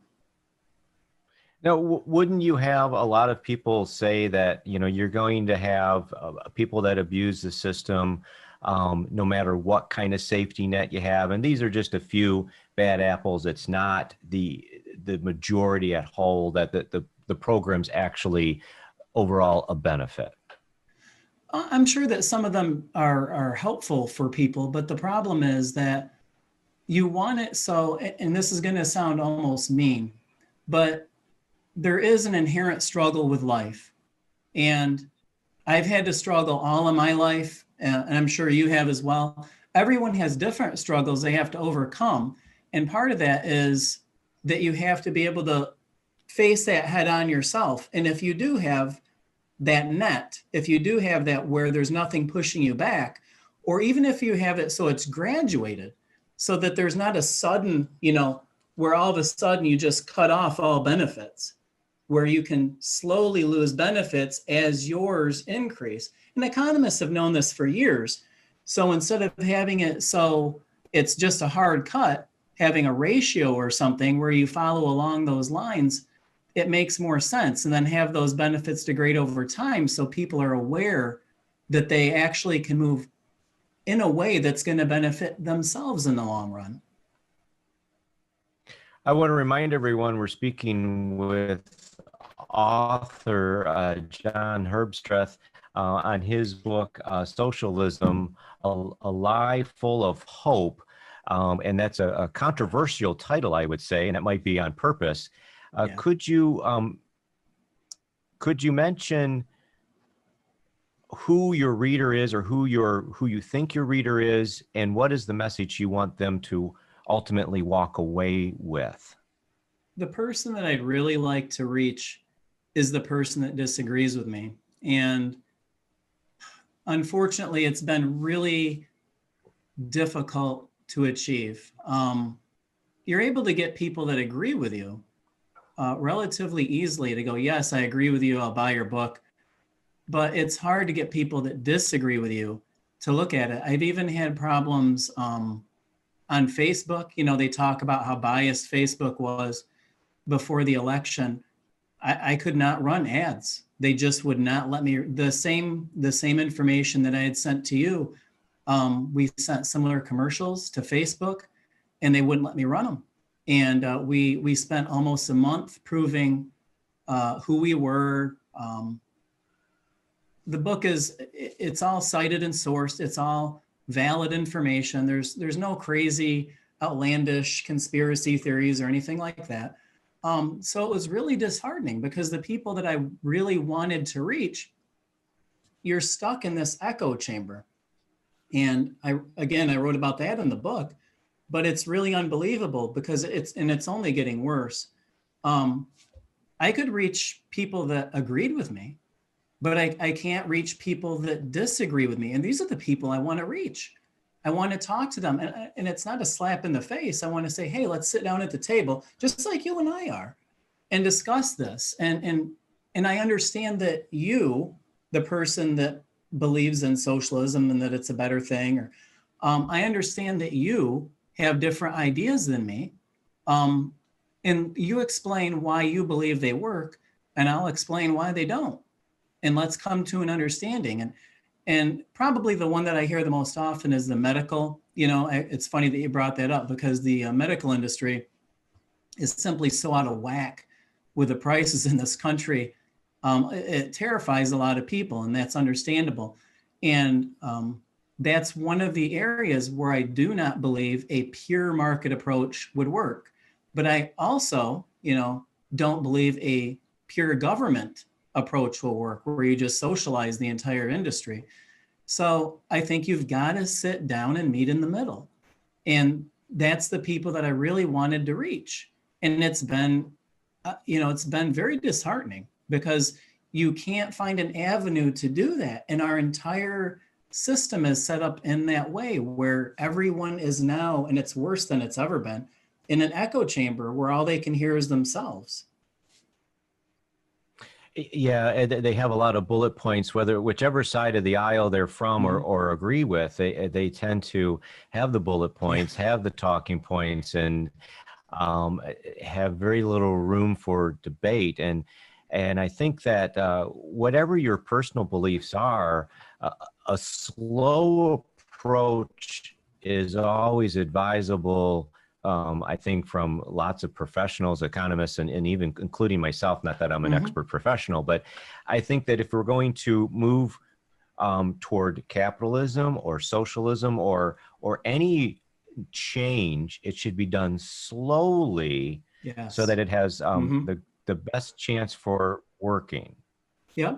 And that's one of the reasons when I talk with people about things like this, and I agree with you on what you're saying, I talk about, say, Greece versus Rome. I'm big into Western civilization and all that kind of stuff. So I'm always fascinated by that. And the thing that I like is to compare a republic versus a democracy. And I say the change that happened in Rome was glacial. I mean, it was so slow that a lot of historians are like, it's amazing anything ever got done. But, it kept them moving slowly, like you would say, in the proper direction. And if something was causing a backlash, they could fix it. Obviously, not always. Eventually, things fell apart. But when you consider the time frame they were around, between, let's just say 800 years or so, then it really is miraculous how long they were able to keep that achievement running. And you compare it to like the Greek city-states, where it was more direct, so the change was much quicker. You had utter failure much more quickly. And when you're talking about economics, to have it so you suddenly pull the rug out from someone and their life is all in an upheaval, it's the worst thing you can do. And then you can't measure anything either, because there's just too many moving parts in an economic system. That's why a lot of people, when they talk about how little economists understand the economy really, they have a good point. But it's really hard to measure something with, 350 million moving parts and emotions, and that's really what the economy is. It's not a machine. It's all of us working together. It does. It takes everyone to collaborate, and many minds together come up with the best ideas. And I encourage people that maybe agree with John or disagree with John to pick up his book and maybe reevaluate your beliefs, and maybe you'll find a different avenue, or maybe you'll just concrete your own. But John, is there a website where people can go to find out more about you, and maybe a place to buy your book or send you hate mail? Yeah. If you just type in the title of the book, you can get it on Amazon or any major distributor. But if you just type it into Google, it will actually, the first thing that'll pop up will be my website. And it gives a little background on me, my history. I used to be in the military. I have a couple of degrees in business and economics, and I have an MBA. So particularly, a lot of people will call me an economist. I'm really not an economist. Mine is in business, and then I have my master's in business as well. So, but throughout going around the world and seeing the different types of economies and the way people interacted, and it just gave me a lot of pause, and I wanted to share that with people, especially after not this current election cycle, but the last one going forward was when I started looking at the statistics and seeing where we were going. So yeah, if anyone's interested, if you just type in the Socialism, A Life Full of Hope, or John Herbstreth, it'll pop right up. Well, thank you, John, for joining us today, and I encourage people to take a look at the book. And at very least, John, I hope that these different channels give you the opportunity to at least show off what you've done and not censor you just because of the titles. And best of luck to you. So that was John Herbstreth. We'll be back with more in a moment for the 2020 Authors Fair.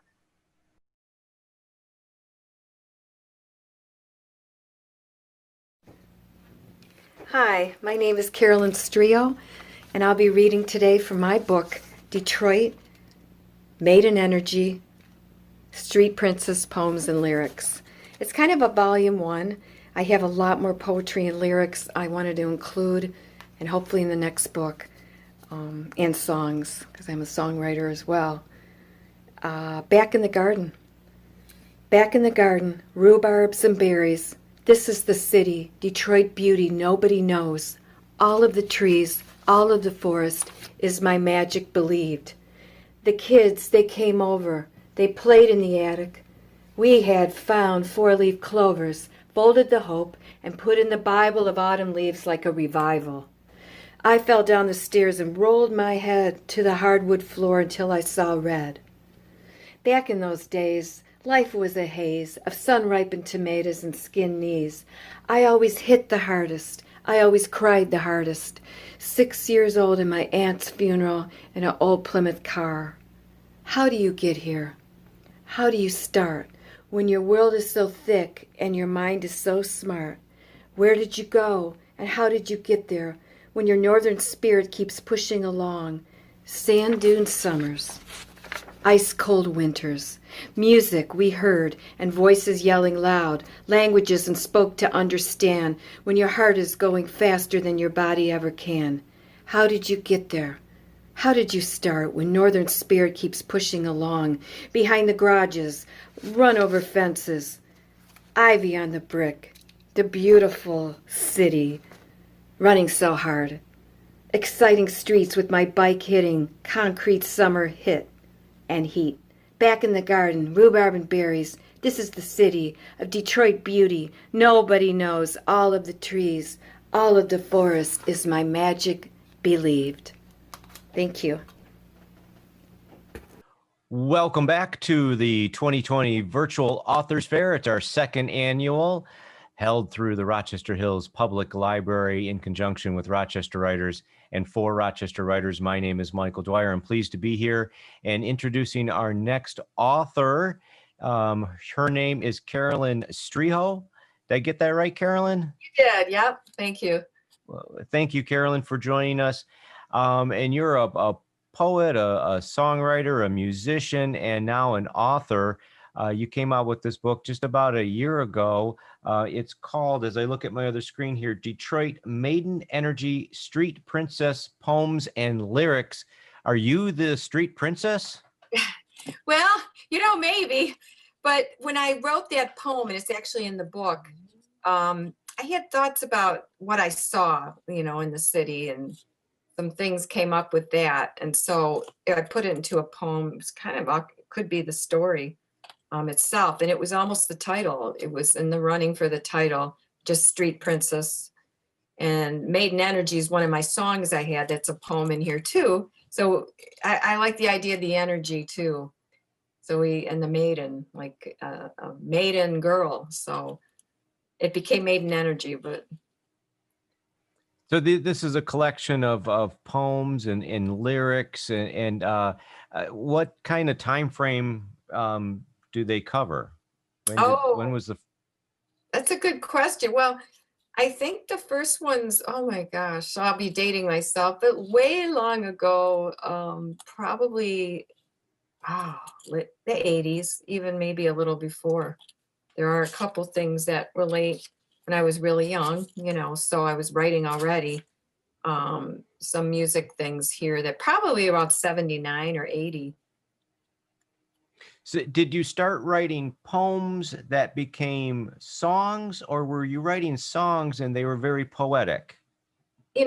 Both kind of. I mean, when I was a kid, and I was little in Detroit, I loved to write, and I started to keep a diary. And in the diary was everything going on, talking about what we were doing and everything like that. But there were poems too. I was really super shy. A lot of musicians and writers are that way. And so I think it was a way of being able to explain things for me to write, especially with poetry. And so you were a musician or performer from an early age? Right. So the thing with my poems and lyrics, like back to your last question, I'm mixing them up a bit, but sometimes the poems became a song. They just, parts of them I'd pull out. Other times the song was part of a poem.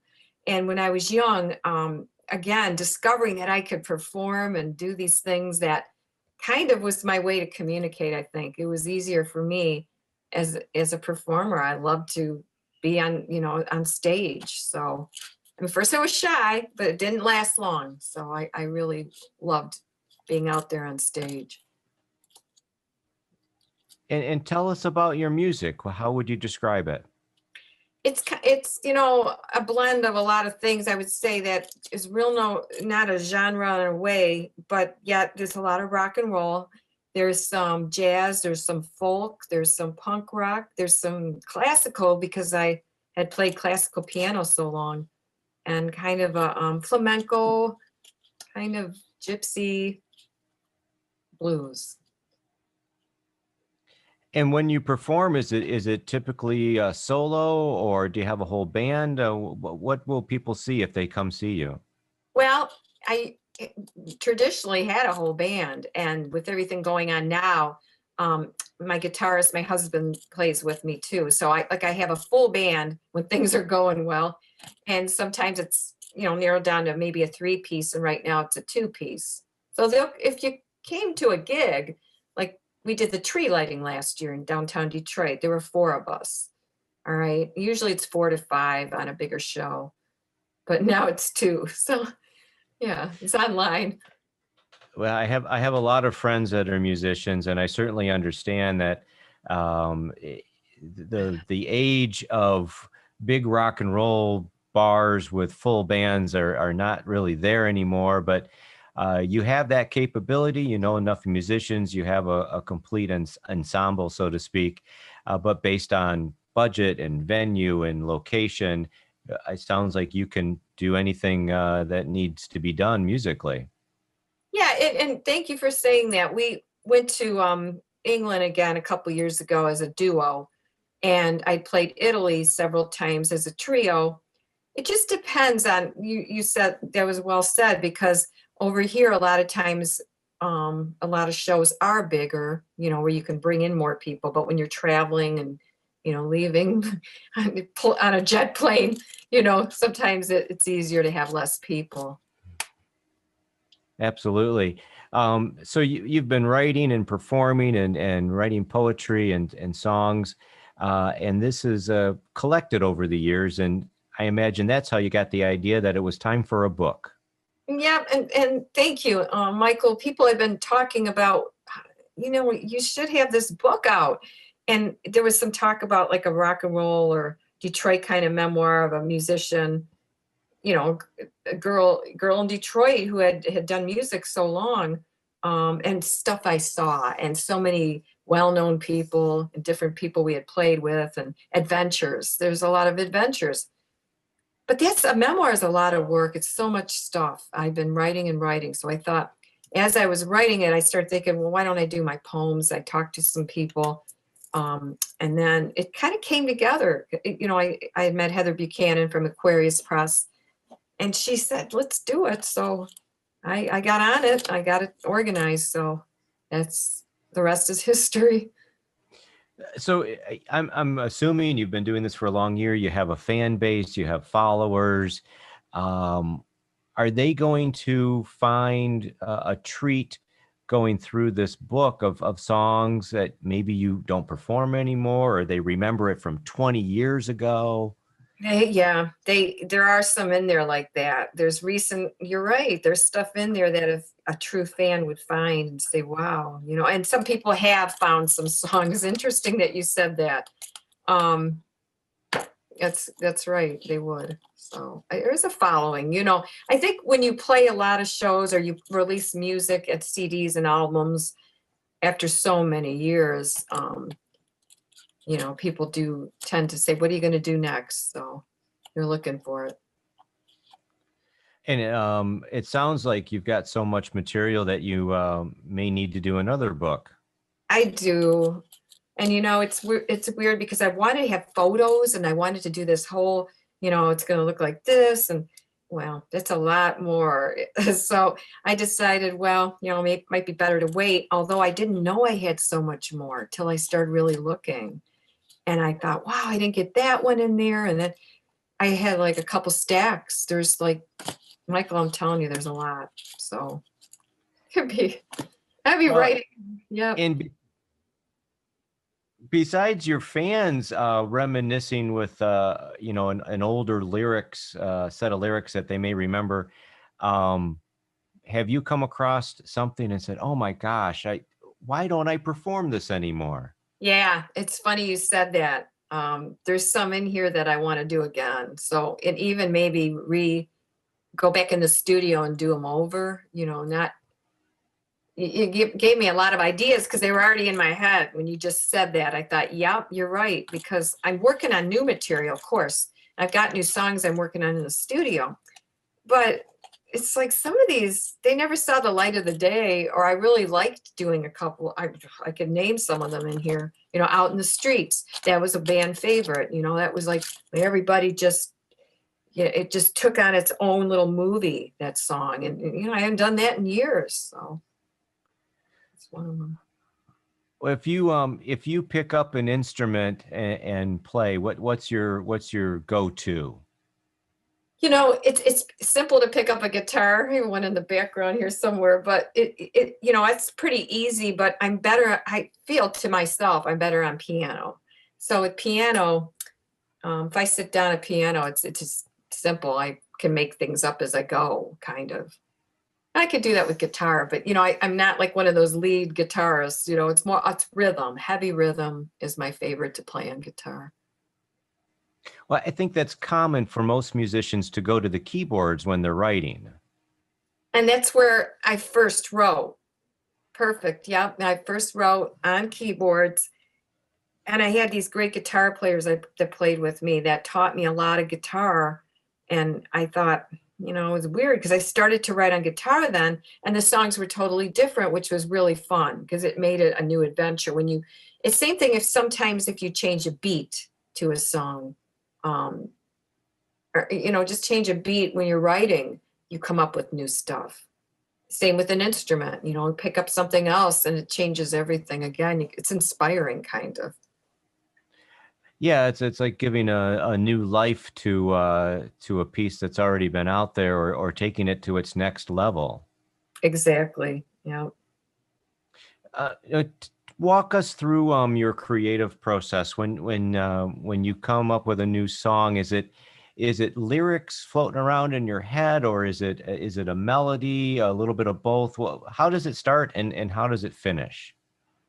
Yeah, and that's a good question because lately it's been more the melody, whereas before, sometimes I didn't have that melody till I saw the lyrics, sat down and consciously started to work on it. I would create the melody then. But there's some subconscious thing. I think a lot of musicians, I don't know how to explain it really, but there's something you hear. And so maybe that is the melody that I didn't know all this time I was kind of doing that. But okay.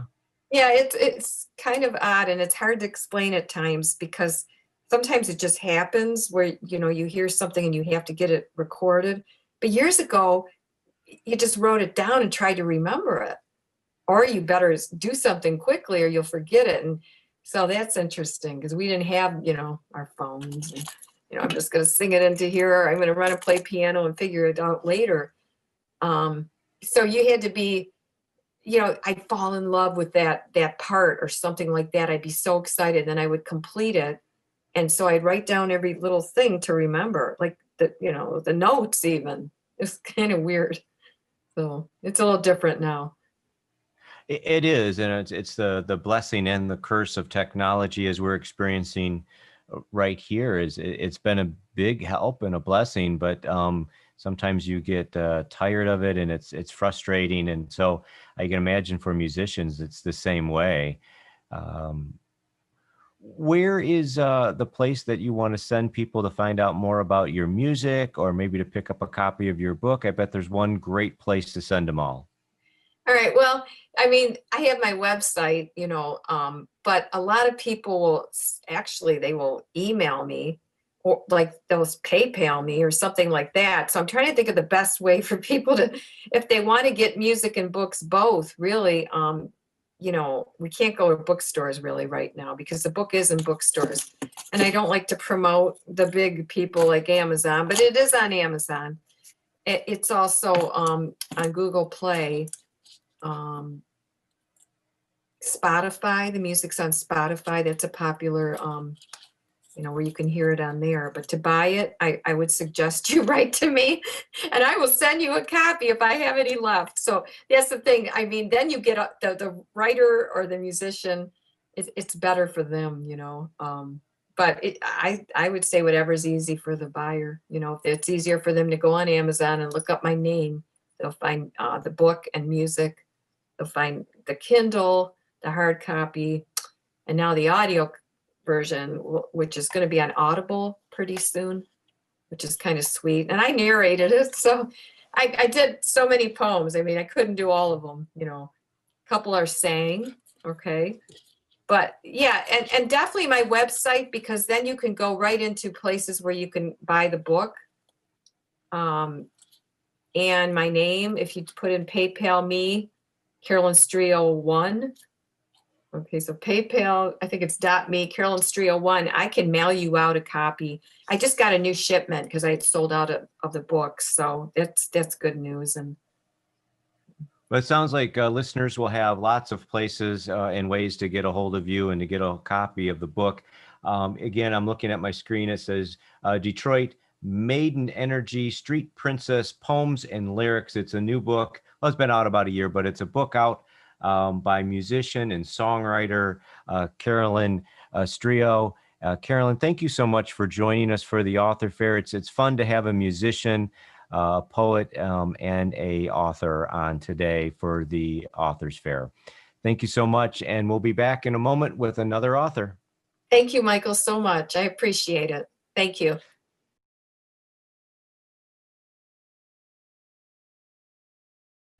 Welcome back to the second annual Rochester Hills Public Library Author Fair in conjunction with Rochester Writers. And for Rochester Writers, my name is Michael Dwyer.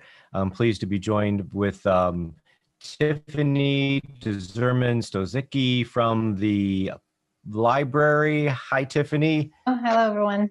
And we also have Sylvia Hubbard, author for this segment. Hi, Sylvia. So good to see you. Hi, thanks for having. Thank you. So you were a part of last year's, and we're glad that you're back for this year. And we're going to talk about your book as I look at the name Black's Innocent. It's hard to keep up with your novel writing. How many are we up to? We are at 52 stories now, 52 published stories. And are they all around the same genre? Yeah, basically romance, suspense. I have always enjoyed that. I love to kill people and I love people to fall in love. So I figured, I can put the two together and work it out. And are they ever the same person falling in love? And no, they're all different people. Although in why I call it the literary world of Sylvia is because some of them are sub characters in other books. So you'll read one book and then it may be a best friend or a cousin who has their own book. So yeah, they kind of work out like that. But usually the main protagonists are different. Well, tell us about this most recent book. What are readers going to find in this? So in Black's Innocence, this is the 5th book in the Black family series. And it's basically about Lauren, who decides, she just decided on an early age she was going to have the perfect life, get the perfect career, find the perfect husband. And she was going to just, have, the 2-car garage, the big mansion, just the all out, I'm going to have everything and plan everything perfectly. And she just learns when you make plans, God laughs. And she happens to get in the way of Tyler Black, who is bent on revenge against her new husband. So her soon-to-be husband. So yeah, she kind of doesn't get what she wants, and this is her journey of just finding the life that she is meant to have and not what she planned to have. So, And that is how life goes, isn't it? pretty much. This was kind of a journey, a personal journey of my own, because like I started thinking, well, I got a lot of stuff from the past. Someone had given me a box of something, and it's funny how you read your journals and you're like, oh my God, that's what I wanted, and this is what I dreamed of. And then when you look at your life and you're like, nope, that's not what happened. And it's not what it's like. I went right, my life went left, and but then we have to kind of ease back and accept, what our reality is. And until that time, that's only when we can find happiness. So it was fun writing this and realizing a lot of it is true and based on reality. So Well, and Sylvia, a lot of people might not know your story like I know your personal story, and it's been such a roller coaster life for you, and you maintain that big smile and such a positive outlook all the time. It's amazing. And does that shine through in your novels? Is there always a positive yeah. weave?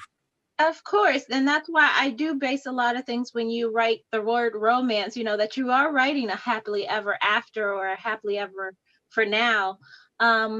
You just got to take, life as it is, and just the only thing you really got when you're born is your smile. So you might as well keep it and not give it to others. So I just kind of, yeah, I do. Where it comes through in my writing is that, yeah, it's gonna come out happily ever after or happily for now, and then we're gonna keep going. So yeah. And this is a new book in a series. Does that mean that it answers some questions for readers, fans of this series? Does it answer questions? No, it doesn't. It kind of puts an end to this series. It was all about the Black brothers are kind of bent on revenge. And this was the last Black who, they have this revenge streak. When you wrong them, they got to come back and tear you apart. So it was kind of like it was coming to an end. So I think my readers will enjoy it. You don't have to read all of the books, but you can read one of them, and then you're going to want to pick up the other ones because you're going to want to know what happens with the Black. So any of these novels are standalone, but people that are fans of the series will find a continued enjoyment with this latest book. Right. So you would say this is like a companionship novel. So it's just other companionship, like all the other cousins and brothers. You just want to know them. So, but yes, this is a standalone. They are all basically all standalone. I think I have one series, but all of them are really pretty much standalone. You can start wherever you are and continue from there. And then Tiffany, it looks like to read, so you can keep going. Oh, absolutely. And I think Tiffany has a question. She's got that look on her face. Yes. What brought you to the romance mystery genre? Like what made you want to write in that field? Well, I know initially I wanted to write romance because and Tiffany's probably going to be mad at me when I tell you this, but I was at the library and I was 12 years old and I walked by one of those Fabio covers. And I was like, I want to read whatever is in this book. I don't care what's in it, but I have to have it. But our librarian was a good librarian. And when I brought the book up to the counter, she said no, because I was 12 years old. So I did what any Detroiter would do, and I stole it. And it was like a Thursday, and I remember I stole it and I put it in my bag, and I was like, oh, I'm going to hell. And then I was in church. I had forgot the book was in my bag. So I opened up my bag to get my Bible out in church. And I saw the book. So I put the book inside the Bible and began to read it. And in the whole time I was at church, I read that entire book. It was horrible, but it was so good. I mean, the power of just the happily ever after, and just knowing that the journey is so much better than just getting to the end. I was like, I gotta make people feel like that. And then I know when I was about 16 or 17, my dad went on this spree on PBS and just started watching serial killers all the time. So he would send us to bed and then settle down, and PBS had this huge serial killer, and we would sneak back down and listen to it. And I was just so fascinated by that. Like, okay, what is this about? How can I find out more? And then I started wondering, well, what happens to like the sons and daughters of serial killers, and what happens to them? So I kind of like started mixing that suspense element to it. And the first book I actually wrote, which was my second book published, was Stone's Revenge. And it was actually about the son of a serial killer who decides to get revenge against the prosecuting attorney that convicted his father. So it just turned into this huge book that it was just so much fun to write. And that's how I knew I wanted to be a suspense romance kind of person, because I love romance, but just the idea of just keeping people on their seats to find out, oh my gosh, is this person gonna die? Is this person gonna live? How many people I get to kill? I can study poison and nobody comes and knocks on my door. You can go to conferences about killing and people are okay with this.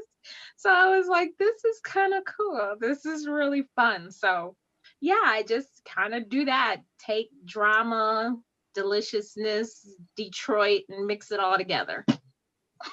That's great. That sounds great. That's a good story.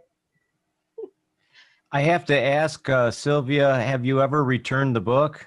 I actually did when I moved back to Detroit, and I had been collecting that author. I had went on a spree of collecting that author's entire book, and it was a Johanna Lindsey. So Tiffany understands.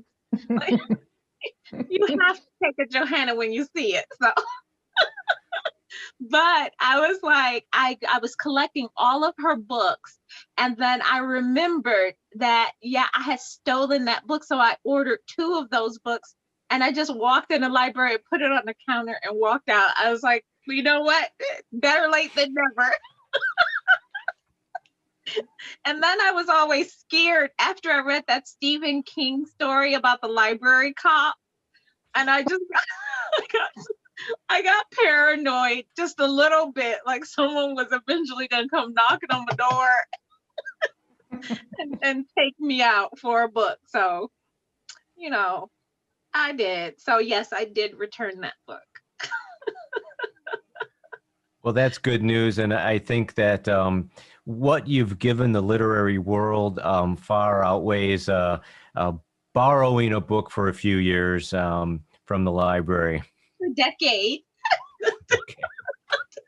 A decade. And then after that, you know what, even after, I've always donated my books to the libraries. Whenever I've gone to speak, I donate. We try to donate to the little libraries, especially around Detroit. With my organization, Motown Writers, we try to donate to the little libraries all around Detroit, because I do love, I love reading and I love writing, and I want to share that. And then as a single mom, I don't want any mother to ever have to choose between, a bag of rice or $1 for a book. And I don't think that's any decision any parent should ever have to make. So, making donations to libraries and to little libraries are just key, in my opinion. Like, everyone should do it. You should never be throwing out a gently used book. You should be giving it back to someone who wants to read it. So definitely. Yeah. Thank you for your support.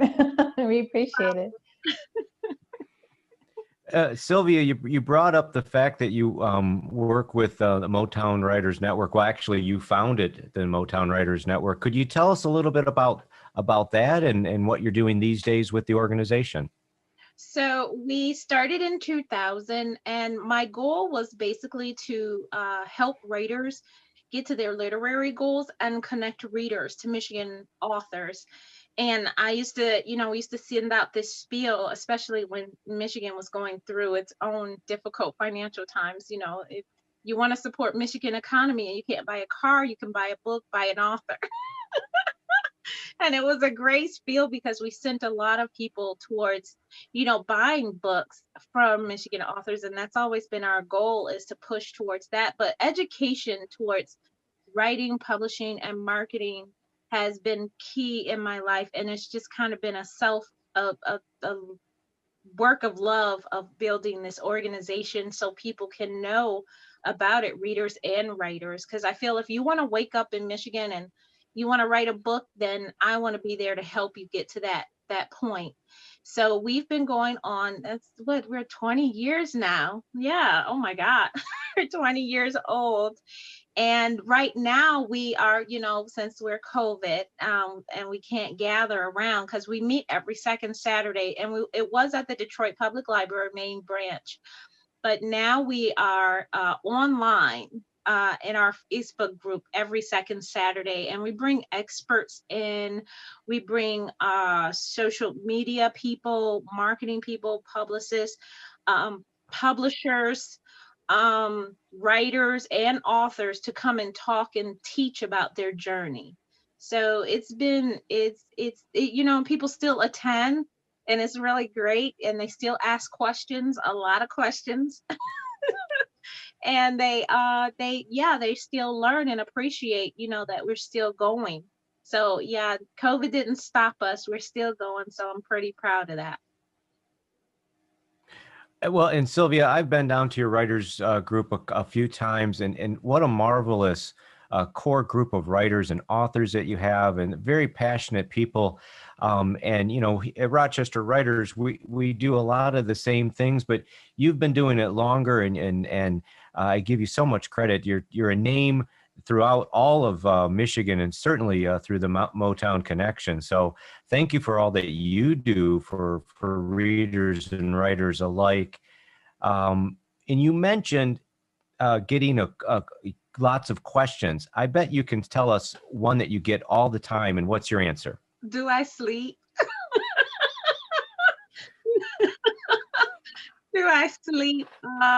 I get that personally, but a lot of writers just want to know, how do you finish a book? That's always been for writers. For authors, I always get, how do you stay consistent, or how do you market more? And for those three questions, I do sleep. It's just not on a regular schedule. For the writer question, how do you finish a novel?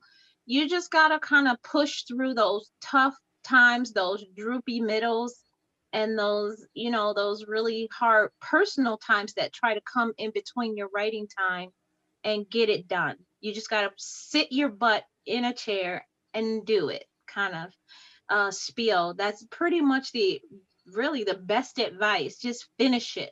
And then for the authors and the authors that always ask me those questions about marketing, staying consistent, I would say get a planner, get an offline book, a planner, a notebook, a journal, and just start writing down what you want to do on Monday, Tuesday, Wednesday, Thursday, Friday, Saturday, Sunday, and then start to do it. Or sit for 20 minutes on a Sunday and say what you're going to do for the rest of the week, and then plan it out. Get a free social media manager and just put it out there, because no one's going to talk about your book. No one's going to talk more about your book except you. And you have to really talk about it. I see authors, they'll come out with a book and say, oh, my book is published on a Tuesday, and you never hear about it until the next month. Oh, I do have a book. And then 2 months later, I still got a book. But you got to remember, How many times do you see a McDonald's commercial? McDonald's advertises daily, twice, 10 times a day. And you know your great grandchildren are gonna want McDonald's, and they really don't ever have to market if they don't want to, but they still do. So if McDonald's is still marketing every day, why aren't you? So you have to think about that. So that's pretty much what I tell authors. You have to do it, and you have to do it consistently, whether you like it or not. Once you took that step into business, you got to keep working the system. So that's my spiel. Well, thank you so much, Sylvia Hubbard. Her latest book is Black's Innocent. It's 52 books. You've got one book a week with Sylvia Hubbard. You can spend a whole year if you can read a book in a week. 2021. There you go. Plan all your reading with Sylvia Hubbard. Is there one place that you want to send people that they can find out about your books and about Motown Writers and maybe where to buy them? So you can find out more about me on my website at sylviahubbard.com, and you can go straight to the books at sylviahubbard.com/books, and then you can find out more about Motown Writers at motownwriters.com. And of course, I'm always over social media everywhere, and you can just Google my name, Sylvia Hubbard, in any search engine, and I'll pop up. Any parting thoughts, Tiffany, for Sylvia? No, just thank you for joining us. It was a real treat to talk with you. It was really great. You guys have a great day and happy holiday. You too. Thank you. Thank you so much, Sylvia Hubbard, sylviahubbard.com, and we'll be back in a moment with another author.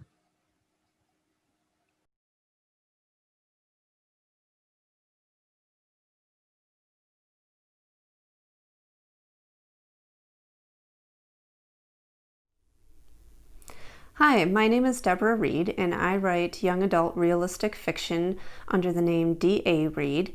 And all of my stories center around issues that young adults as well as adults deal with every day. My latest is called Nothing But Gutters and Pocket Change, which centers around the problem of teenage homelessness. And it follows two teenagers, Summer and Midas. I'm going to read a little bit of Midas's story for you today. I was going to get fired. I tried not to think about Ron's face when I emerged from the storage room with 2 hours left in my shift and told him I had to go home. Family emergency, I said. It could be. I just didn't know for sure. Really, everything about my family was an emergency. The wind picked up, assaulting my face as I sped toward home on my longboard. My cheeks were numb, but that was okay. It kind of matched the rest of me. We're leaving. That was the text. 2 words, typed by my mother, who was obviously high or drunk.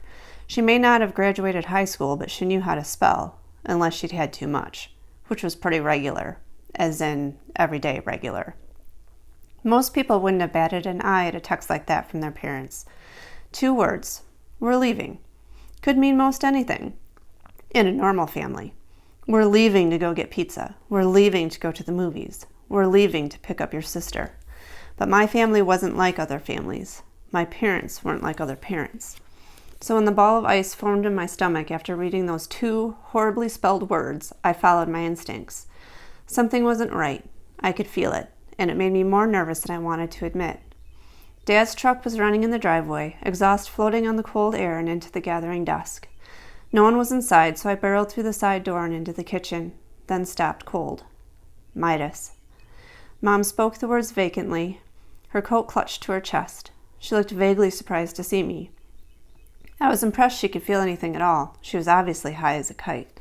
But I knew that was how Dad liked her. Liked both of us. Easier to control when our inhibitions were down. He didn't think I knew, but I did. Well, look who decided to show up. I turned, watched as my father came out of the master bedroom carrying another suitcase in his coat. I tried to feel some emotion, anything, but I just felt numb. My father glared at his wife. I should beat you to within an inch of your life for this. We don't need his whining right now. But I wasn't whining. I couldn't seem to push any words past the tightness closing my throat. Take all this to the truck, Myra. Now. Her gaze directed at the floor. Mom picked up a suitcase in each hand and headed for the door. I finally got one word past my locked throat. Mom? But she ignored me, shuffling toward the door as if I had never spoken, as if I didn't exist. I shifted my eyes back toward my father. We're leaving. Duh. An eviction notice was served. We've lost the house. My father glared as Mom shuffled back in to grab more bags. Thanks to your mother's shoddy bookkeeping. More like your need to buy drugs every day. The words were out before I could stop them. The numbness was wearing off and fear mingled with anger in my chest. I knew it was my father's fault, not my mother's. Everything was my father's fault. Why couldn't Dad have taken off, left us on our own like so many other men did to their families? We would have been so much better off. My father's hand connected hard with my jaw, snapping my head to the side as pain exploded in my head. I stumbled, one hand lifting toward my face, then hovering in the air as I refused to allow weakness to show in front of my father. You need to learn some respect, boy. My mom was back, her face as vacant as before, despite the red handprint now decorating my face. I looked at her, willing my mother to meet my gaze, feeling hatred build in my chest for the woman who refused to do anything but cower and wallow at the feet of the man who abused us both. So where are we going? I kept my gaze on my mother, my hand dropped fully back to my side. My jaw felt like it was on fire. A smirk crossed my father's face. Your mother and I are going to her sister's place in Pennsylvania. Silence fell, my father looking expectantly at me.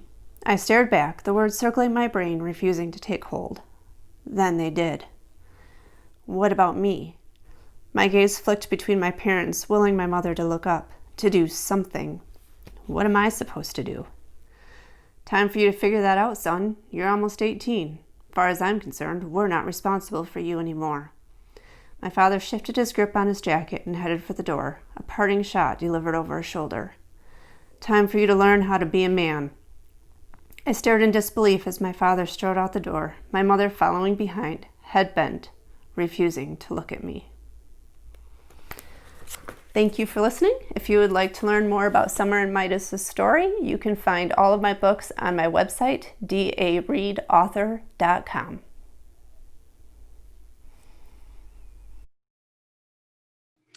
Welcome back to the 2020 Virtual Author Fair. It's our second annual. My name is Michael Dwyer from Rochester Writers, and we're being hosted by the Rochester Hills Public Library. Joining us this segment is author D.A. Reed. Hey, Deborah, how are you? Good. How are you doing? I'm doing wonderful. Thank you so much for joining us for the Author Fair this year. And we just got done listening to you read a portion of Nothing But Gutters and Pocket Change. It's your most recent young adult novel, and it tackles the subject of teenage homelessness. Tell us about that. Actually, it was a subject that I didn't even really knew existed as much as it does. I was looking for a new topic for my young adult novel, and I had a friend who suggested that I write on teenage homelessness, and I kind of brushed it off a little bit because I was like, well, that's not really a thing. And then someone heard her say that and turned around and said, yeah, it's a really big issue in the area where I live. And I said, oh, so this is a really prominent thing that's happening. And the more I talk to people about it, the more I realize that there is a lot of teenage homelessness out there. And the fact that I didn't realize that it was as prominent as it is really bothered me. And so like this book is not only to give awareness to this problem, to this issue, and to maybe hopefully show some ways that we can help other people who are in that situation, whether they're teenagers or not. So it was kind of written for entertainment, but also to bring awareness to it and really to kind of maybe help some kids who might pick it up, who might possibly be in that situation, maybe find some hope and find some answers and to notice the importance of talking to someone about it and trying to find some help. Oh, that's an interesting topic to cover and very sensitive. When you say teenage homelessness, what age group are we talking about? Um, from the research that I had done, it's anywhere from age 13 up to, 18, 19, 20 and above. It's a real Well, problem. sure. Any age group can, or any aged person can be homeless. But so this book in particular just kind of tackles that age group. And had you done anything like that before with such a big social issue in any of your novels? All of my young adult novels, I try to put in some type of message to help young people navigate through life because life is hard. And there are a lot of things that people, as young adults and adults, go through that are just difficult. And the first young adult novel I wrote actually was because I met a young lady who had some physical disabilities and she really struggled with self doubt. And so Daisies in the Rain was actually my first young adult novel and was kind of written to show her how wonderful she is, just the way that she is.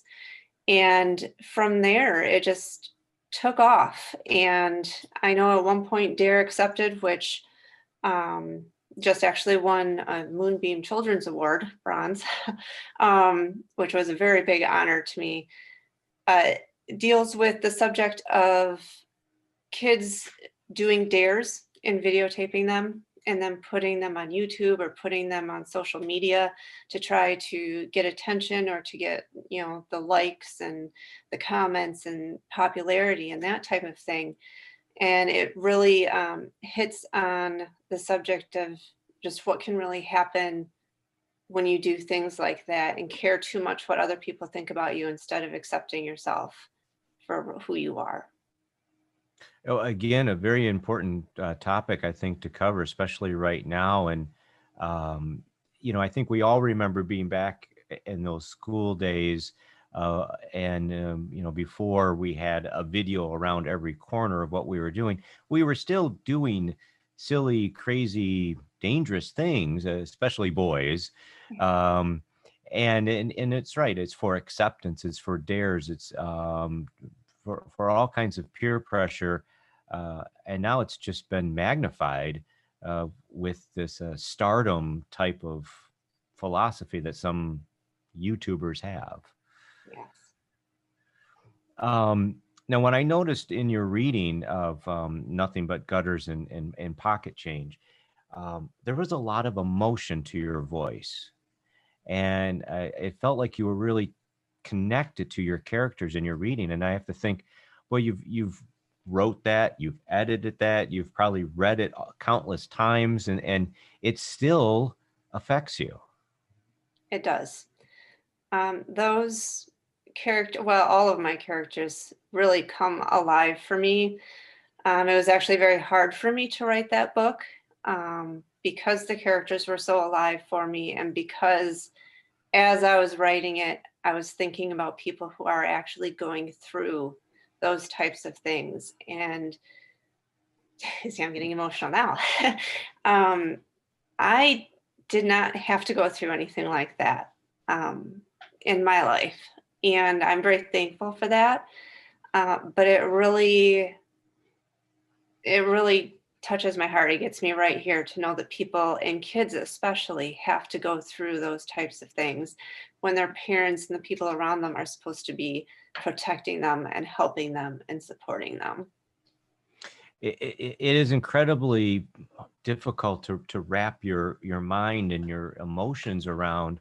I have the same background in a sense that you do. I never had to worry about those things. I had parents, I had a home. It was never a struggle. I mean, we all have challenges in life, but I think when there are challenges that we have such a difficult time relating to, it seems so extreme to us. Yes. And just that segment that you read really tells us about more than just homelessness for teens. It tells us how they get there. Right.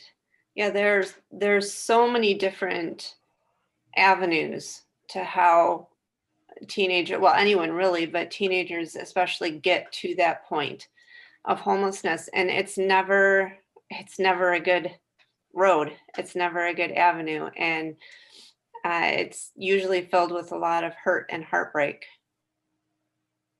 And without giving anything away, I hope that there's some resolution, some more positive outcomes in the book.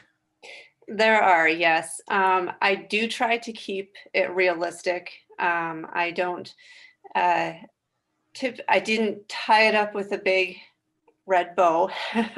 I don't typically, just because I do want to keep it realistic. And I actually had a teacher who read it who made the comment. She's like, I'm glad that you gave them hope, that there is hope out there, but without just handing them everything to make everything okay. And so, yes, there is, it is a very intense subject matter, but there is a message of hope in it as well. Well, that's a very important, I think, as humans, the human spirit is filled with hope. And we have to always remember that. But life is also real, and you don't let people forget that either in your book. But I want to mention, you just had another book released, which is called, and I'm looking at my other screen, When Death Whispered Her Name, which sounds spooky to me. It just came out in the fall, maybe around Halloween. Yes. Yep. Early October. It's part of a trilogy. It follows Caitlin O'Reilly, a private investigator, and her story. So it starts with When Darkness Killed Her, and then moves to When Vengeance Reigned. And then the last book in the series is When Death Whispered Her Name. So she's the sleuth that solves the mysteries. Yes. Yep. She, the first one doesn't necessarily end on a cliffhanger. It kind of leaves it a little bit open. But oh, I'm so sorry. That's my cat trying to join me. That's okay. They're welcome. The second, When Vengeance Reigned, really ends on a cliffhanger and kind of carries that story all the way through to the very end and the resolution. And is that young adult as well, or is that more an adult novel? I wrote it for adults, but quite honestly, young adults have read it as well, and it is definitely appropriate for young adults as well. I typically don't write in a way that I would have to steer a certain age group away from it. So yeah, no, young adults can read it as well, as many adults have enjoyed them as well. Now, I also know that you're well traveled. You've been lots of places. How does that influence your writing? Does it help with creating characters or place? Yeah, it really does. I use everybody I meet and every place I go in some way or another in my writing. People say, well, where do you get your story ideas? And I say, I walk down the street. And there's probably 5 different things that I can use to help create a story. But yeah, especially traveling overseas, I think one of the biggest things for me was just noticing that, like, especially with the children that I was teaching writing workshops for, they're just the same as those children in the United States. They would get tired, they would get hungry, they would laugh, they would cry, they would create. They were just like us. And it was like, just to have that reminder, since so often, sometimes we might feel removed because we only see people in other countries like through TV or hear about it on social media. And it was just very interesting to me and fun for me to be able to just truly experience another culture while teaching creative writing. And I think it's helped my writing quite a bit. And what's your cat's name? Padme. Padme. Yes. So are you is that a Star Wars fan? Yeah, actually, when we adopted her from the shelter, she came with that name, but we are all Star Wars fans here in this house. So yeah, we just were like, no, that works. We'll keep it. And so she's quite familiar, or he or she? She. Yeah. Is quite familiar with hopping up on your desk, as all cats are. Does she influence your writing? Do you get ideas from those momentary feline breaks she offers you? I do. Yeah, I mean, not only in some ways just the comfort that an animal can give you, and the love that you can find there. But actually in Daisies in the Rain, there's a scene with the cat, which is actually kind of funny. And like a totally different aspect than the love and the care of an animal, because she was in a little bit of a fight with it. But yes, I definitely draw on even Padme to help me. So what's next? Which way are you going for your next novel? A thriller, mystery, or young adult for? I am actually currently writing the first draft for my next young adult novel. It it deals with the issue of depression and suicide. I wasn't entirely sure I wanted to tackle something quite that intense, but I had so many people approach me asking if I would write about it, and that they struggled with some of those things themselves, that I really felt like it needed to be explored. And so it is a balancing act, I'm finding, because it is such an intense subject, of making sure that the way it's written is not so intense that people don't feel like they can read it, if that makes sense. I know sometimes when things are too intense, it's hard for people to read it, or to get through it. And so I'm definitely trying to find that balance, to make sure that there's some humor in it, to make sure that the characters are relatable and lovable, even though it is such an intense subject to handle. And I am hoping that to have that come out in September of 2021, because I know September is Suicide Awareness Month. And I'm hoping to kind of pair with some other people to really kind of help get that message out and to bring more awareness to that. Well, I applaud you on tackling such serious issues in your writing and being able to create an entertainment venue, yet being able to deliver a message. Has got to be some tricky, crafty writing. It does take some thought. There are many times when my husband has found me just staring off into space for quite a while, and he knows to just turn around and walk right back out of the room, because I'm trying to think of something, or how to link something together in just the right way. I understand. It's great to have you here on the Author Fair this year. Let's leave it with maybe a website for people to go to find out more about you, D.A. Reed, the author, and maybe a place to buy your books. Sure. My website is dareedauthor.com. And all of my books have links up there. They're available on Amazon and also lulu.com. They are available in some independent bookstores. They're more on the west side of the state here. One up north, Tip in the Mitten in Grayling, Epilogue Books in Rockford, and the Book Nook and Java Shop in Montague. Great. Well, thank you so much, D.A. Reed, for joining us today on the Author Fair. And I wish the best success to you. And I can't wait for more titles to come out. And maybe you'll be part of the third Author Fair next year. I would love to. Thanks for having me.